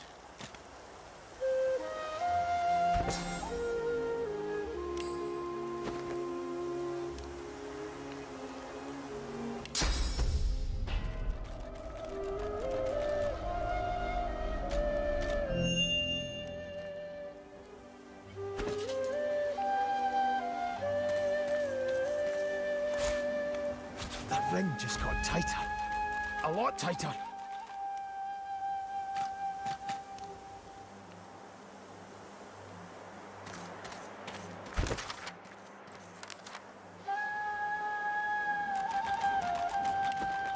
Divine blessings. It's good to see Gareth safe and sound.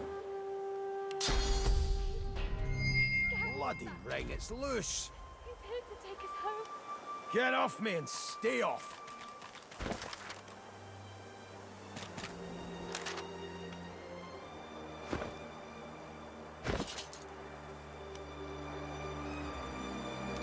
Hold it together, Leia. You're doing great.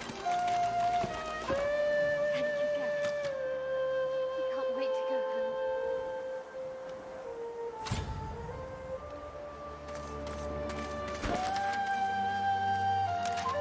It's peaceful here, but I'll not be sorry to see the back of these swamps. I told you, lass. We'll be heading home in no time. Blessed Armor, grant these soldiers your protection. I pray you will strengthen their spells and set their blades aflame.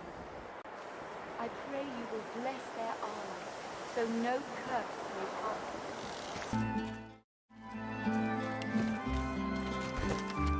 Take heart, Leia. You're stronger than you know. You were missed. Divine blessings. It's good to see Gareth safe and sound. You'll show your mettle soon, Squire. It's my honor to serve you, sir. You come at last. I'd no doubt. I know you seek answers. I'll tell you what I can. We just landed. She had hot. The Lady Vengeance is still anchored there too. Well, I had her. I went to that armory looking for what. We've got to find a way to silence those shriekers. If we do that, the Lady Vengeance is ours. Freedom is ours. You do? But that's incredible. I had no doubt. You bring me hope, Sorcerer. Gareth's voice echoes. We move, Seekers. Now.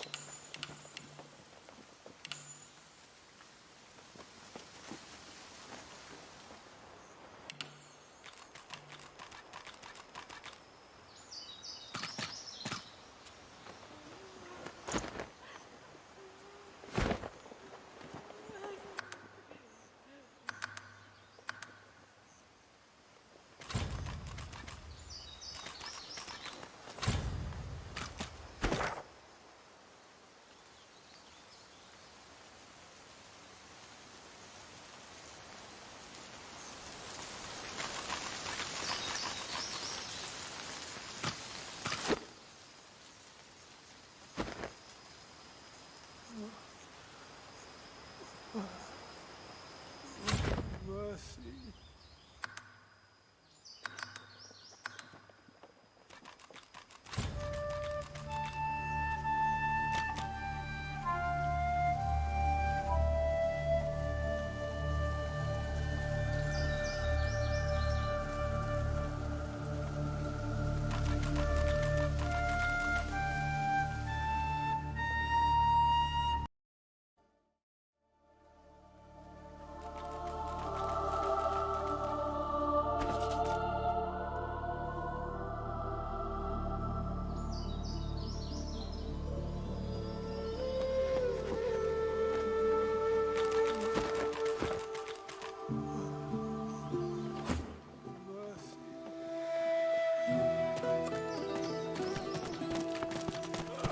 Such barbarism.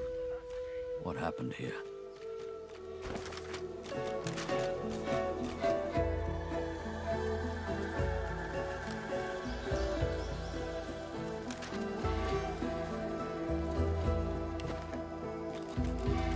An old elf's pained gaze passes between the crucified. Anger bubbles within him. He seems on the brink of tears of rage.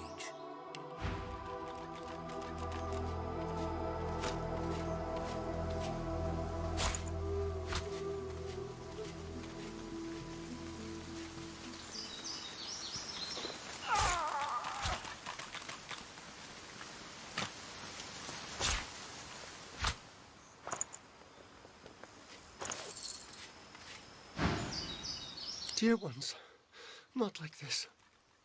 Not like this. They're as good as my family. But I cannot heal them. I cannot heal them. So much pain. They are changed. That Dallas woman did something to their minds. They won't be moved and they can't be healed. They resisted at all costs. They can't even be healed. Using such magic on them would kill them now. Such beautiful souls, corrupted by such evil.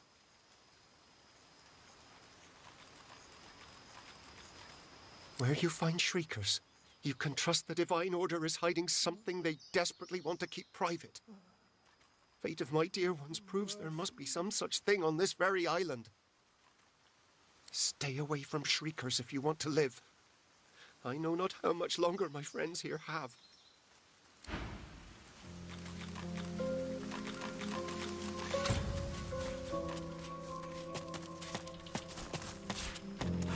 This again.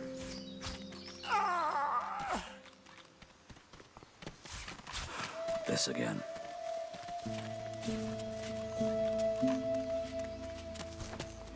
The Seeker's head twitches upwards as you approach. His eyes open a fraction. He struggles to focus his gaze upon you. A low moan escapes his cracked lips.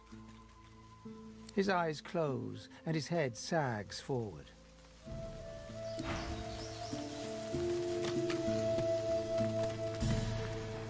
You thought you'd already seen the full depths of Magister cruelty.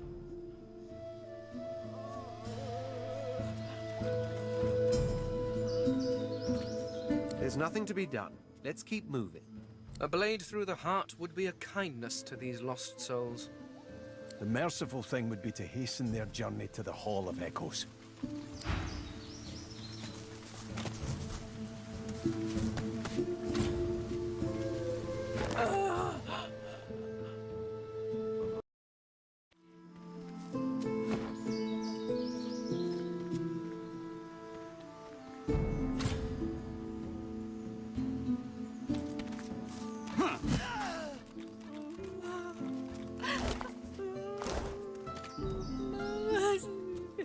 You must help us wage our war. That peace may...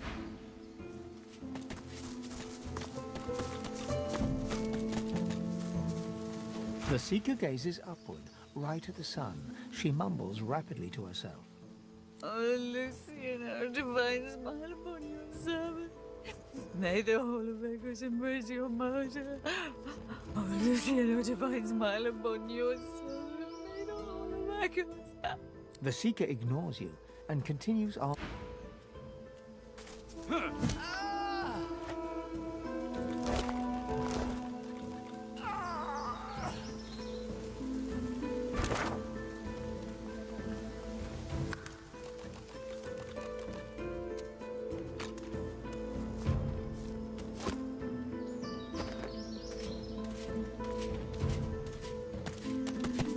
The Seeker whimpers incoherently, seemingly blind to your presence.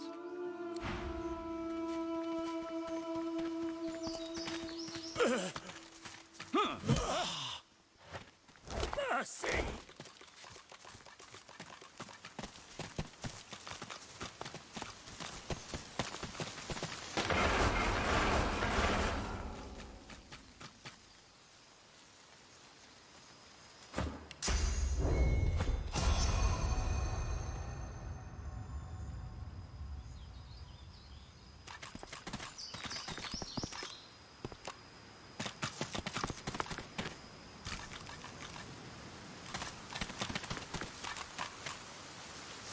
Look out! I see a trap nearby.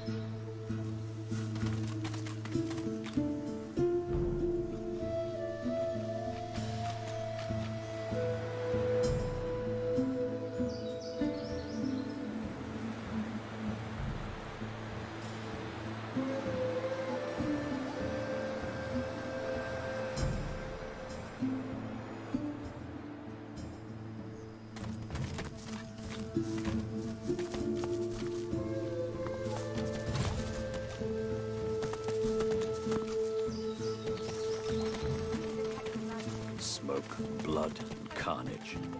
The Magisters didn't spare a single Seeker. Not without stronger weapons than these.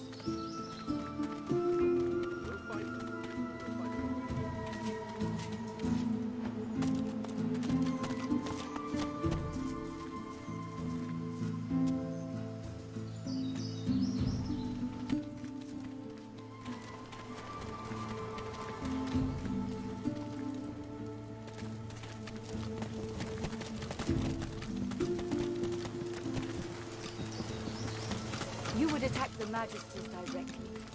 Are you so eager to die, Seeker?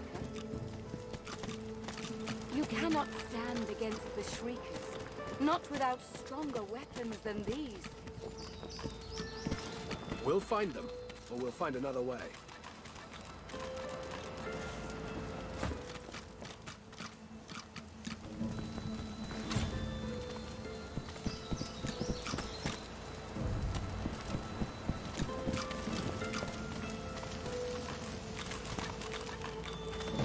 You would attack the Magisters directly. Are you so eager to die, Seeker? You cannot stand against the Shriekers, not without stronger weapons than these.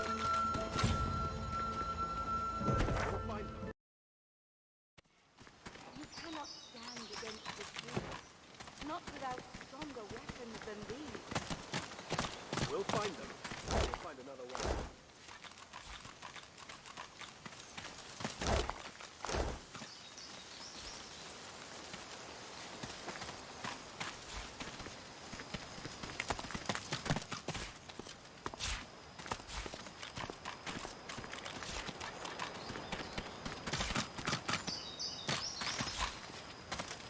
Doesn't feel quite right, but I need all the equipment I can find.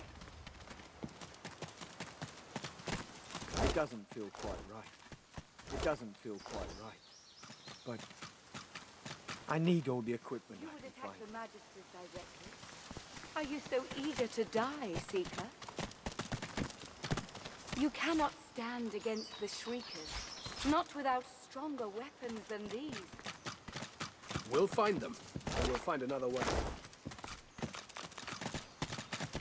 You would attack the Magisters directly. Are you so eager to die, Seeker?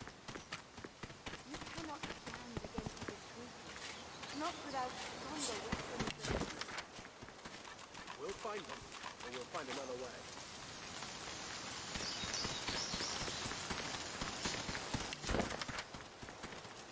You would attack the Magisters directly. Are you so eager to die, Seeker? You cannot stand against the Shriekers, not without stronger weapons than these. We'll find them, or we'll find another way.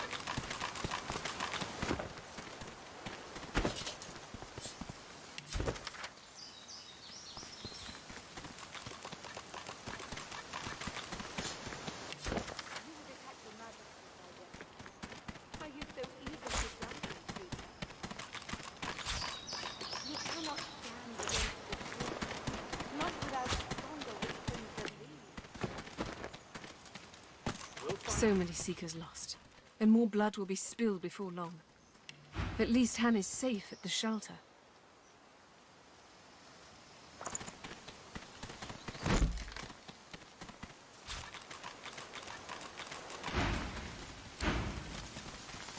Out of the frying pan and in. Those Magisters are gonna pay. I want to see some guts spilled for what they did to us.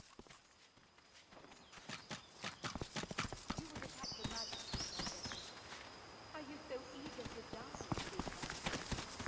You cannot stand against the Shriekers, not without weapons than these. It's a good thing Leigh is safe back at the cave. Seeing all the dead Seekers like this. The battle nears. Good to have you with us.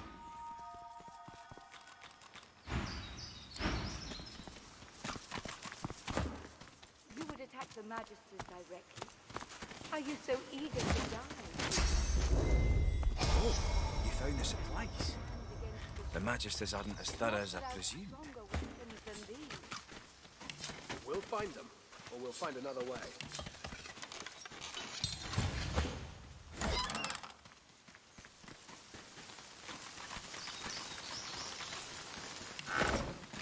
You would attack the Magisters directly. Are you so eager to die, Seeker? You cannot stand against the Shriekers, not without stronger weapons than these. We'll find them, or we'll find another way.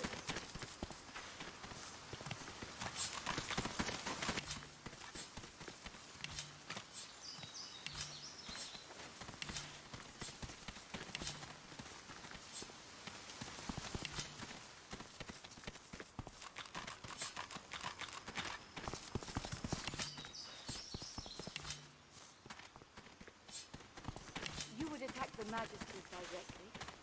Are you so eager to die, Seeker?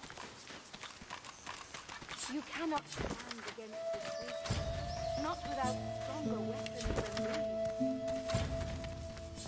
We'll find them, or we'll find another way. You would attack the Magisters directly.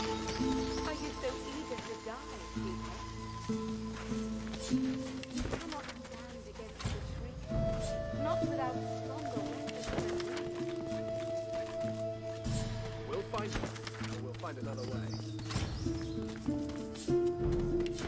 You would attack the Magisters directly. Are you so eager to die, Seeker? You cannot stand against the Shriekers, not without stronger weapons than these. We'll find them, or we'll find another way.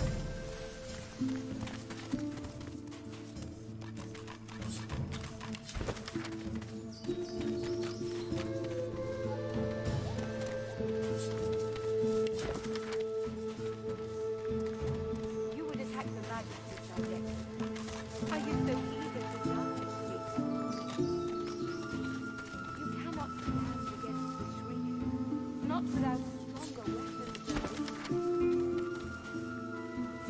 find them, or we'll find another way.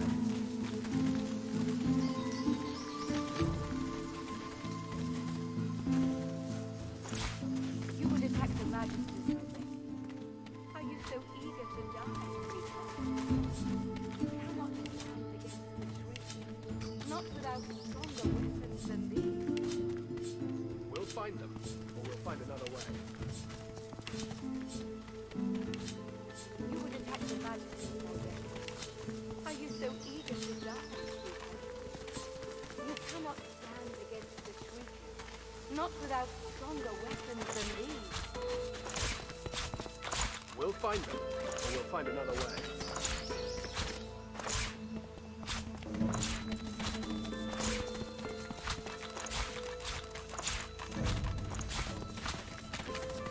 You would attack the Magisters directly. Are you so eager to die, Seeker?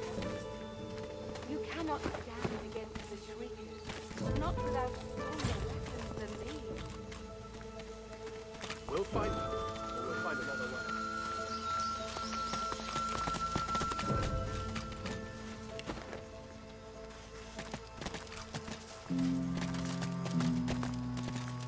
Kerban stares at the body of his dead comrade, tightly gripping his weapon in a cold fury. You would attack the Magisters directly.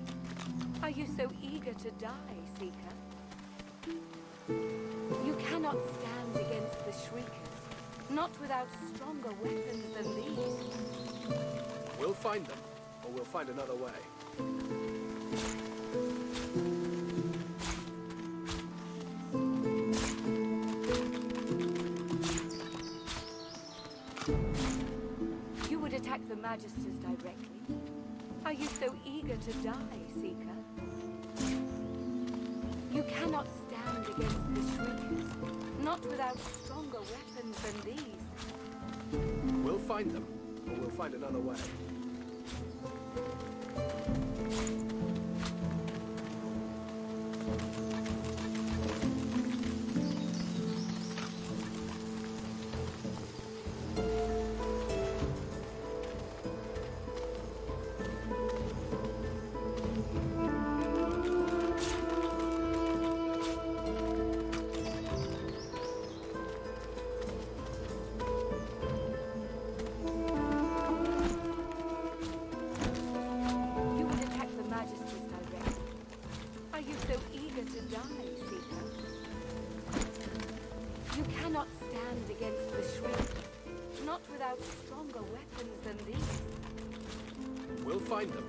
we'll find another way. You would attack the Magisters directly. Are you so eager to die, Seeker? You cannot stand against the Shriekers, not without stronger weapons than these. We'll find them, or we'll find another way.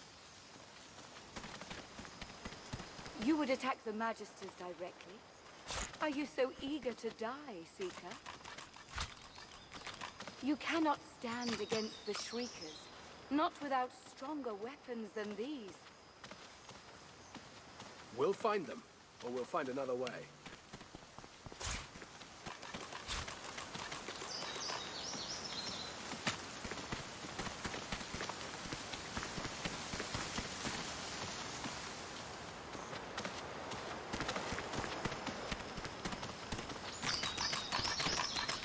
You would attack the Magisters directly. Are you so eager to die, Seeker? You cannot stand against the Shriekers, not without stronger weapons than these. We'll find them, or we'll find another way.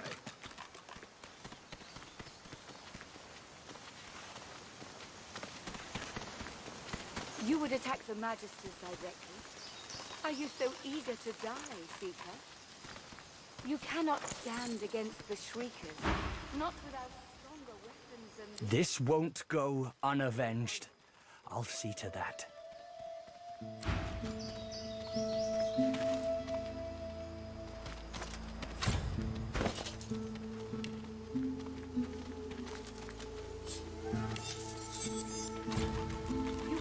the Magisters directly. Are you so eager to die, Seeker? You cannot stand against the Shriekers, not without stronger weapons than these. We'll find them, or we'll find another way.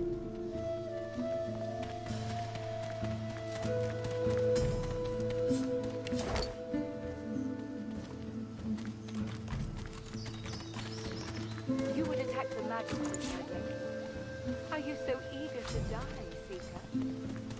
You cannot stand against the Shriekers. Kerban stares at the body of his dead comrade, tightly gripping his weapon in a cold fury.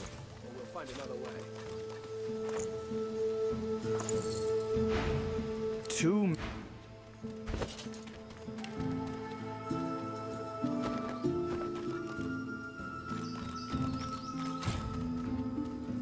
You would attack the Magisters directly. Are you so...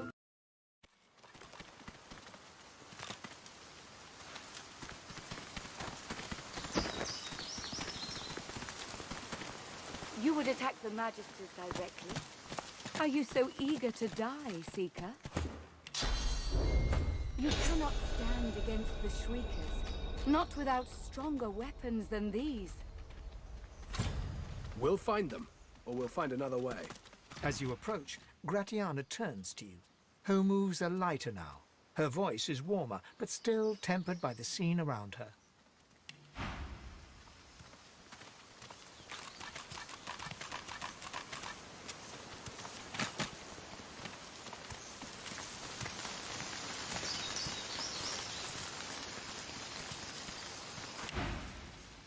I'm pleased to see you, but there is work to be done. If you ever wish to leave, if the Seekers are to survive, you must use the Purging Wand to destroy the Shriekers. Go, before it is too late. You've come. Lucian be praised.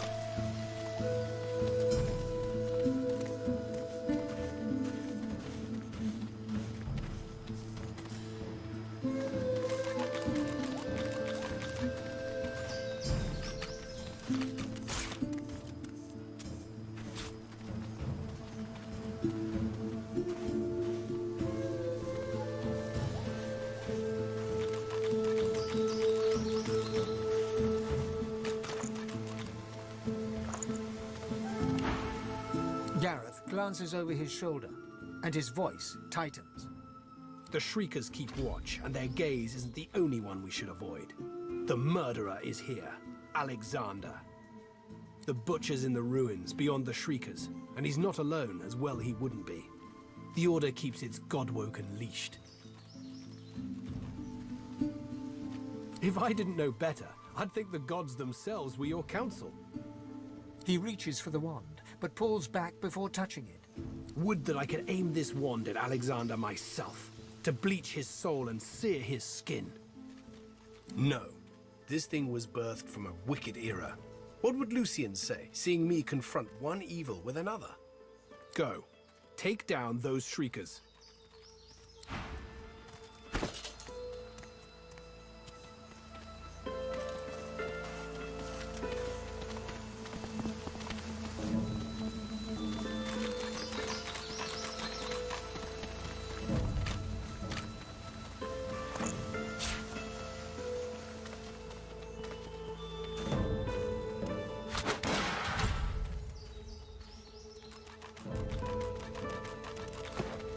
Tell me it's time. My sword's at the ready.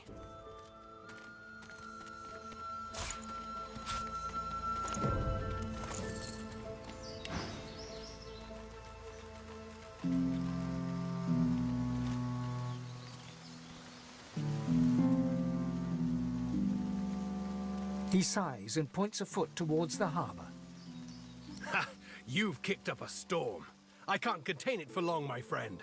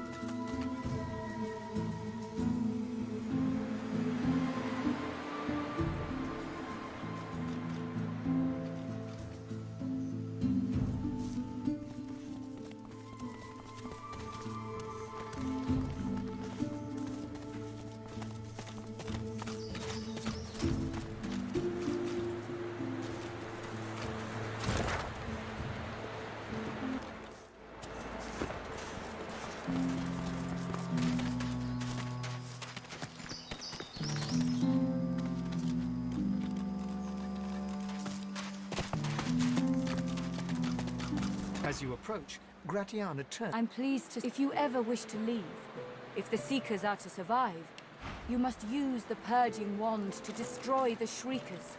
Go, before it is too late.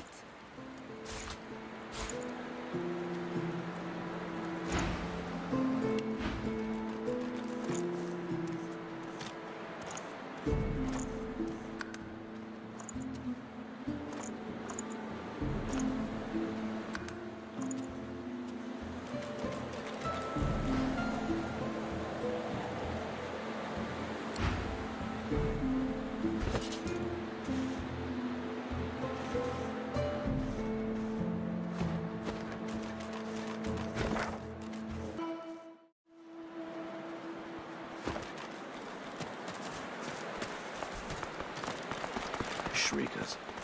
I'll never get used to them. Don't let it see you. Odd. My helmet seemed to stir just now.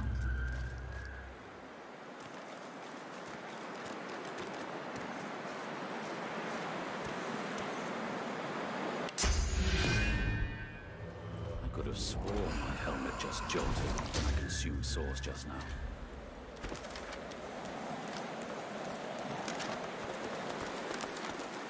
Praise be! You have silenced the Shriekers and cleared our way. Yet it seems I'm in need of you again, my friend. You have any more miracles in you? We've got a boat ready to row to the Lady Vengeance. But if Alexander sees us bobbing among the waves, we'll be shark chow. So we split up. I take the Seekers to the Lady Vengeance. You go to the ruins and keep Alexander busy. He'll be expecting a breeze. Show him that you're a hurricane. Are you ready? We've got right on our side. A greater ally than any sulking Geist or any whinging Magister. He sighs and points a foot towards the harbour. Ha! You've kicked up a storm. I can't contain it for long, my friend.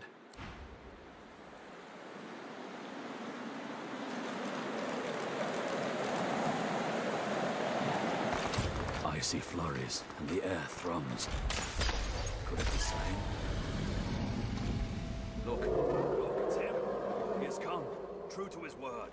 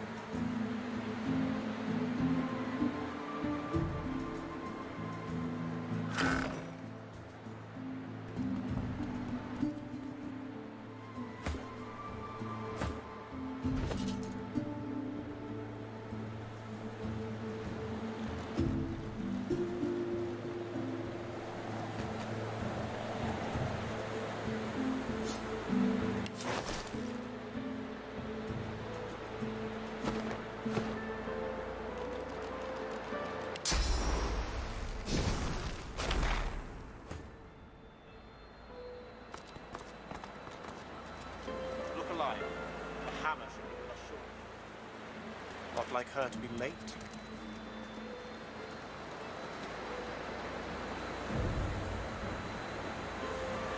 There could be void woken there.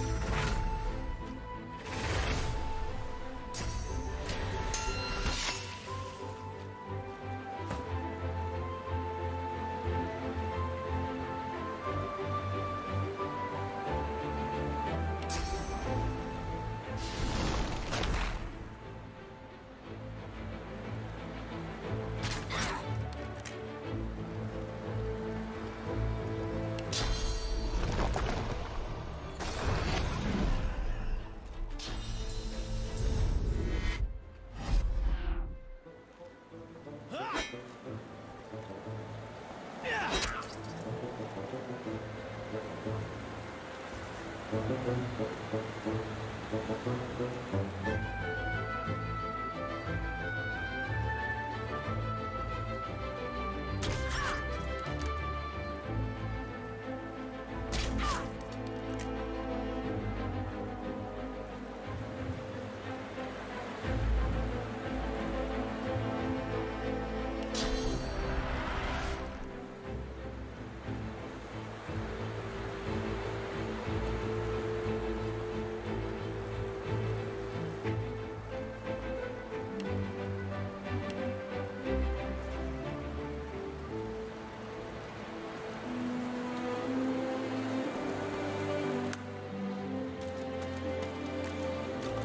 where I want you.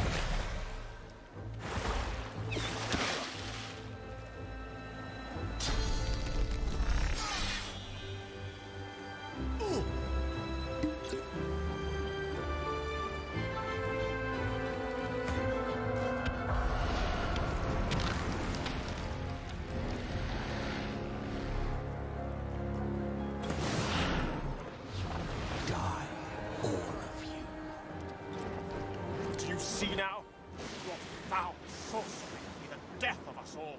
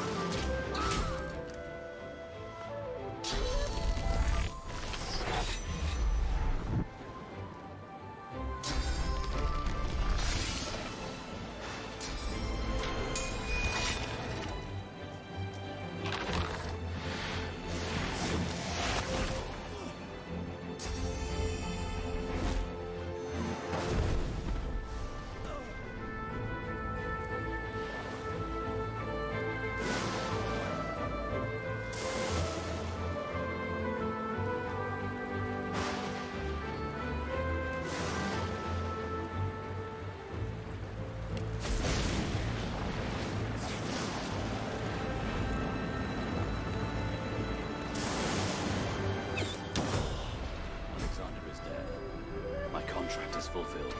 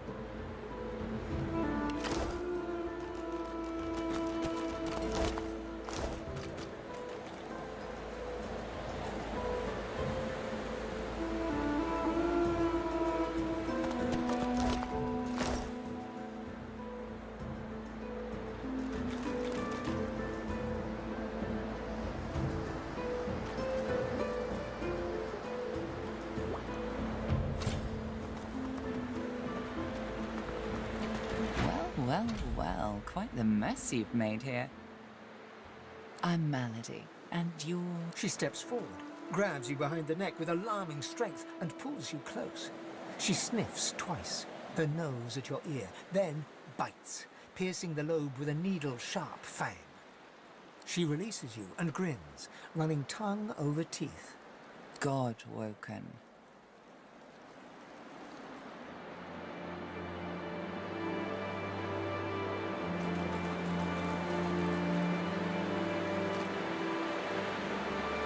I'm Malady, as I said. I'm here to help you get off this island, and you're what gets some of us out of bed each morning. What do you make of that?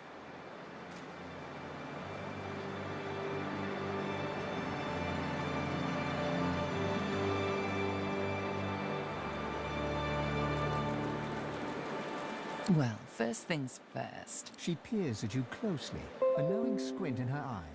Tell me, which of those little gods did you meet? And what did they teach you? Her eyes go wide. Go on then.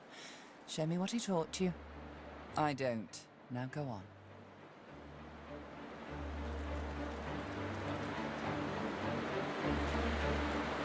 Hey, that stings. She examines her hands, where the skin sizzles slightly beneath their newfound aura. As the spell fades, the skin heals once more. Her whole body seems to relax. You really are God-woken. I'm... happy. Oh, how unbecoming. Come then, we set sail, your destiny awaits, etc. You'll have to ask the Meister about that. She's dying to meet you. Malady beckons you to the boat. After you, darling.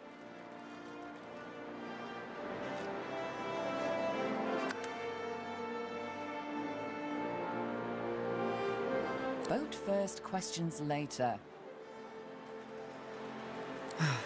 As you wish.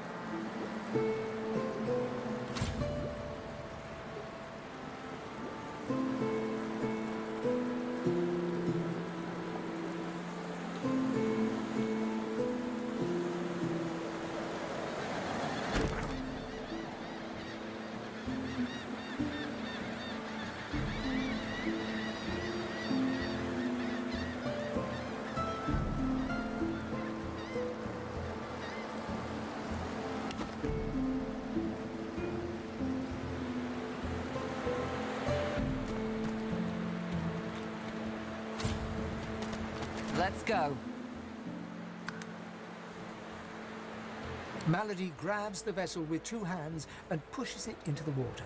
She hops on board behind you. God-woken. Wait till she finds out. Salty water mists your face. Your skin prickles in bright, warm sunlight. The boat bobs forward through the water, and Fort Joy shrinks behind you. Tired but victorious, the party made for the Lady Vengeance. The horrors of Fort Joy behind them. They arrived as sorcerers. They left as God-woken. The fate of this God-forsaken world now rested on their shoulders. Or at least on the shoulders of one of them.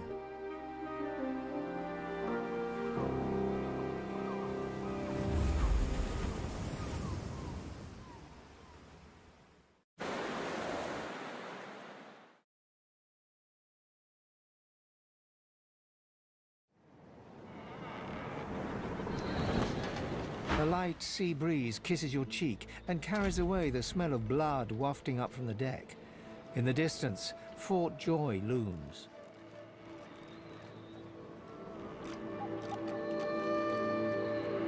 Don't stand between a prince and his principles. The Magisters learned that the hard way. What were they thinking, standing against an Eternal? I almost pity the poor, ignorant beasts. Bad luck to let the dead linger aboard. As soon as we get moving, we ought to clear the deck. Onward now. The sooner Fort Joy disappears from the horizon, the better. Perhaps the Seekers need help manning the ship.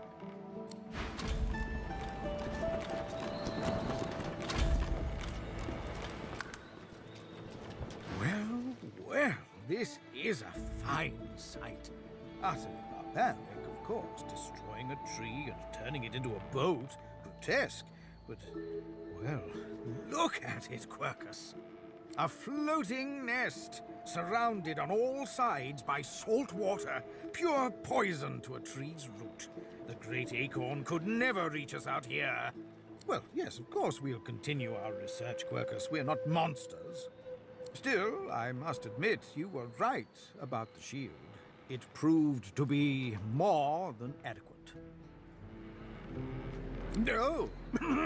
Yes, it seems our shield is still here, Quirk. How does something so large and ungainly sneak up on a person? You give the giants too much credit, Quercus. I think the salty air has addled your mind. It has certainly been useful, but elegant, kind, surprisingly attractive. No, we have no time for your fawning. We may be safe, but the world is not. Come, we must return to our research.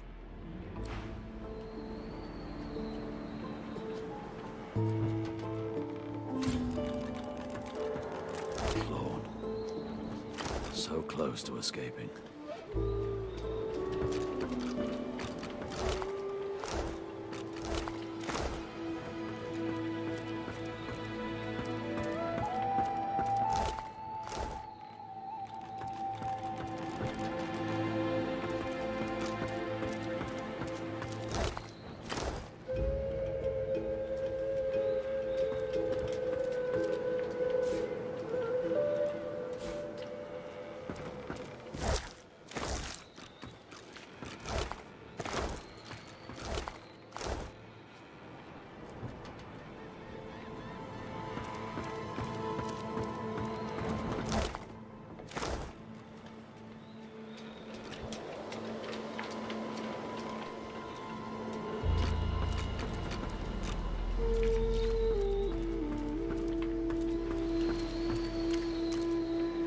I remember this one.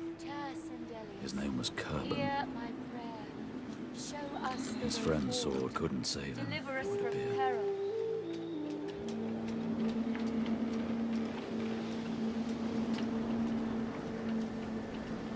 Sandelius, hear my prayer.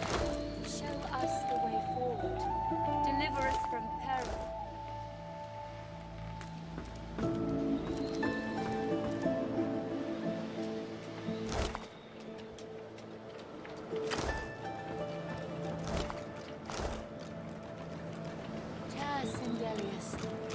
Accept my prayer. Show us the way. Don't go any further, Godwoken.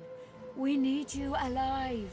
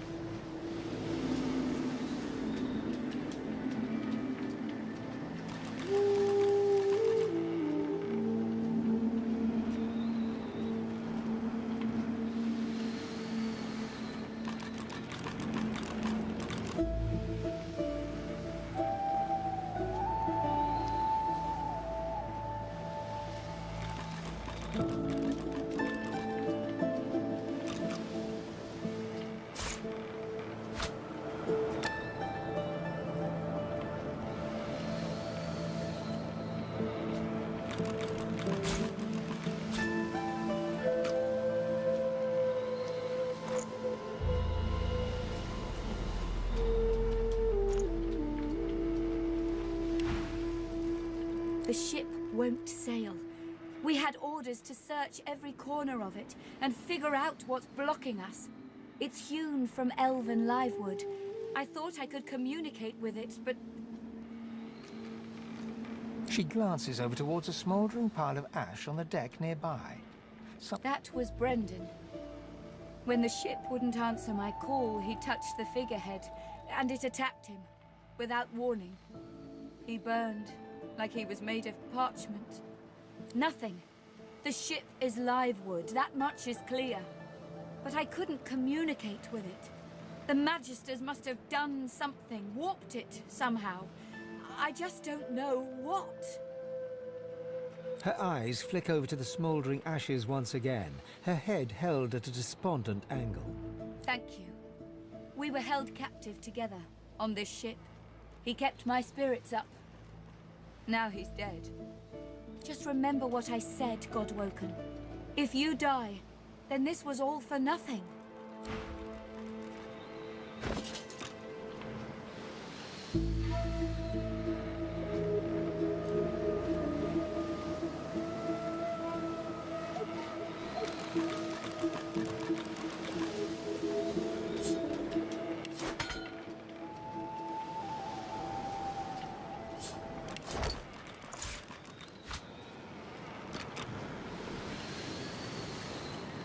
Sindelius, hear my prayer.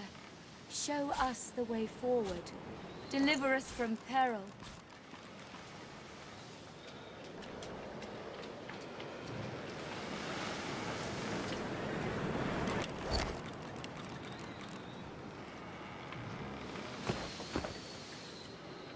Blessings to our fallen. Pray that they may find rest.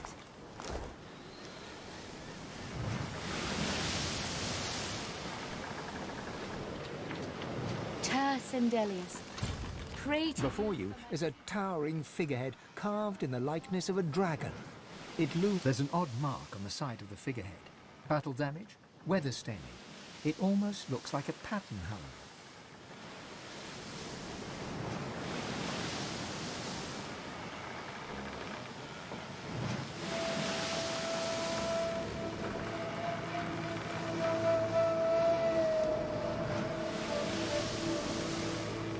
Searing pain races up your arm. The ship senses you. It's angry. The pain intensifies. It's spreading past your arm, across your chest. Your lungs feel like they're on fire.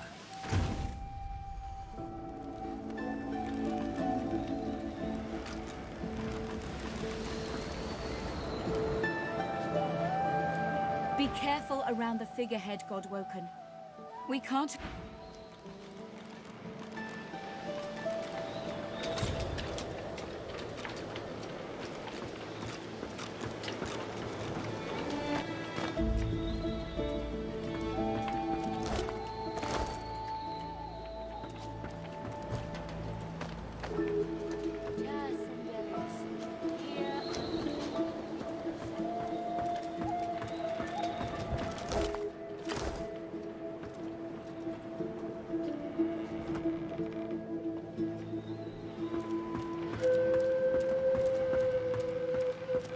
Spare me, Gareth. We got what we came for. This is what success looks like. I won't see them tossed overboard. Not here. We'll hold a proper service. What's-his-face and so-and-so would want us to get this ship sailing before all else. They died for those Godwoken after... You know their names, Malady. Can't you even pay them that much respect?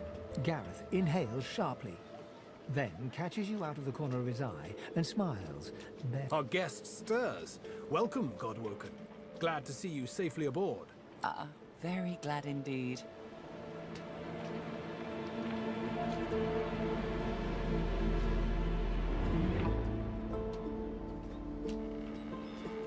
Too many. One too few, actually.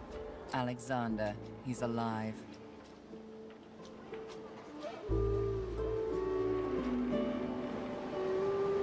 Apparently, you didn't hit hard enough. He's in the hold below decks. Unconscious, but alive.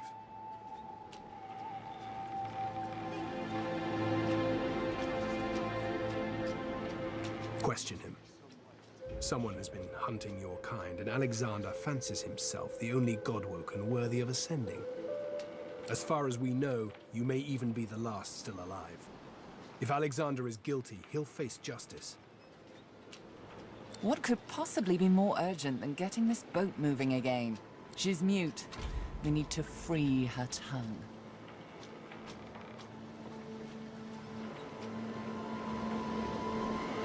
This is barbarous magic. Expedient magic, actually. The ship is made of live wood. It has the spirit of an elven ancestor tree within it. It seems Dallas has found a way to bind that spirit to her. That means only she can control it. Unless we can find a way to break the bond. The Seekers, the survivors of us, have been combing the ship from bow to rudder. It hasn't been easy. This place is laced with dark magic. These Seekers have such a limited skill set. We lost a man in the search. Malady might not appreciate that, but I do. And I hope you do too.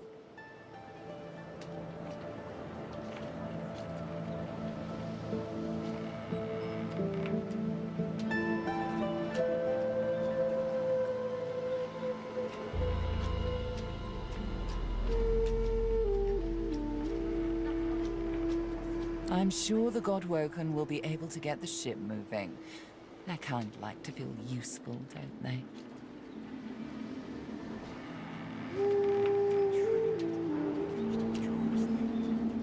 It's your best that'll save us all.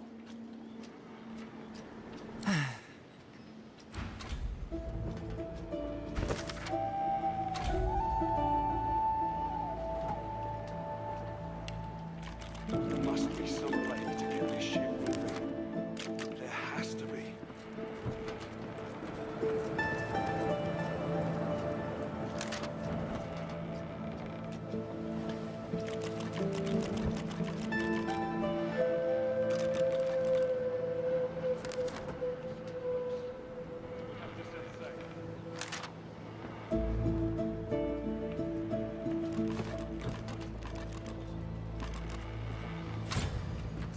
Farewell, Mattis.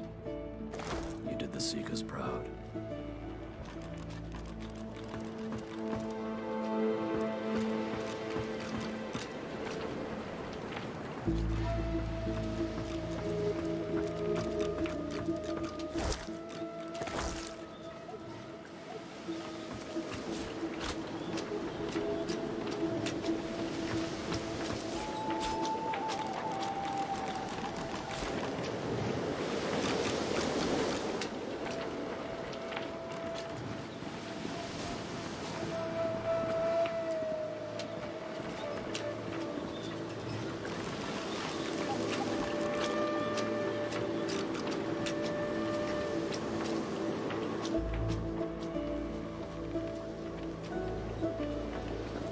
We're lucky to have made it this far, but our luck will be for nothing if this ship doesn't take sail soon.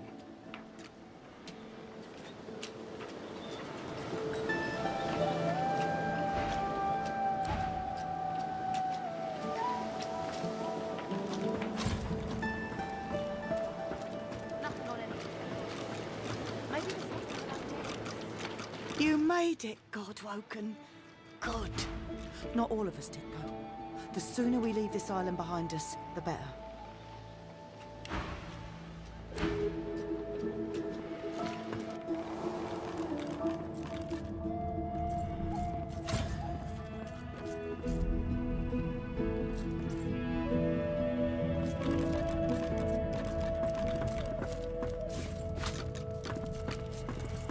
We have to find a way to get this ship moving. We can't let the Magisters catch up with us. We're too weak to fight them again.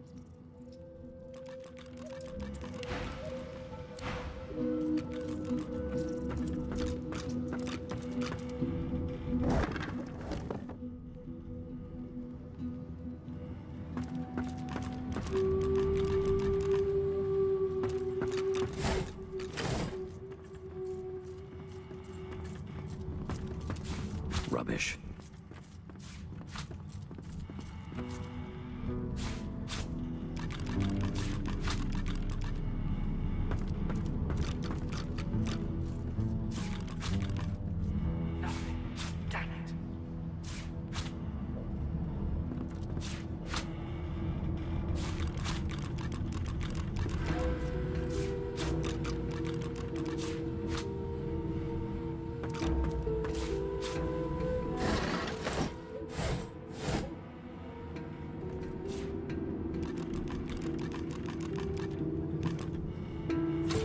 silent monk leans forward slightly and stares at you straight in the eyes. She seems eager for you to say something. The silent monk leans from one foot to the other. He seems eager to move.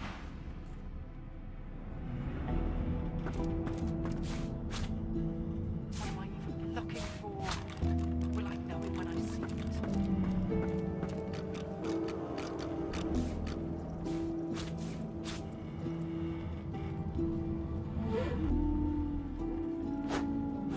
This again.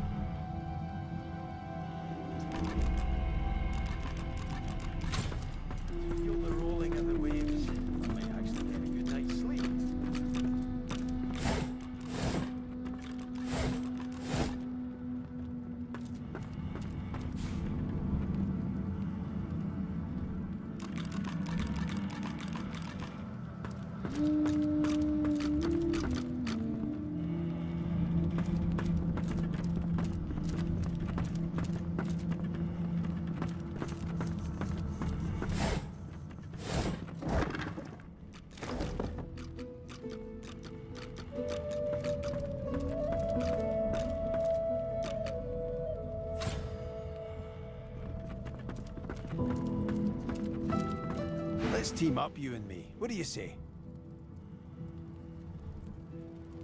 Now, onward!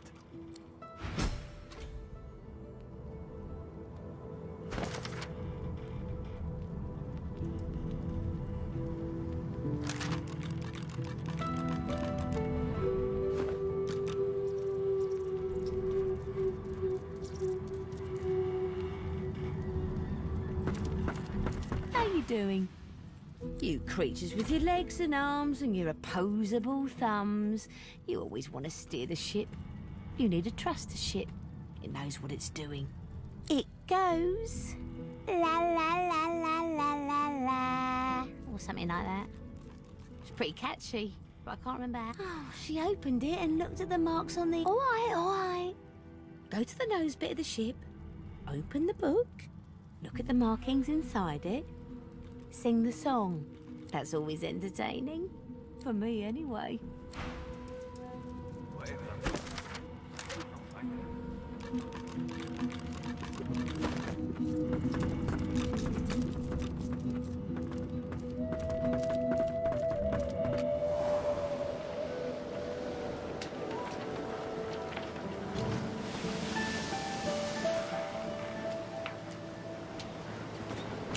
Ah, there you are. High time to stop gallivanting and resume our journey. Off we go, then.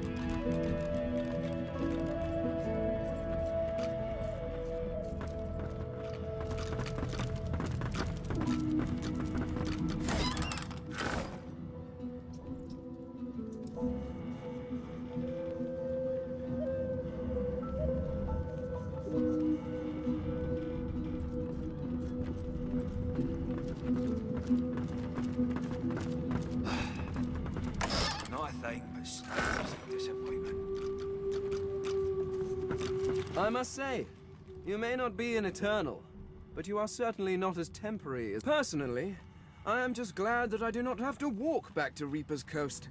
Wind travel may be primitive, but it is at least efficient. Is there not enough reason to speed away? If you must know, there is an excavation site at the Black Pits on Reaper's Coast. I go to seek answers. The only treasure worth digging for. Knowledge. I was investigating a site where several artifacts of my people have been found. Alas, I was not the only one there. Those red-robed idiots were scurrying about too, trampling precious clues under their ignorant boots. They caught me when I failed to correctly respond to their questions, and dragged me here. Still, it's good to be on the move again.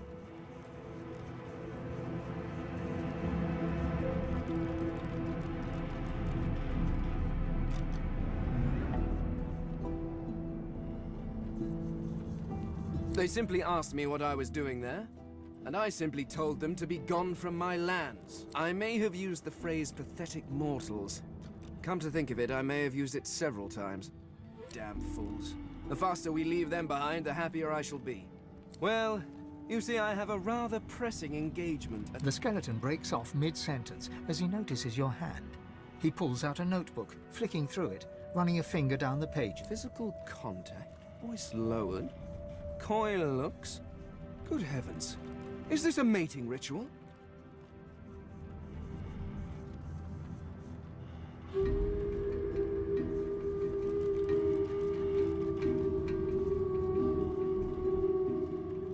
Oh, subtlety be damned. Did you know that some humans spend several hours speaking to a prospective mate before engaging them physically? What a monumental waste of time. No, I have been curious about this for far too long. Let us begin at once. Fane grabs your hand and enthusiastically pulls you behind the screen.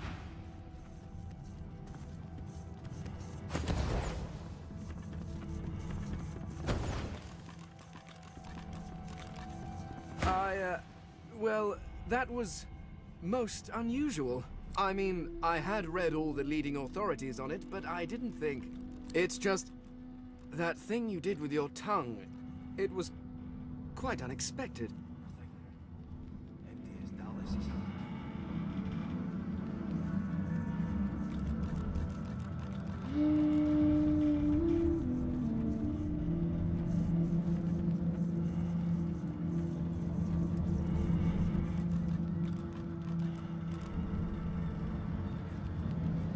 My goodness. It was certainly an experience, but I must admit, I was not from you. Certainly not from you. It's just that well, neither the warmth of your touch nor the fire of your passion. I may as well have been churning butter. Really? Even the part where you... The skeleton pulls a notebook from his robes and starts scribbling. You can hear him muttering something. You ponder his words as you pick up the last of your belongings. You're a team? What an interesting prospect. You certainly seemed capable in Fort Joy, and a companion on Reaper's Coast could be quite educational. Very well. I am open to this. I believe you normally spit on your palms to seal agreements, but I seem to lack the fluid and the desire to touch you. I hope a hearty verbal agreement will suffice. Very well. Let's be off. Wish I had half a clue what I was looking for.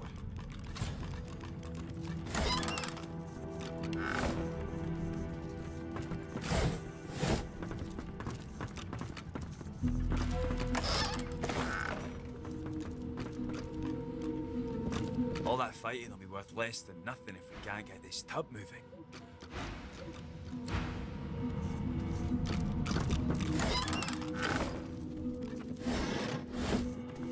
Nothing.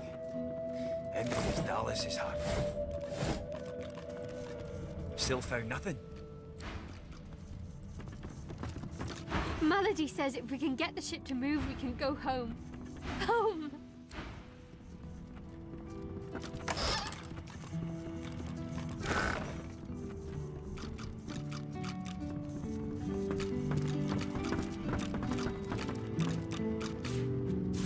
Rubbish.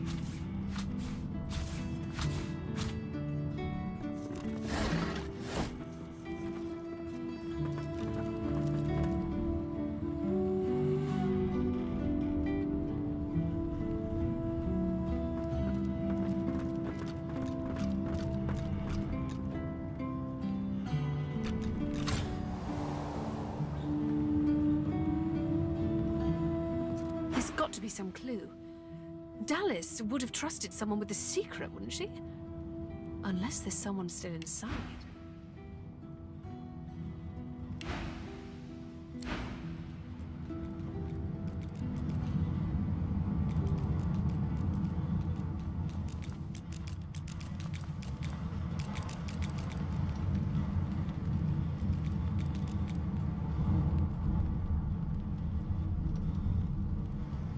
Hey!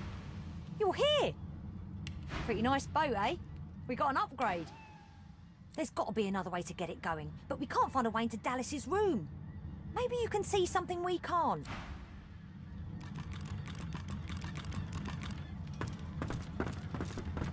Speak to me if you're looking for hired help. I've got good fighters of every stripe. They know how to keep their mouths shut too. Oh, I see you have a full contingent already. Then I'll leave you be.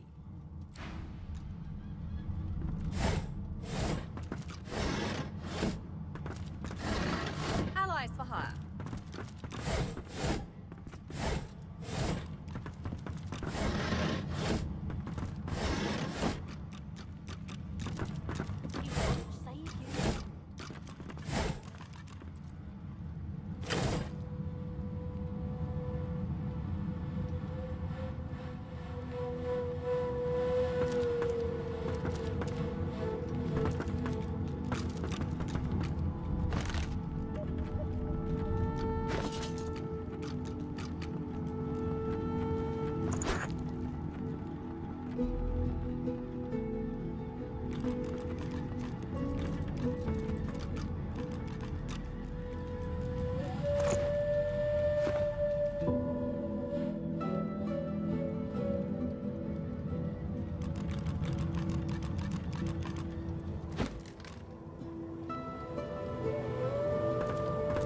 The door seems like any door, at least at first. Then you notice its unblemished wood. There is no knot, no scratch, no dent to detract from its apparent. The wood groans and creaks. For a moment, you swear a face appears in the wood. A face tortured and tormented, a six-sided shape carved upon its forehead. The face vanishes.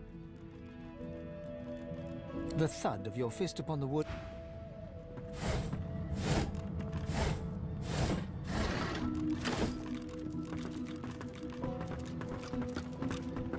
My.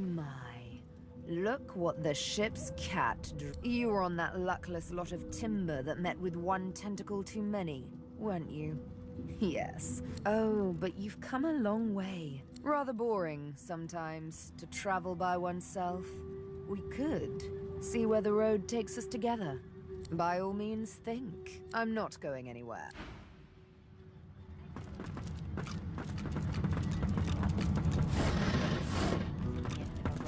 Locked up in here.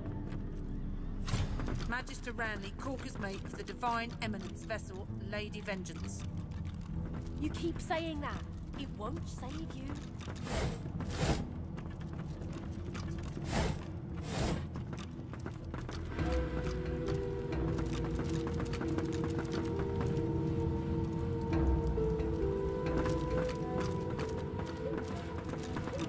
What's this? I found something.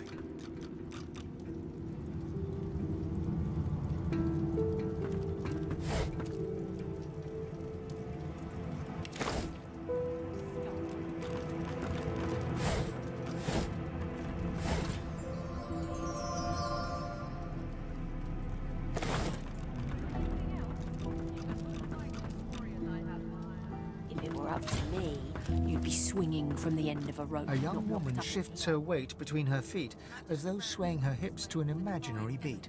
She rubs her forehead, her face tight with concern. Her eyes roll up to meet yours, their great black pupils, greater and blacker than seem natural, expanding further as they take you in. Hey, it's you! Well, we meet again. They told me you'd mosey your way down here eventually. I ought to change. Well, hello there, mister. She wipes a grubby hand on her tunic and holds it out for you to shake. Very, very, very pleased to meet you. So, Malady tells me you're like me. You know. Is it true? You're like me? Well, kind of. You know about my, situation, right? Right, exactly. I thought it was, well, nothing. More of the same, a sprite, a spirit. But it's a lot more powerful than I imagined. Malady said I should have met one of the gods when I had my vision in the Hall of Echoes, but I didn't. I met it.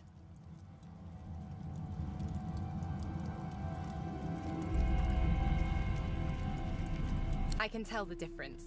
It was there, alongside the gods, unlocking the same power in me that they unlocked in you.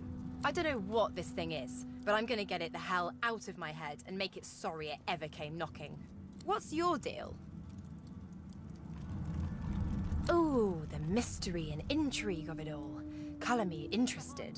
You know, I never was much of a solo artist. Want to find out what comes next, you know, together? Sure, whatever suits you. Probably better for you in the end anyway. I'm not always myself. Anyway, see you around. If it were up to me, you'd be swinging from the end of a rope, not locked up. The Seeker flexes her arms stiffly. Her joints audibly pop. She sees you draw near.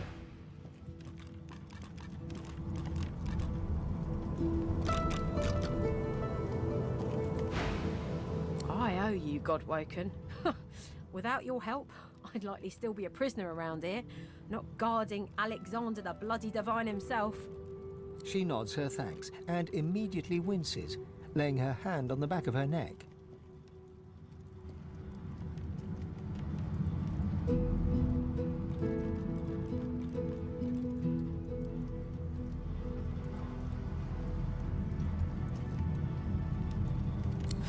I wish. No, the Magisters kept me chained to the bulkhead. Arms held above me head, feet barely able to touch the deck. Now my joints are paying the price. No, they had us down below, chained up in the dark. But the Reds were up to something in here. Maybe it was just the lack of food and rest playing tricks, but I swear I heard chanting and horrible moaning coming from here. But when we broke free, it was empty. We're a big bloody target on our backs. We took their leader and their flagship. The Hammer won't stand for that. She'll be hunting for us. The Seeker throws a toxic look at the imprisoned Magister. Hardly. She's just some deckhand. If it were up to me, I'd tie her to the main mast and use her for arrow practice. But Malady wants her alive for now. Good luck getting anything out of either of them. Our special guest is out cold, and the other one ain't in much of a talking mood. All right then, just don't make me regret it.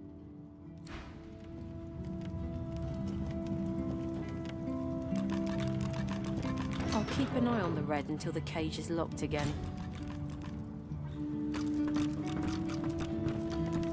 A young Magister paces around the brig, fussing over Alexander's unconscious form. She leans over and applies a damp cloth to his brow. She notices you observing her. She straightens her back and sets her jaw in a defiant scowl. Magister Ranley, Corker's mate of the Divine Eminence vessel, Lady Vengeance. That's all the information I'm giving to any of you lot, so stow your questions.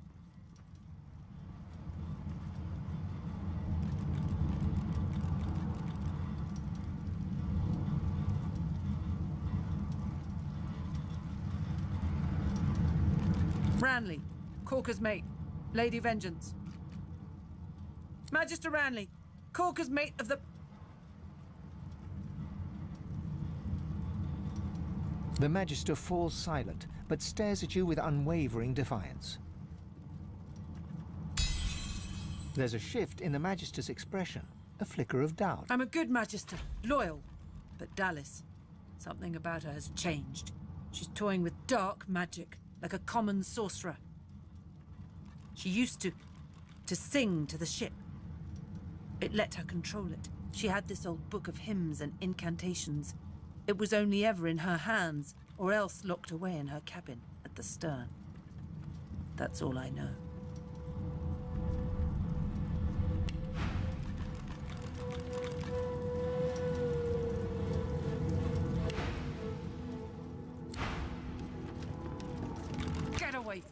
sorcerer.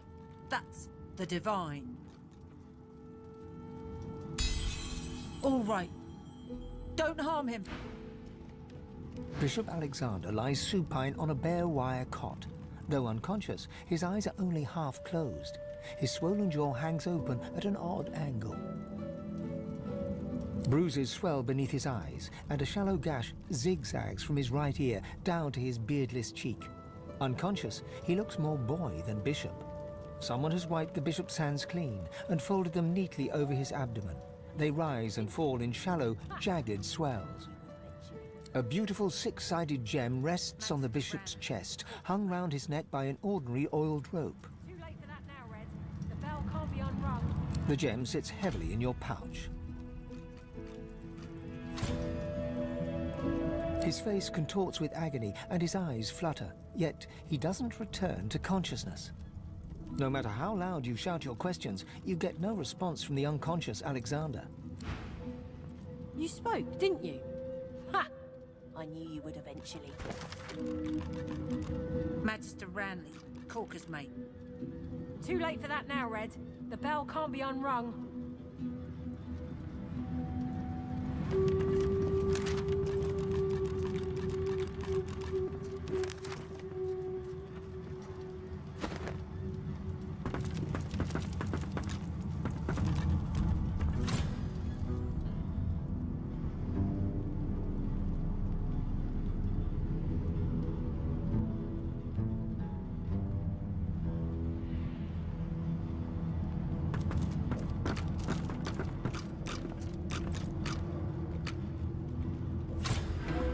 No entry allowed. Please use the port side door.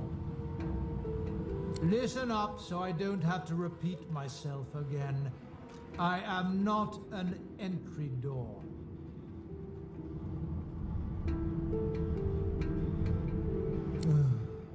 Fine. Answer the security question. Current security measures forbid me from telling you that the password is fortitude. Now, answer the security question. The face in the door is confused for a moment. Drat.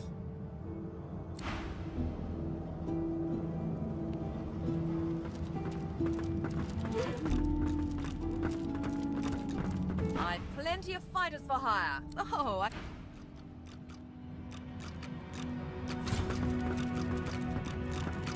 The door seems like any door, at least at first.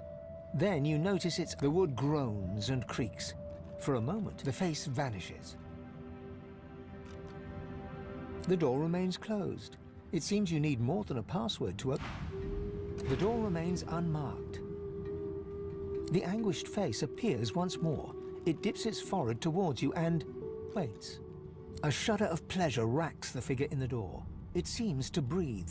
All of a sudden, I am summoned. Speak the password. Yes, and yes again. The word is spoken. Welcome to the stateroom.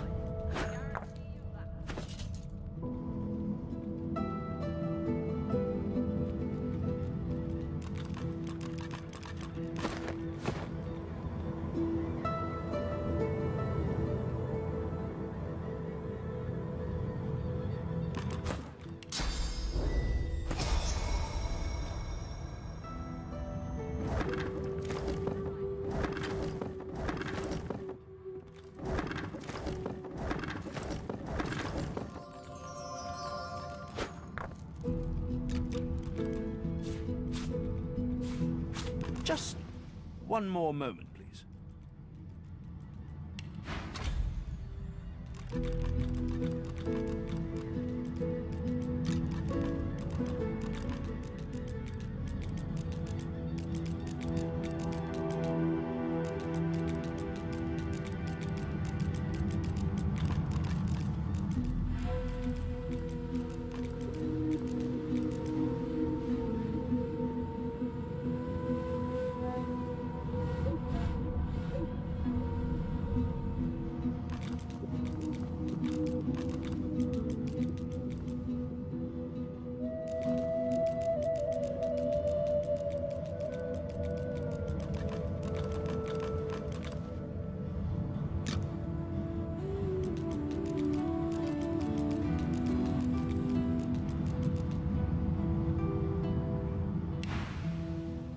He clicks together two halves of some type of gauntlet sitting in his lap. And there.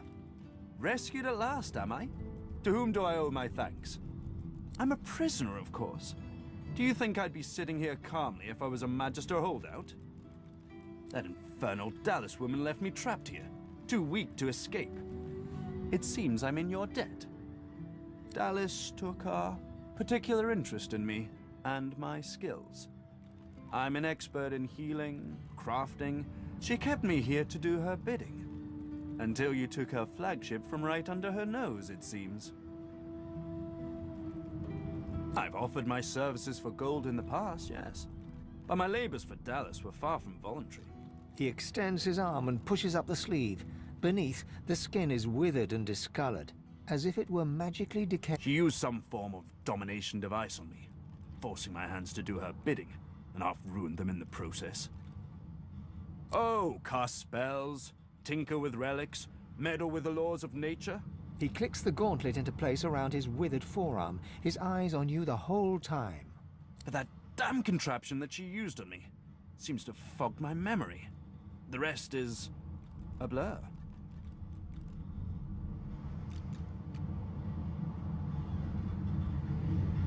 No! Necromancy is an unsavory practice, not something to be trifled with lightly.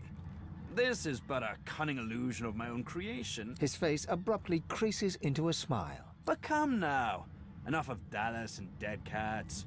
You've taken this ship and granted my freedom. This is a happy moment.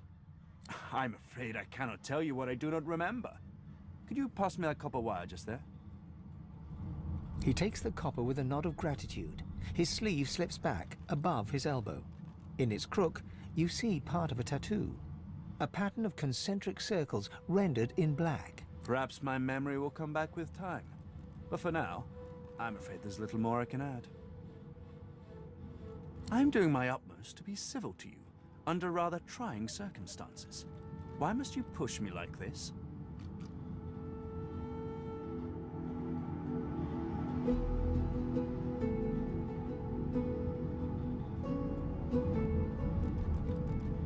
I'm more than a sum of my parts, friend, indeed. But I fear you might have come to the wrong calculation about me. How about you just let this matter? I'm not perfect myself. It isn't for me to judge this one.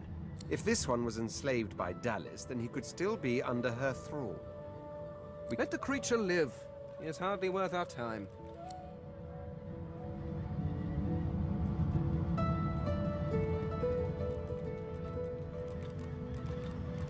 He takes your hand in his gauntlet-clad fist and shakes it. There's a... Call me Tarquin, and consider me at your service. We're barely acquainted. Why should I tell you anything personal? A fine sentiment, but I have nothing revelatory for you. I am as you see me.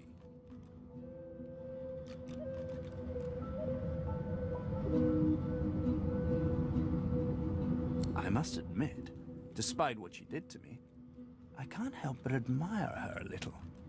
The woman is unwavering. She will break before she bends. So if you should cross paths again, be sure to leave her broken. You will not get another chance. No! This piece is far beyond what those wretches could muster. This is something of my own design, to meet my own requirements. The Magisters left me weakened, but this will help give me the strength to carry on my work.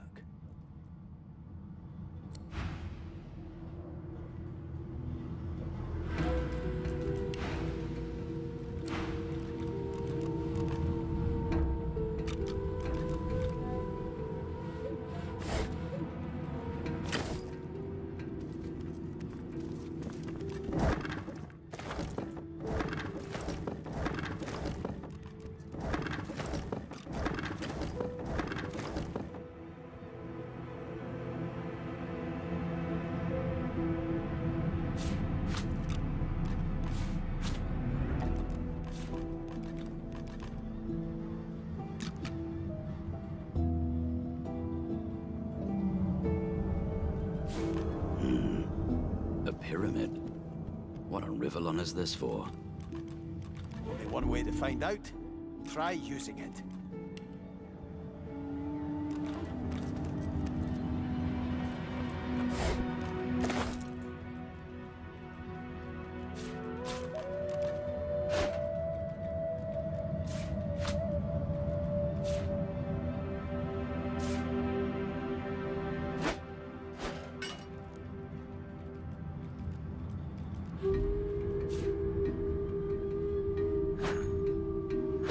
Rubbish.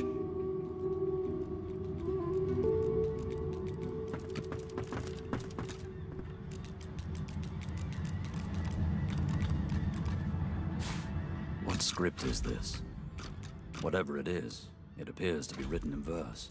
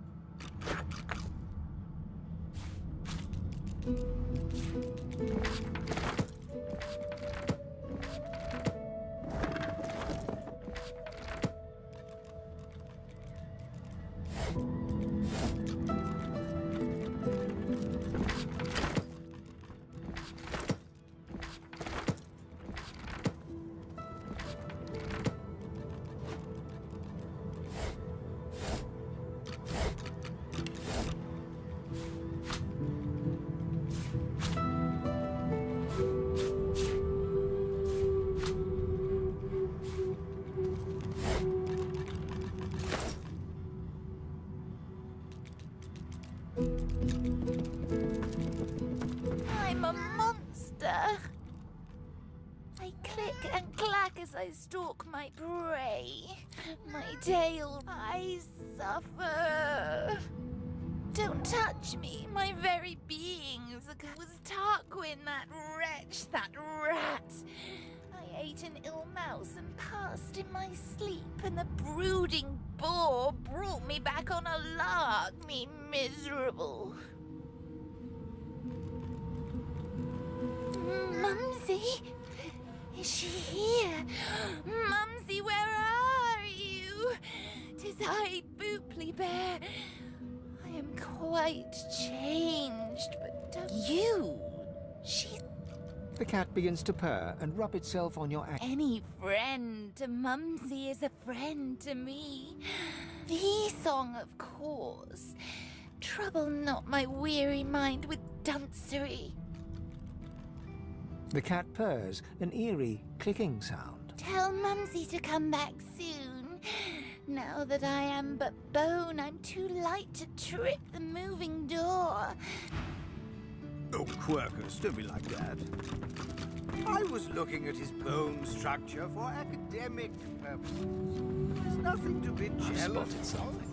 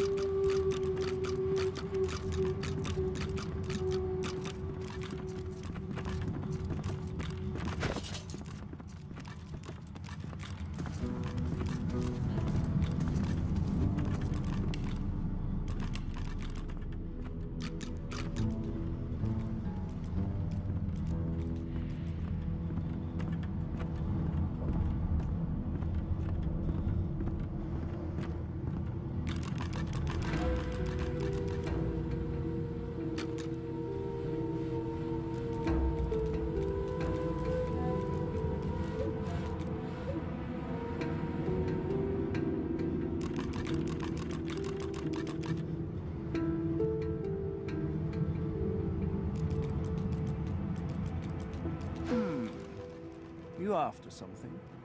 Looking to interrogate me again, perhaps?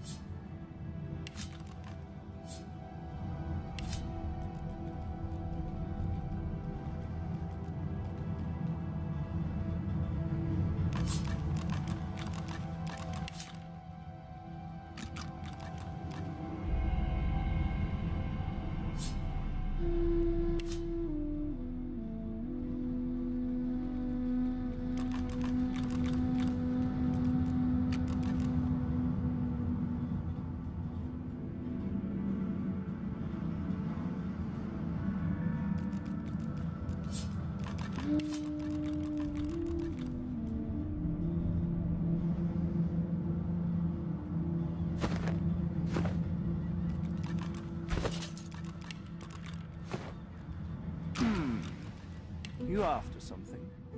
Looking to interrogate me again, perhaps?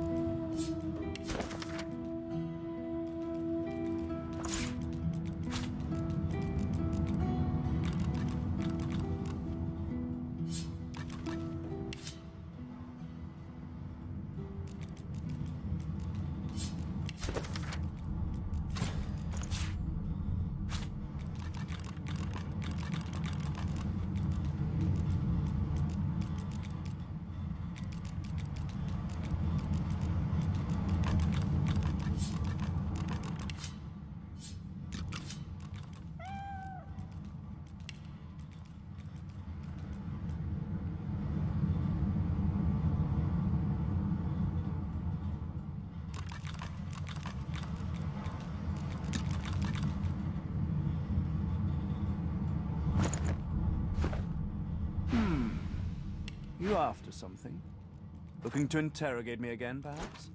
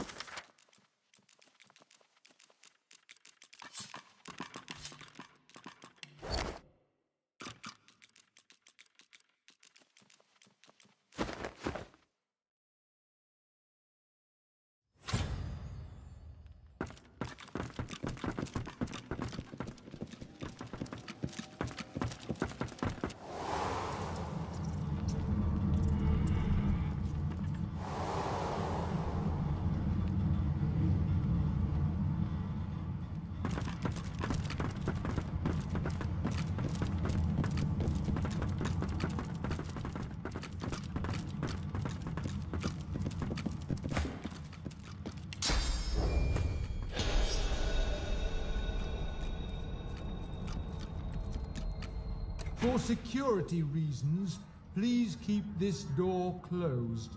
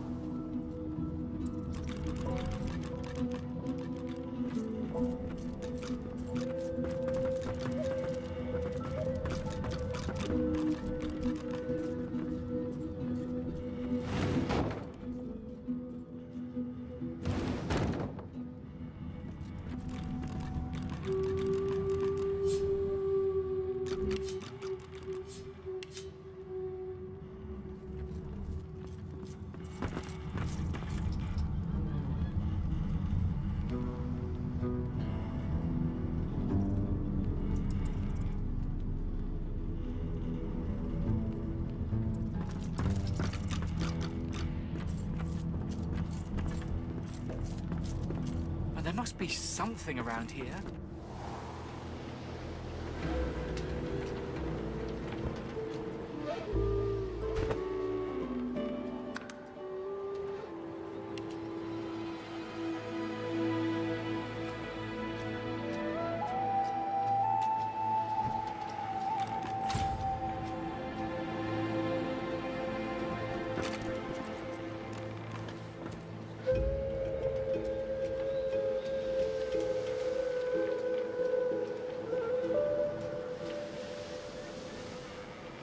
Sendelius, hear my prayer.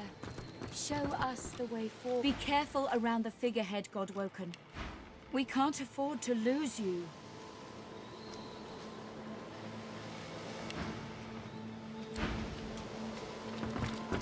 The figurehead continues its vigil over the seas. The detail is remarkable. It looks like it could turn around and incinerate you. There's an odd mark on the side of the figurehead. Battle damage? The deck beneath you groans and trembles, like the ship itself is awaking from a slumber. A deep sigh emerges, unmistakably the sound of a living being.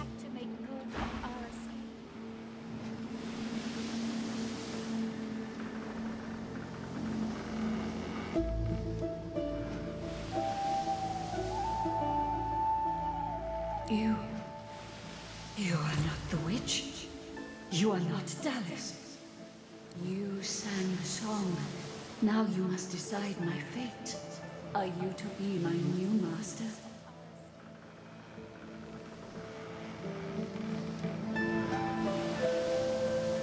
Ask. I am here to serve in all ways. The creaking of the ship eases into a contemplative silence. Once, I was an elf. I passed away and was reborn as an ancestor tree. in a beautiful forest surrounded by kin of both flesh and root. That time has passed. I saw that forest reduced to a dead place. Then I was taken away. My memories were lost, like the leaves from my branches. The sails overhead billow outwards suddenly. The sun is blocked, momentarily casting the dragon figurehead into shadow.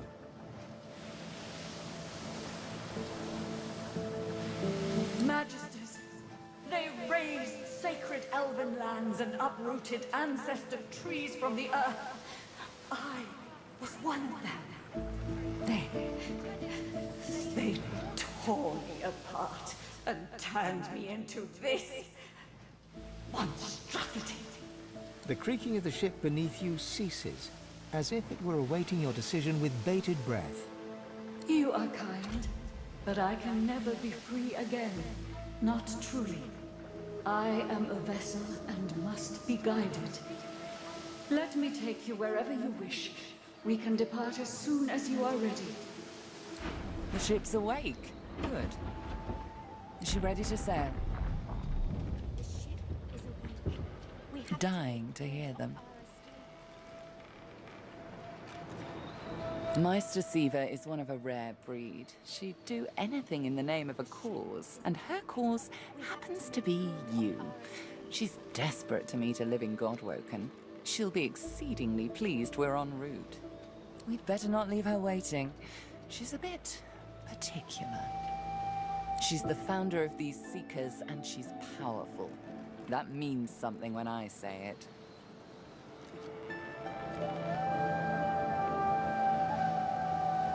Your kind can reach astounding heights.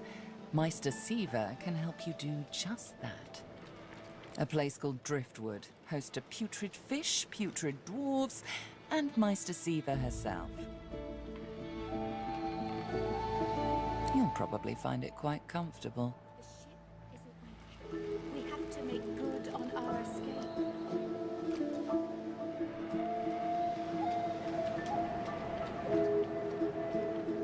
There is no time to spare.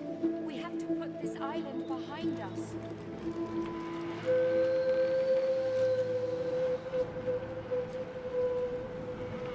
There is no time to spare.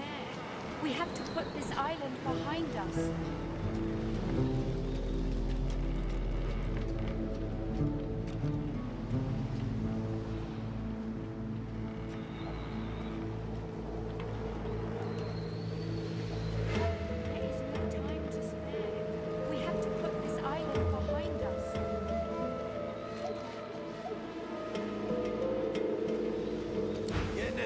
Come hell or high water. There is no time to spare.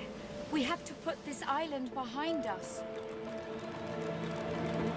Well, what have we here? A slow, toothless smile stretches across her face. To Driftwood, then. If you must. Our sacred ancestor trees, turned into the slaves of warmongers. Tick-tock, God. It most certainly is. Forward. With the sun on their backs and the wind in their sails, the Godwoken watched Fort Joy shrink behind them.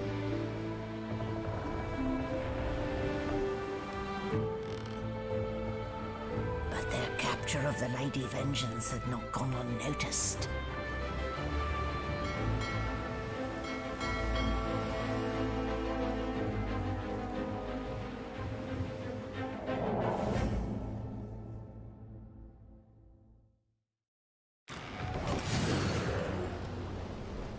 I respect your mettle, sorcerers. You steal my ship, kill my bishop, and ally with demons. But you have no idea what you're really dealing with.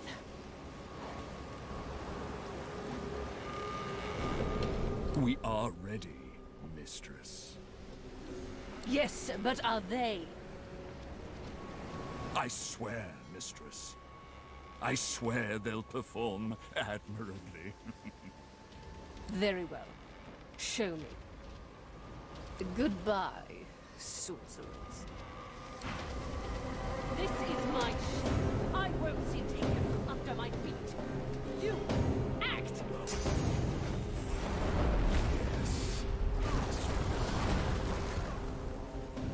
Oh, for the love of the void. Listen up. We can't win this one, but I can get us to safety. You'll need to buy me time. Show us what you can do, Godwoken. Godwoken? Parasites, rather.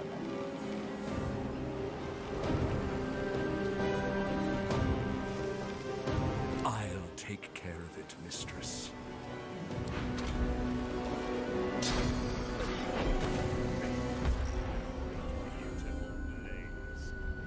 Stop that elf! Her sorcery must be silenced!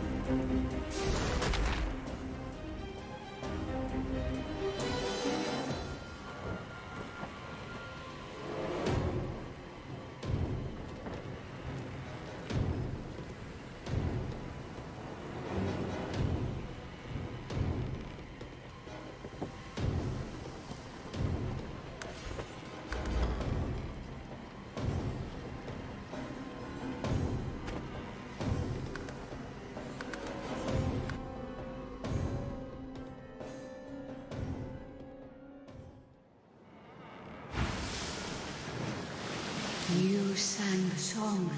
Now you must decide my fate. Ask. I am here to serve in all ways.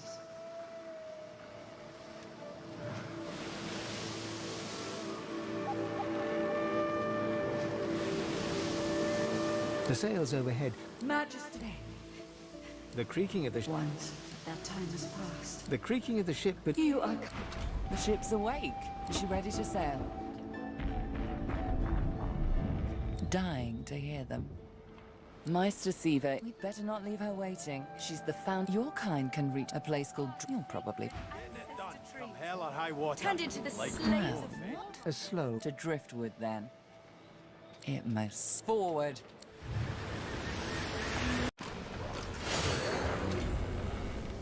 I respect you. We are... Yes, sir. I swear... They're good. This is my ship. I won't see it taken from under my feet. You act!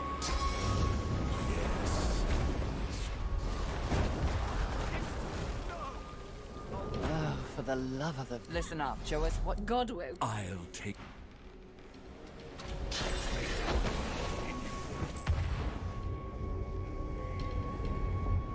Stop that elf!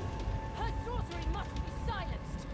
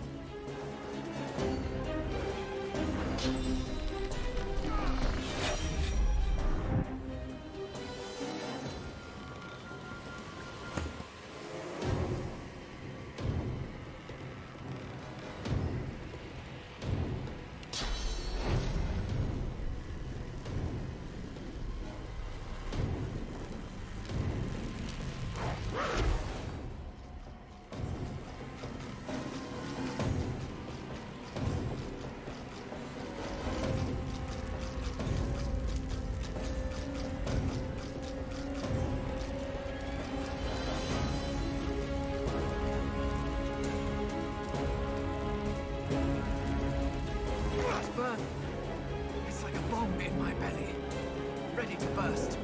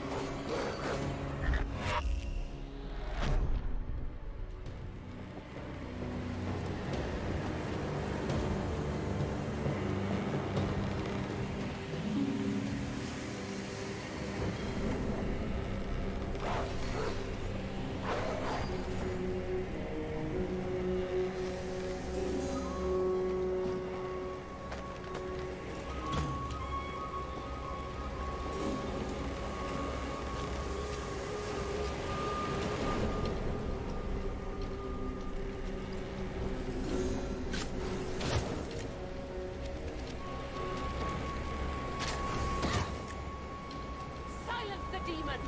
She must be stopped! Oh, come on. I need more time.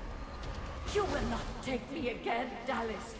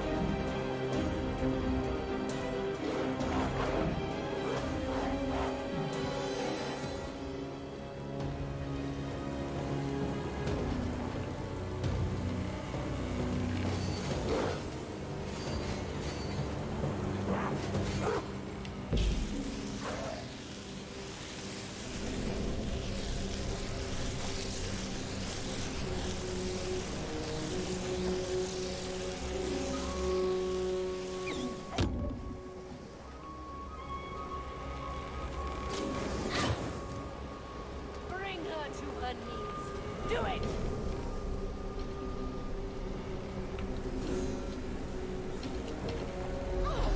I need more time. You will not take me again.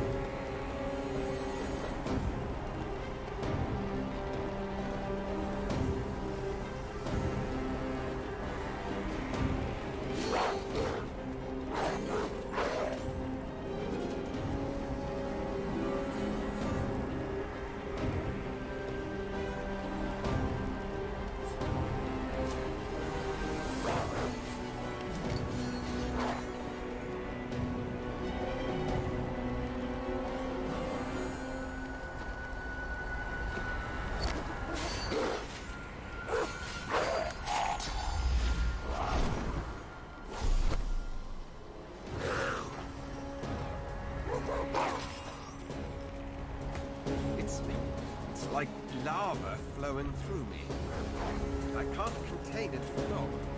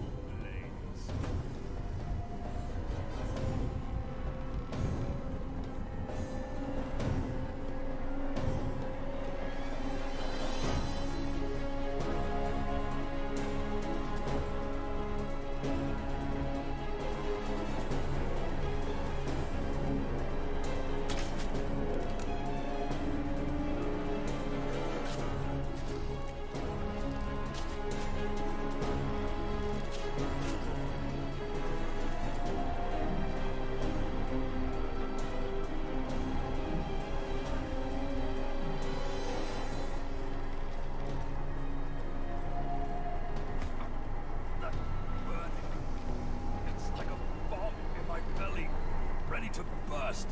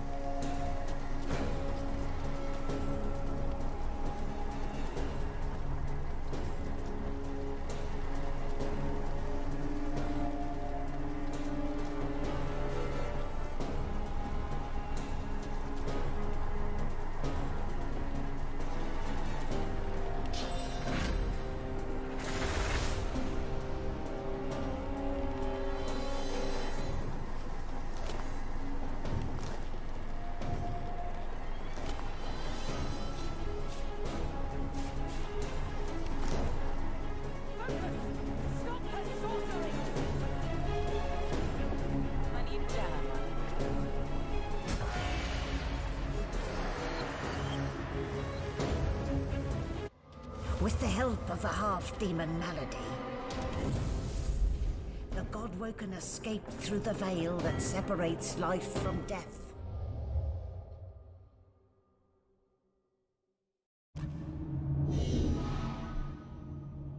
The air here has a familiar smell, like the place you grew up. Old memories begin to well within you, but the sweet sour smell of decay suddenly punctures them. A faint creaking sounds in the distance.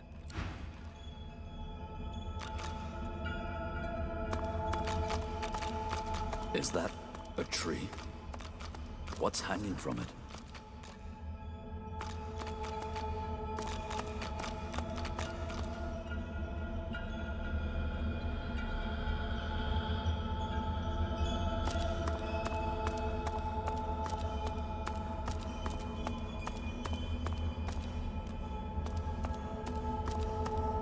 Must be a way across.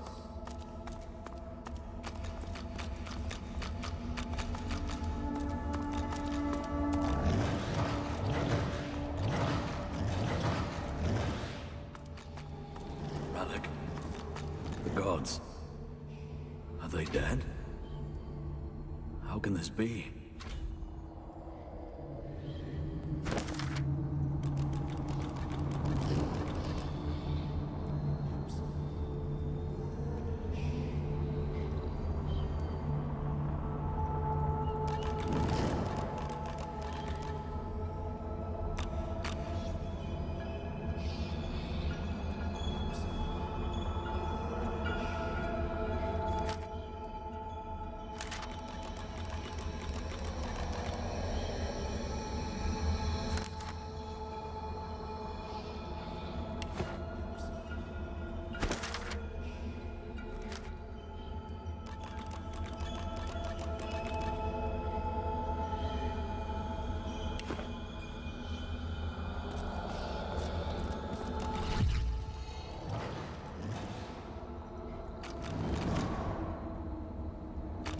hangs limp from the tree, cursed branches constricting him, snake-like from foot to shoulders. His helmeted head hangs slack at his side, but a barely audible wheeze Ifan, hurry! Ever-tightening cursed branches constrict the great dwarven god Duna. His eyelids Amadia hangs before you, her face cut and bruised, her chest barely moving. You think you see a tear run down her cheek. You lean in. That's no tear. It's sauce. The shimmering liquid is seeping from her wounds and dripping to the ground below her. Before you hangs a great ethereal orc, his face twisted in a knot of pain as cursed tendrils constrict him. A small, stout imp winces under the countless cursed threads that bind her. Tight coils wrap Tir Sendelius from head to foot. His still face is set to a glowering sneer. Cursed tendrils tighten around Zorstissa. Her lips are moving, but no words seem able to escape her lips.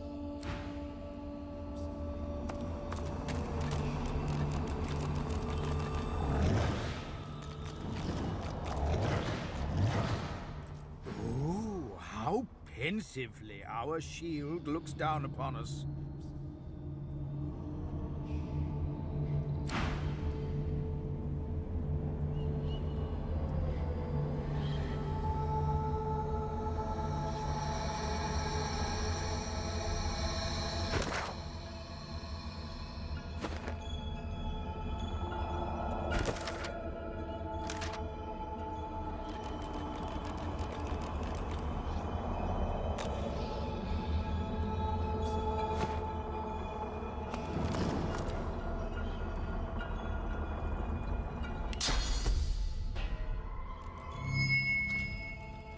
As the cursed branches slither away from Rallick, he raises his head. Green eyes glint with sudden fire from behind his helmet. Are we the first? The others, do they hang still upon the tree? He strains at the ethereal ropes that bind him, resisting their grip. You must make haste. I am bound, but not defeated. Not yet. This is not the work of fate. It is the work of the void. It will come for our people. It will destroy us all. You are my chosen. Now you must become the champion of our kind. The champion of humanity. I have survived our enemies. You must do more than that. You have already unleashed some of the powers locked within you. But there is a great well of possibilities still untapped. You cannot stop until you ascend to the highest heights of your power. You cannot stop until you become divine. He opens his mouth to respond, but stops and tilts his head, listening for something you cannot detect. I hear the void. I hear it calling. I hear it laughing. Rallick's face twists in fear. He opens his mouth as if to scream, but white-hot cold pierces your heart like a blade. You are frozen to the spot.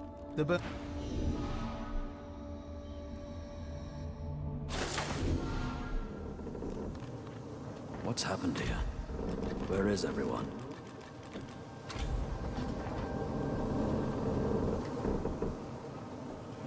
Well, at least they... I'm not sure, Quercus. I rather liked the tree. The same troubled look is visible on each face. You've seen the gods beaten and defiled, strung up as a warning.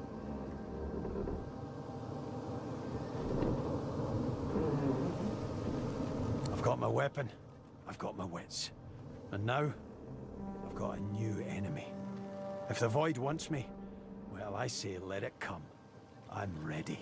The gods are dead. Long live the Godwoken. If the Seven should indeed come to nothing, I'll be ready to take their place. I had dreams of what I should say if I saw the Seven Lords once more. But that was a nightmare.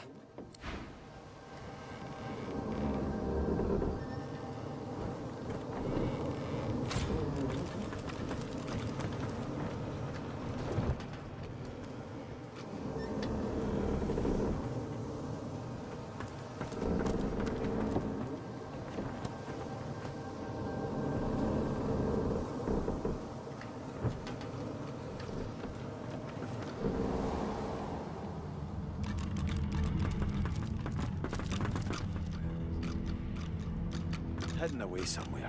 Safe from the storm, I hope.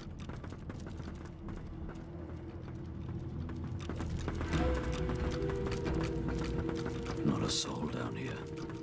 Just stillness.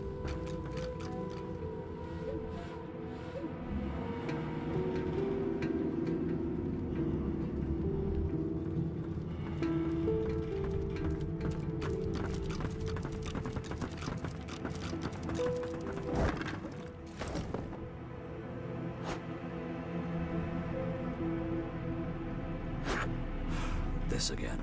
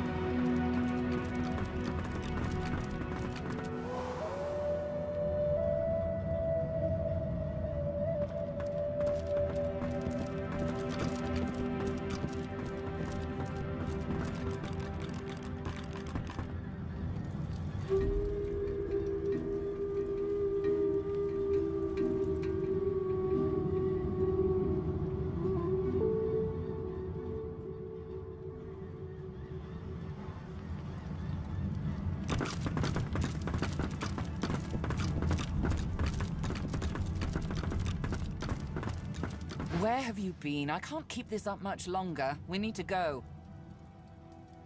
There's no time. I can't hold us here. Brace yourself. This might hurt a lot.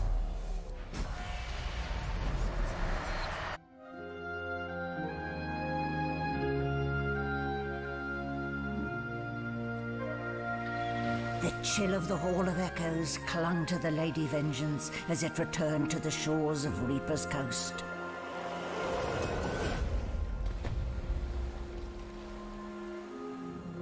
The Godwoken were alive, but what of the gods?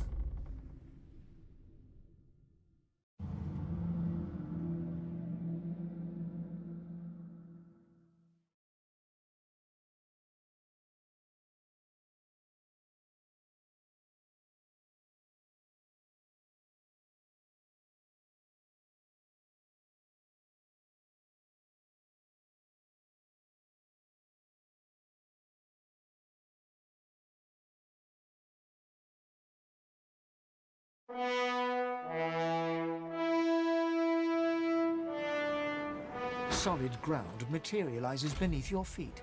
Your weight falls back into your body all at once, and bright sunlight stings your eyes. As your eyes adjust, you realize you're still aboard the Lady Vengeance.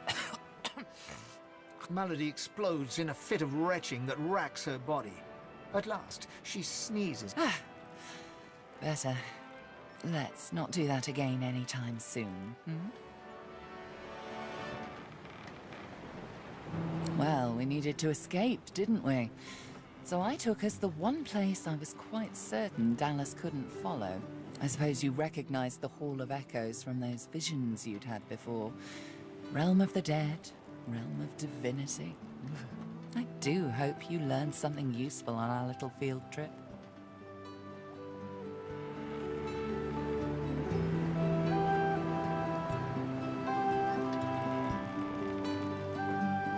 Even I know when to pay attention to the gods. Tell me what you saw. Oh. One, spooky magic. Two, only half a demon, actually. My mother was a bitter elf named Loda. Three, just a bit of leftover effluvia from the spell. Four, more than I can count. Five, something too horrible to mention by the light of day.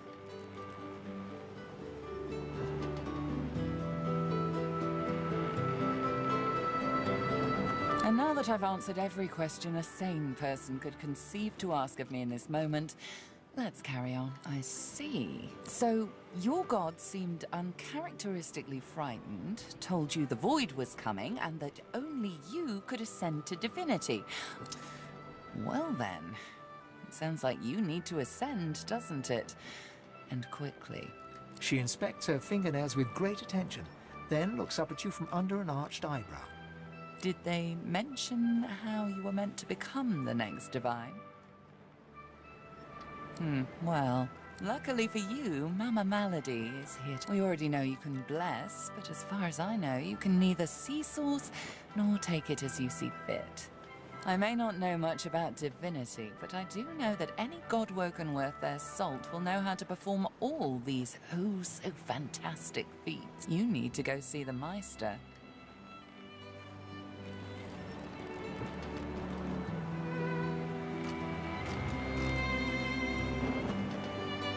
As have I, but not in the ways a true god-woken can. Forget those ghastly little jars and wands. You ought to be able to see and speak to the spirits that wander our realm. And you ought to be able to extract the source they leave behind, too. All this just by your little old... When you're done, you'll be able to amass and unleash quantities of source so great that Lucian himself would blush. I quite look forward to seeing it. Oh, she's got one of those things in Driftwood. You know, the building where people go and they do things inside of it?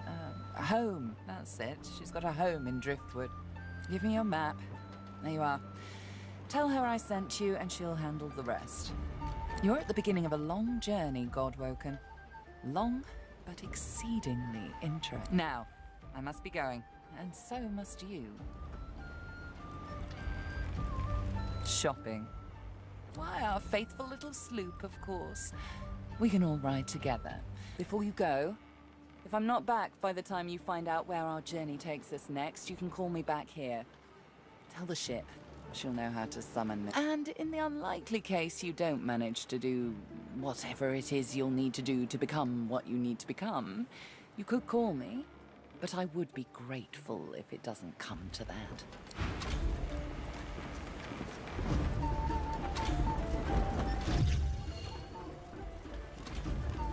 Damn it, is nowhere safe. Red-robed lunatics at sea, those void-woken seedlings in the swamp. It all points to the Great Acorn. It's coming, Quercus! What if it's too late, What if the Knights of Dre are too far ahead in their plans? At least here, our shield's ignorance can be forgiven, Quercus. The Knights of Dre do not... You know their order, my friend. Mystic Squirrel Knights, sworn to the Great Acorn, trying to bring about its return. The squirrel absent-mindedly runs a paw over Quercus's spine. They plan to inherit the everlasting forest once the acorn drops. And I don't know. I am trying, of course. But how does one battle a power like the Great Acorn? The Knights of Dre are a dangerous, or lunatics. A single-minded devotion to bringing about the end of the world. Together, Quercus, we can develop some magic to save us from the Great Acorn, if our shield can keep us alive. Yes, it has done an admirable job so far. It certainly... But does it understand that we could be wiped out at any moment? Does it understand the risk? Trust. Well, yes, of course I trust you, Quercus. You're different. But... perhaps... The squirrel reaches out and touches your ankle, sending a hot flush rippling through your body. Your mind's eye see... Now, listen carefully, shield. If the shield can hold up its end of the bargain, we might just have a chance to complete our research.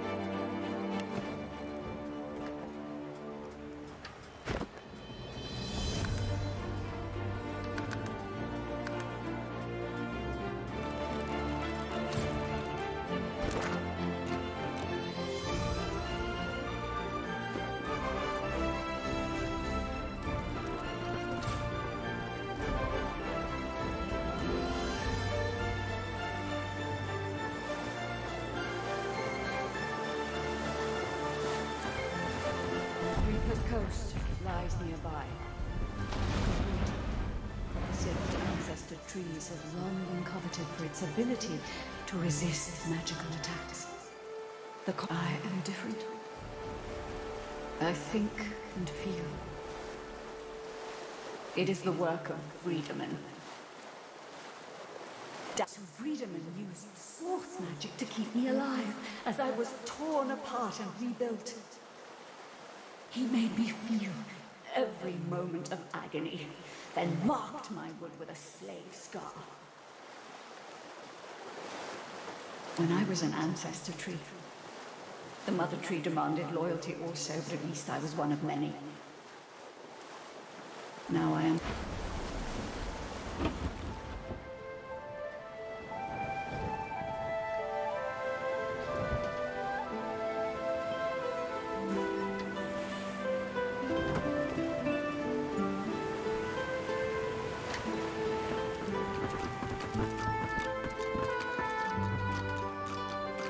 Not much of a landlubber, but sometimes I get no choice in the matter.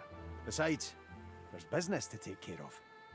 Malady said this Meister lady's the key, so we follow her lead. Beast pauses for a moment to consider whether he's forgotten anything important. I'd also appreciate it if we dealt with this Lohar fella. He's the key to unlocking this mess Justinia's made. So, there's some things you ought to know about me. I'm sort of... kinda royalty. I mean, I never wore a crown. Not with diamonds in it, anyway. I once stuck a wreath on my head and... Oh, sorry. I need to stop with that whole tangent. Anywho, let's just get it out there. I'm a bastard. The literal kind. And the other kind. The royals weren't all great with me, and I weren't too great with them. To make an overlong story over short, I started the rebellion and got caught and exiled to an island prison. Like Fort Joy, but 10 times worse. I would have died there too, if one of Justinia's ships hadn't sailed so close. So, I kinda took it, and off I went. Cool, right? And then I came upon the Victory. Nice ship. The royal sailors walked the plank as well as you could hope for.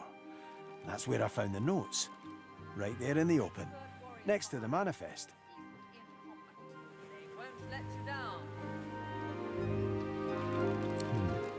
Let's see how quick I can be. Queen Justinia's ordered some dwarf named Lohar to ambush a ship called the Peacemaker and take its cargo. Whatever's on it, she's using it against the rebels. She calls it Operation Downfall. Pretty ominous, eh? So, yeah, hoping to find this Lohar fellow and stop the Operation Downfall thing. And there you have it. Tangent-free. Mostly. Well, not mostly. A little. Okay, not at all. I don't know. I've never been one for worshipping. I always figured if Duna really existed, he'd show himself.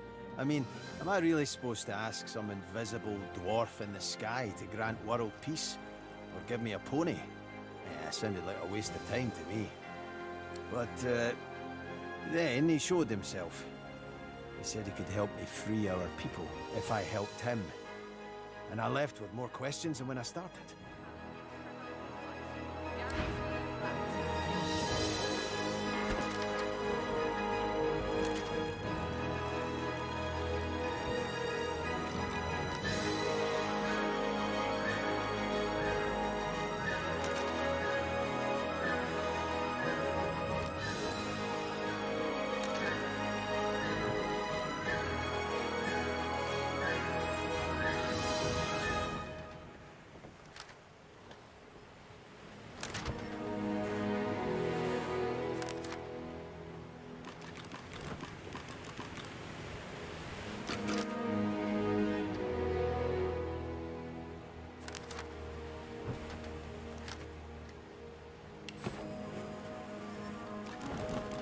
She's something, all right.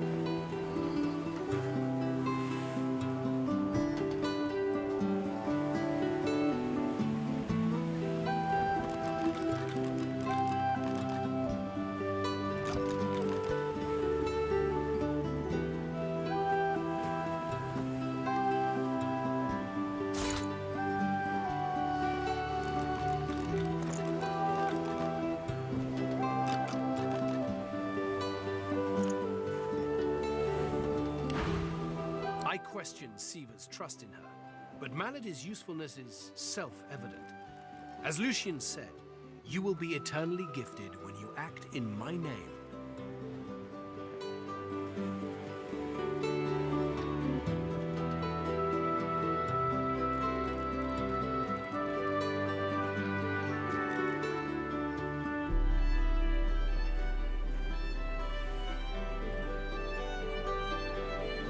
Paradise awaits, my friend.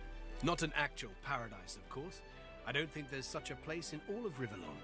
Paradise Downs. My parents still sow the soil there. I miss it. I miss them. They've been forever understanding of my duty. I expect Malady has an answer to that. It seems she's got it all in hand. You are either naive or ignorant, Godwoken. Lucian overcame the demon of lies to become our... Gareth relaxes. Inhale, exhale. His voice dims. It's only human to question, but you must also find your way back. Not just for you, but for everyone that relies on you. In those moments of doubt, I remember not what Lucian said, but what he did. When the black ring rose up. Gareth's nostalgia lasts for just a moment longer. He composes himself, clears his throat, and waits for your next question.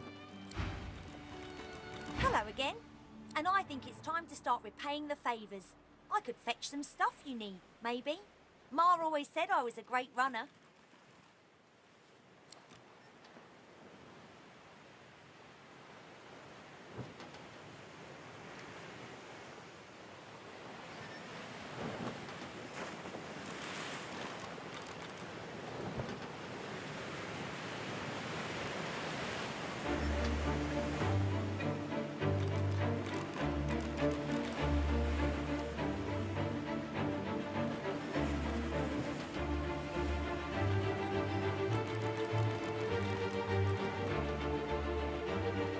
Sure thing. I'll start hunting that down right away. Don't wait up.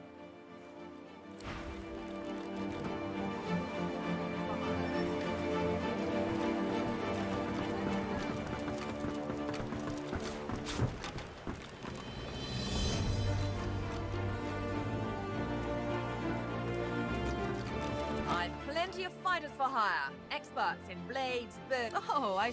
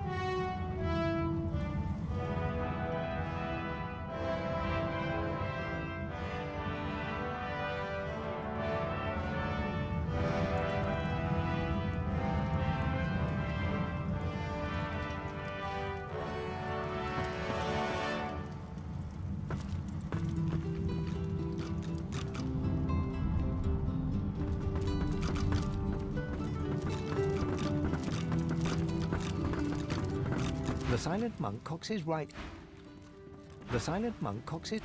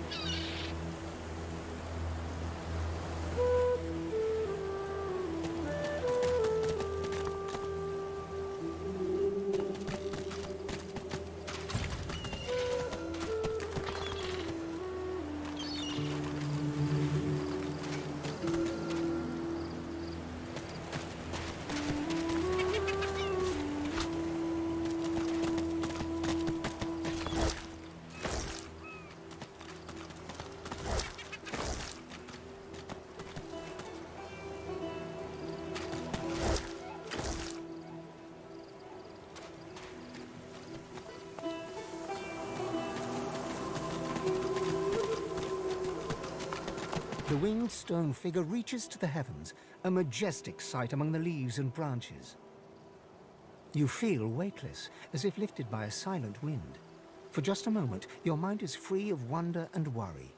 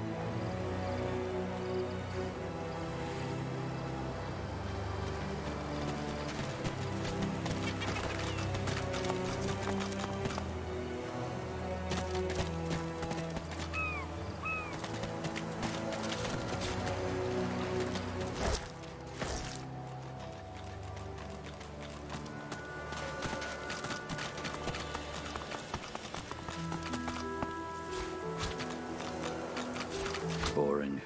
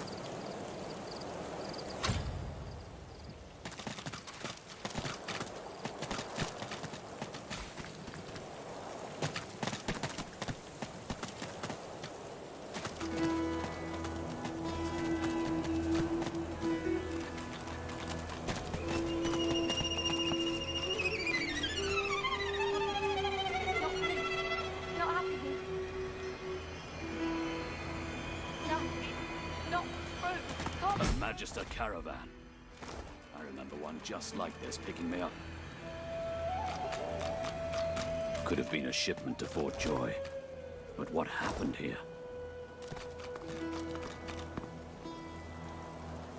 No. Good find. No.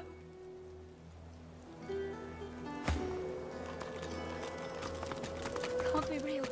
Not real. Not happening.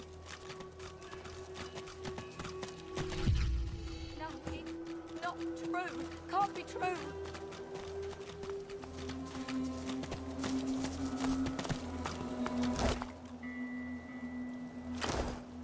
No, no, no!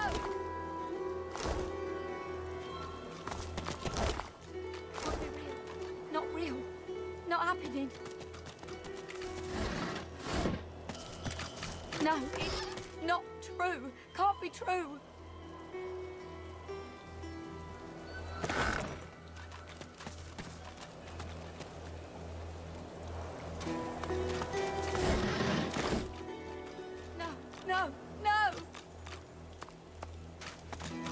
As driftwood salt, the dwarf flinches at your approach, yet she holds a short, clean blade aloft. Her fierce stance can't hide the trembling of her fingers. Back! Get back! I'll kill you, just like the rest of them. Shh, lass. I know you're all a fright. In times like these, I don't blame you. But I ain't out to hurt you. Now, why don't you take a few breaths and tell me what happened? She slumps, all bravado draining from her. No. I've never seen anything like those beasts before. Are they gone? Voidwoken, you mean? Poor thing. No wonder you were scared. I'd be scared too. Those? Yes. Worst ones I've ever seen. Ripped through the Magisters. The dwarves. Dead. And the sorcerers. Gone. Her eyes stare vacantly into the distance, glassy as marbles. It's not cold, yet her shivering is relentless. I don't know. Oh, Duna's beard. Lohar. My boss, Lohar, will want to know what happened to them, but I can't remember. Lohar, eh? Where will I find this boss of yours?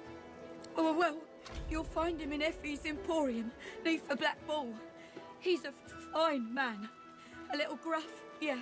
But he's the only one in Driftwood wanting to help and not hurt.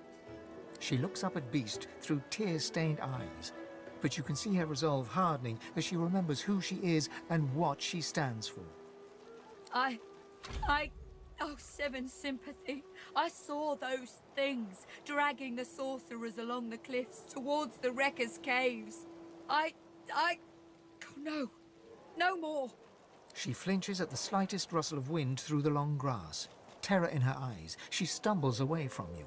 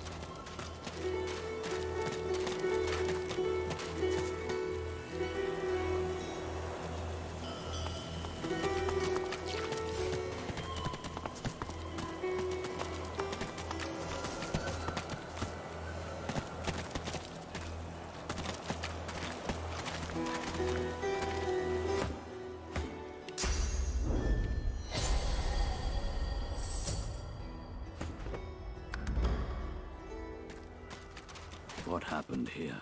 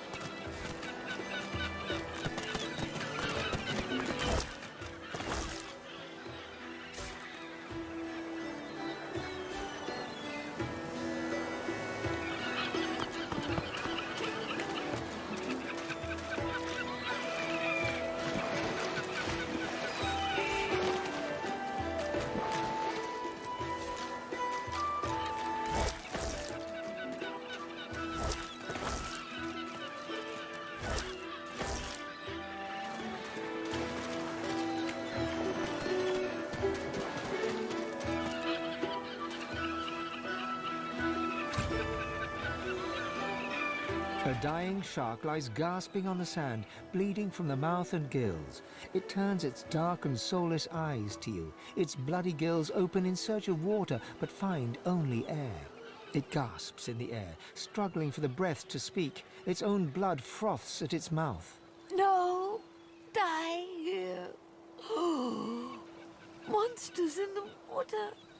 Monsters in the deep. Monsters bigger. More and more growing. It looks at you with its cold, flat eyes as if to say, do what you will. It looks at you with its...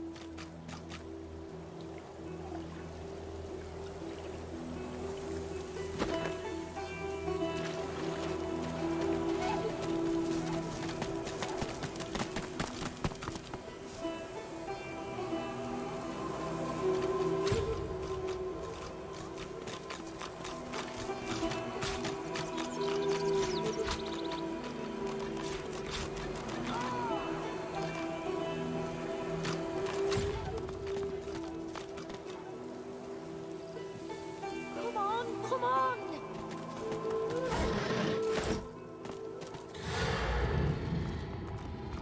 The little boy lobs a stone across the river. It makes a long arc before plunging into the water below.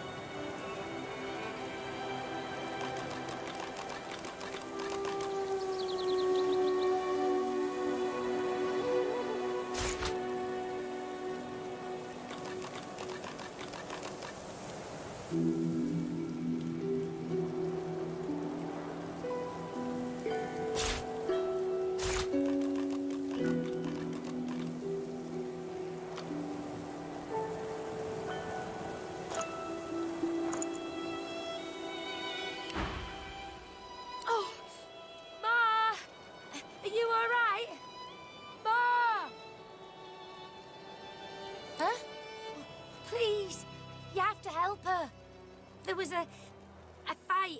Some dwarves attacked some magisters, and there were sorcerers too. And then the bugs came, those void things. They killed everyone. And my mom got on to chase her, and she went across the bridge, and then she raised the bridge, and she told me to run, and now she's stuck over there with them. I'm not trying to stop them, just distract them. When they finish whatever they're eating over there, I don't want them to start looking for Ma. She's in our house, but I bet that won't keep them out. You will? Maybe you can cross the river then. Ma lifted the bridge, but there's got to be another way, right? Yeah. You'll make one, and I'll... His gaze shoots to the ground. He grabs a small flat pebble and chucks it across the river.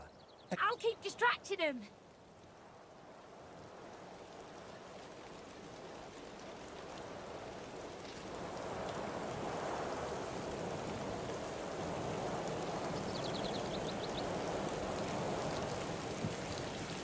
No way! Ma didn't leave me. He performs a divine order salute. Now go out, Ma!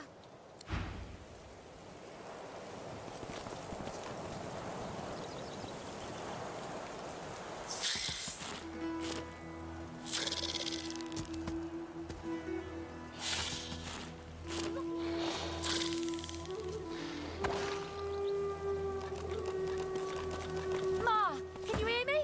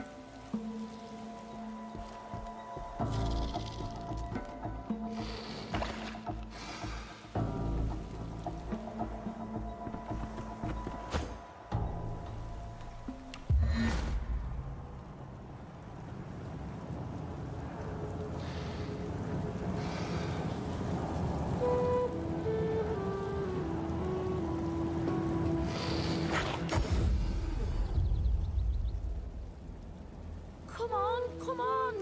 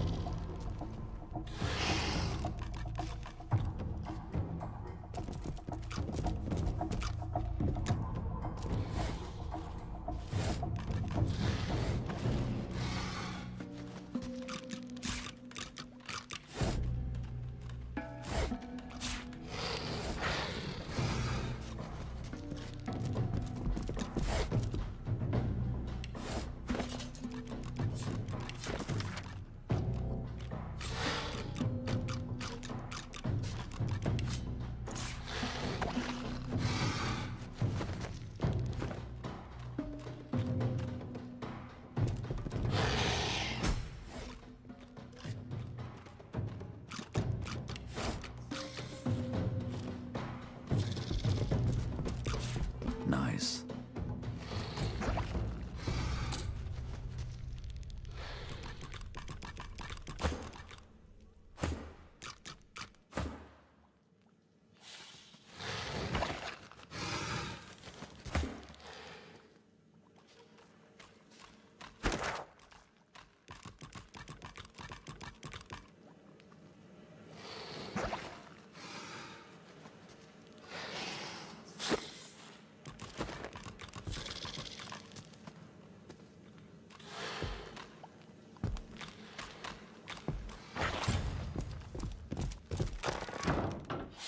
And who are you? Oh, never mind, no time. Hurry on in and gear up. There's a void woken right out the front door.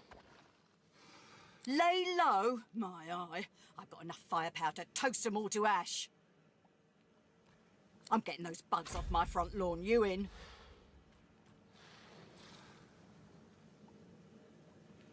By the 7, that's what I'm talking about. I got all the fixings here for every kind of bomb, grenade, missile and shell you can imagine. Make what you want and then let...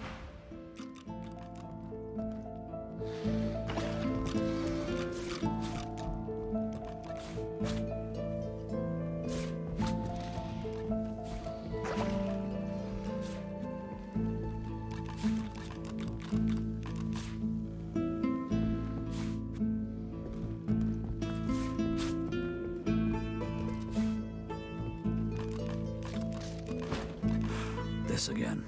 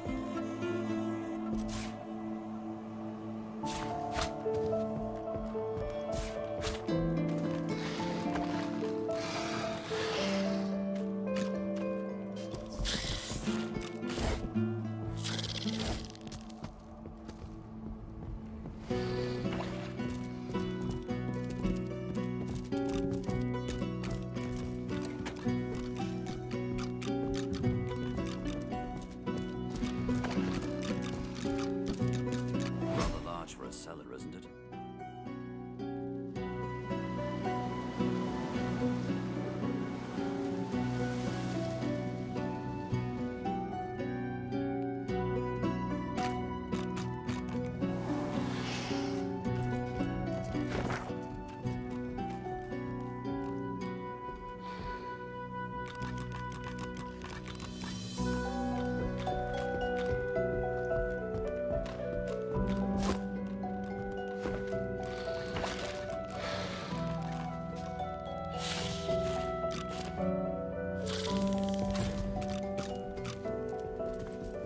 Got what you need? I'll bring up the rear. Let's get those...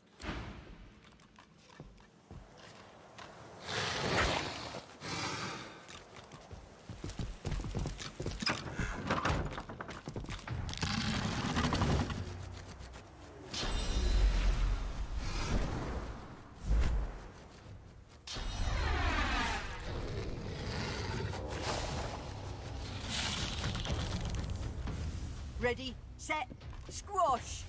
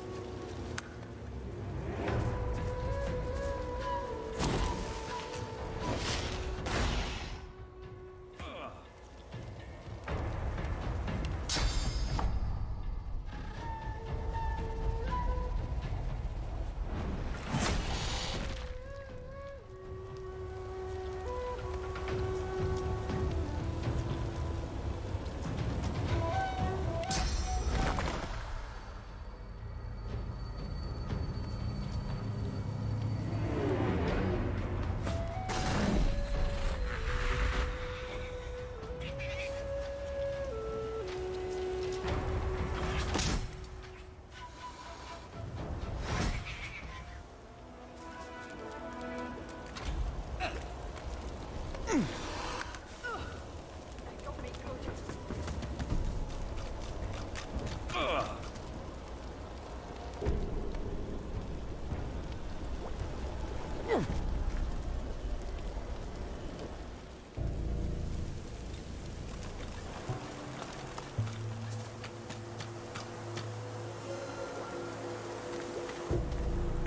thing, innit?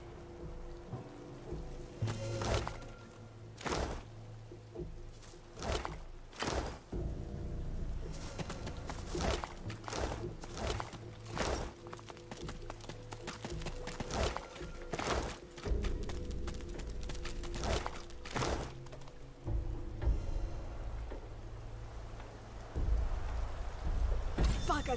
Mara flashes a massive horsey smile at you, then winces, her left arm hanging limply at her side.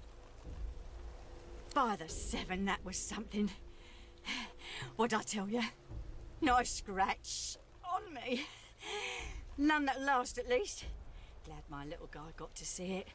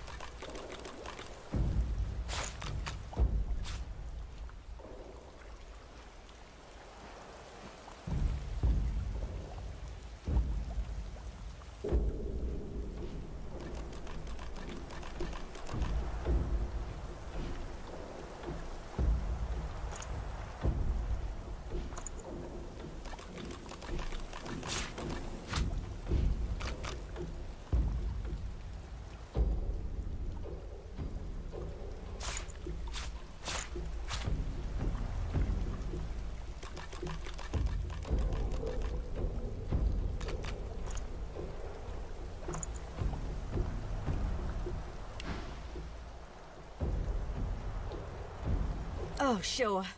Just a nasty bruise by the feel of it. May have to lay off blasting beasties for a day or two after. The fighters lament. Didn't catch your name, though. I'm Mari. Pleasure's mine. You all right?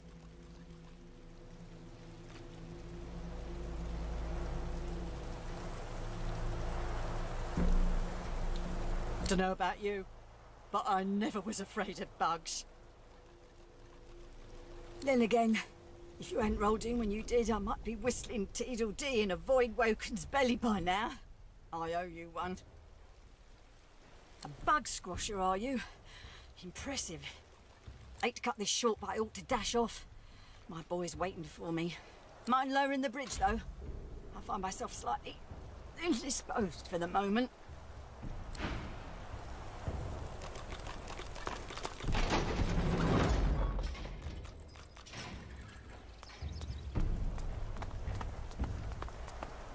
There you are, my good-looking lad. And how's my little spider monkey doing? Safe spider monkey? You mean dragon? Come here, you. Mother and son fall into a tight embrace. One tear rolls down Mari's nose, falls on the black stubble on Barin's head. She strokes the wet drop away, smiling. Mari seems oblivious to you. Her eyes are closed, her lips turned in a serene smile as she strokes Barin's head. My boy, my good boy. Hey, wait, one sec. Ma, look! Thank you so much for helping my Ma. All those Void-Woken. Sheesh, thank the gods everyone is okay. Thank the gods. Oh, thank the mum. And our friend here too.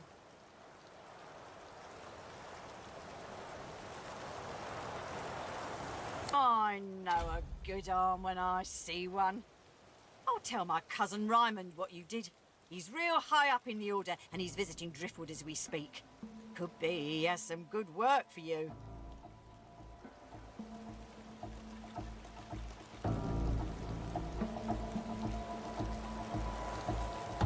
Reckon there's space for us in the Magister's barracks. Ryman ought not to turn down his own cousin.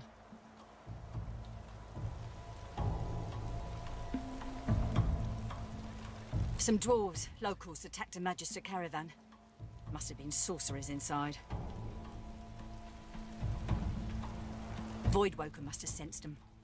Came in formation like a proper battalion. Never seen anything like it.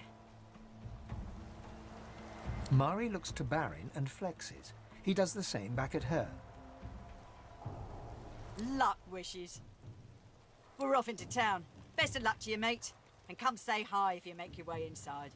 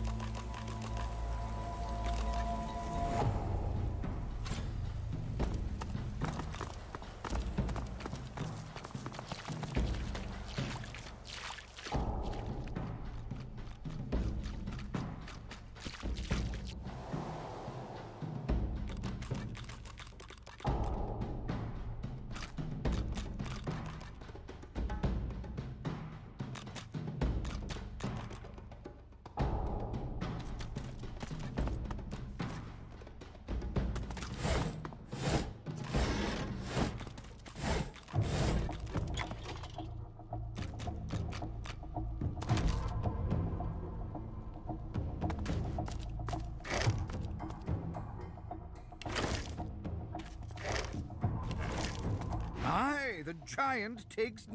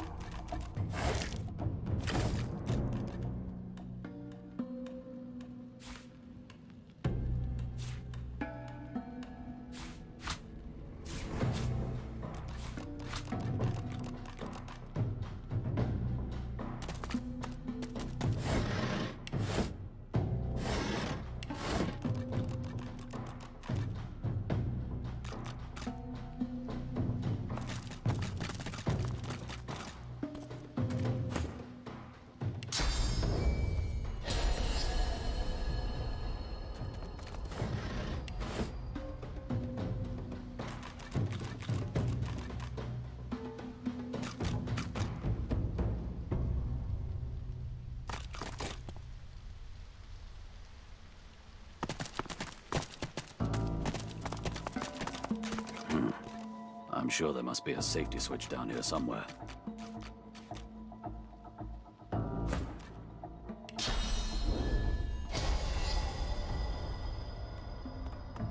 I've spotted something.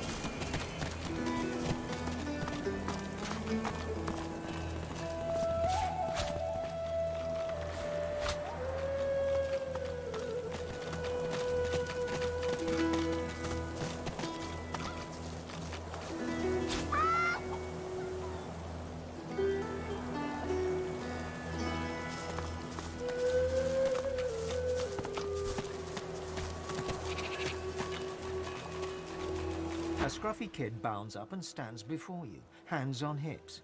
He stares at your face, doubt screwing up his features.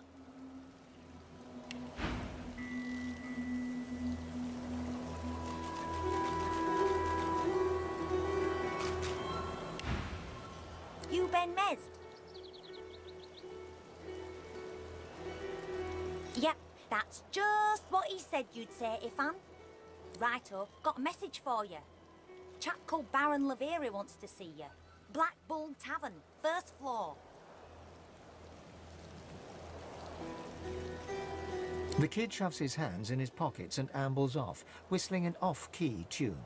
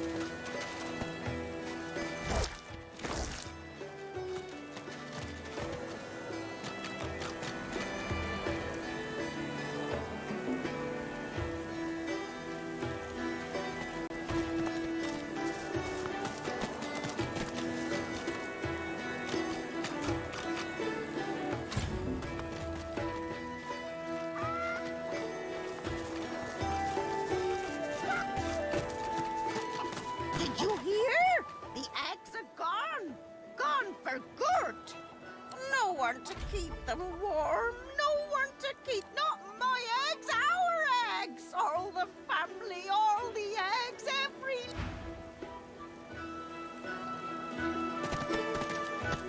Yes, yes, you look just the type. Egg thief, I found the culprit. Tell that to Big Marge, if you dare.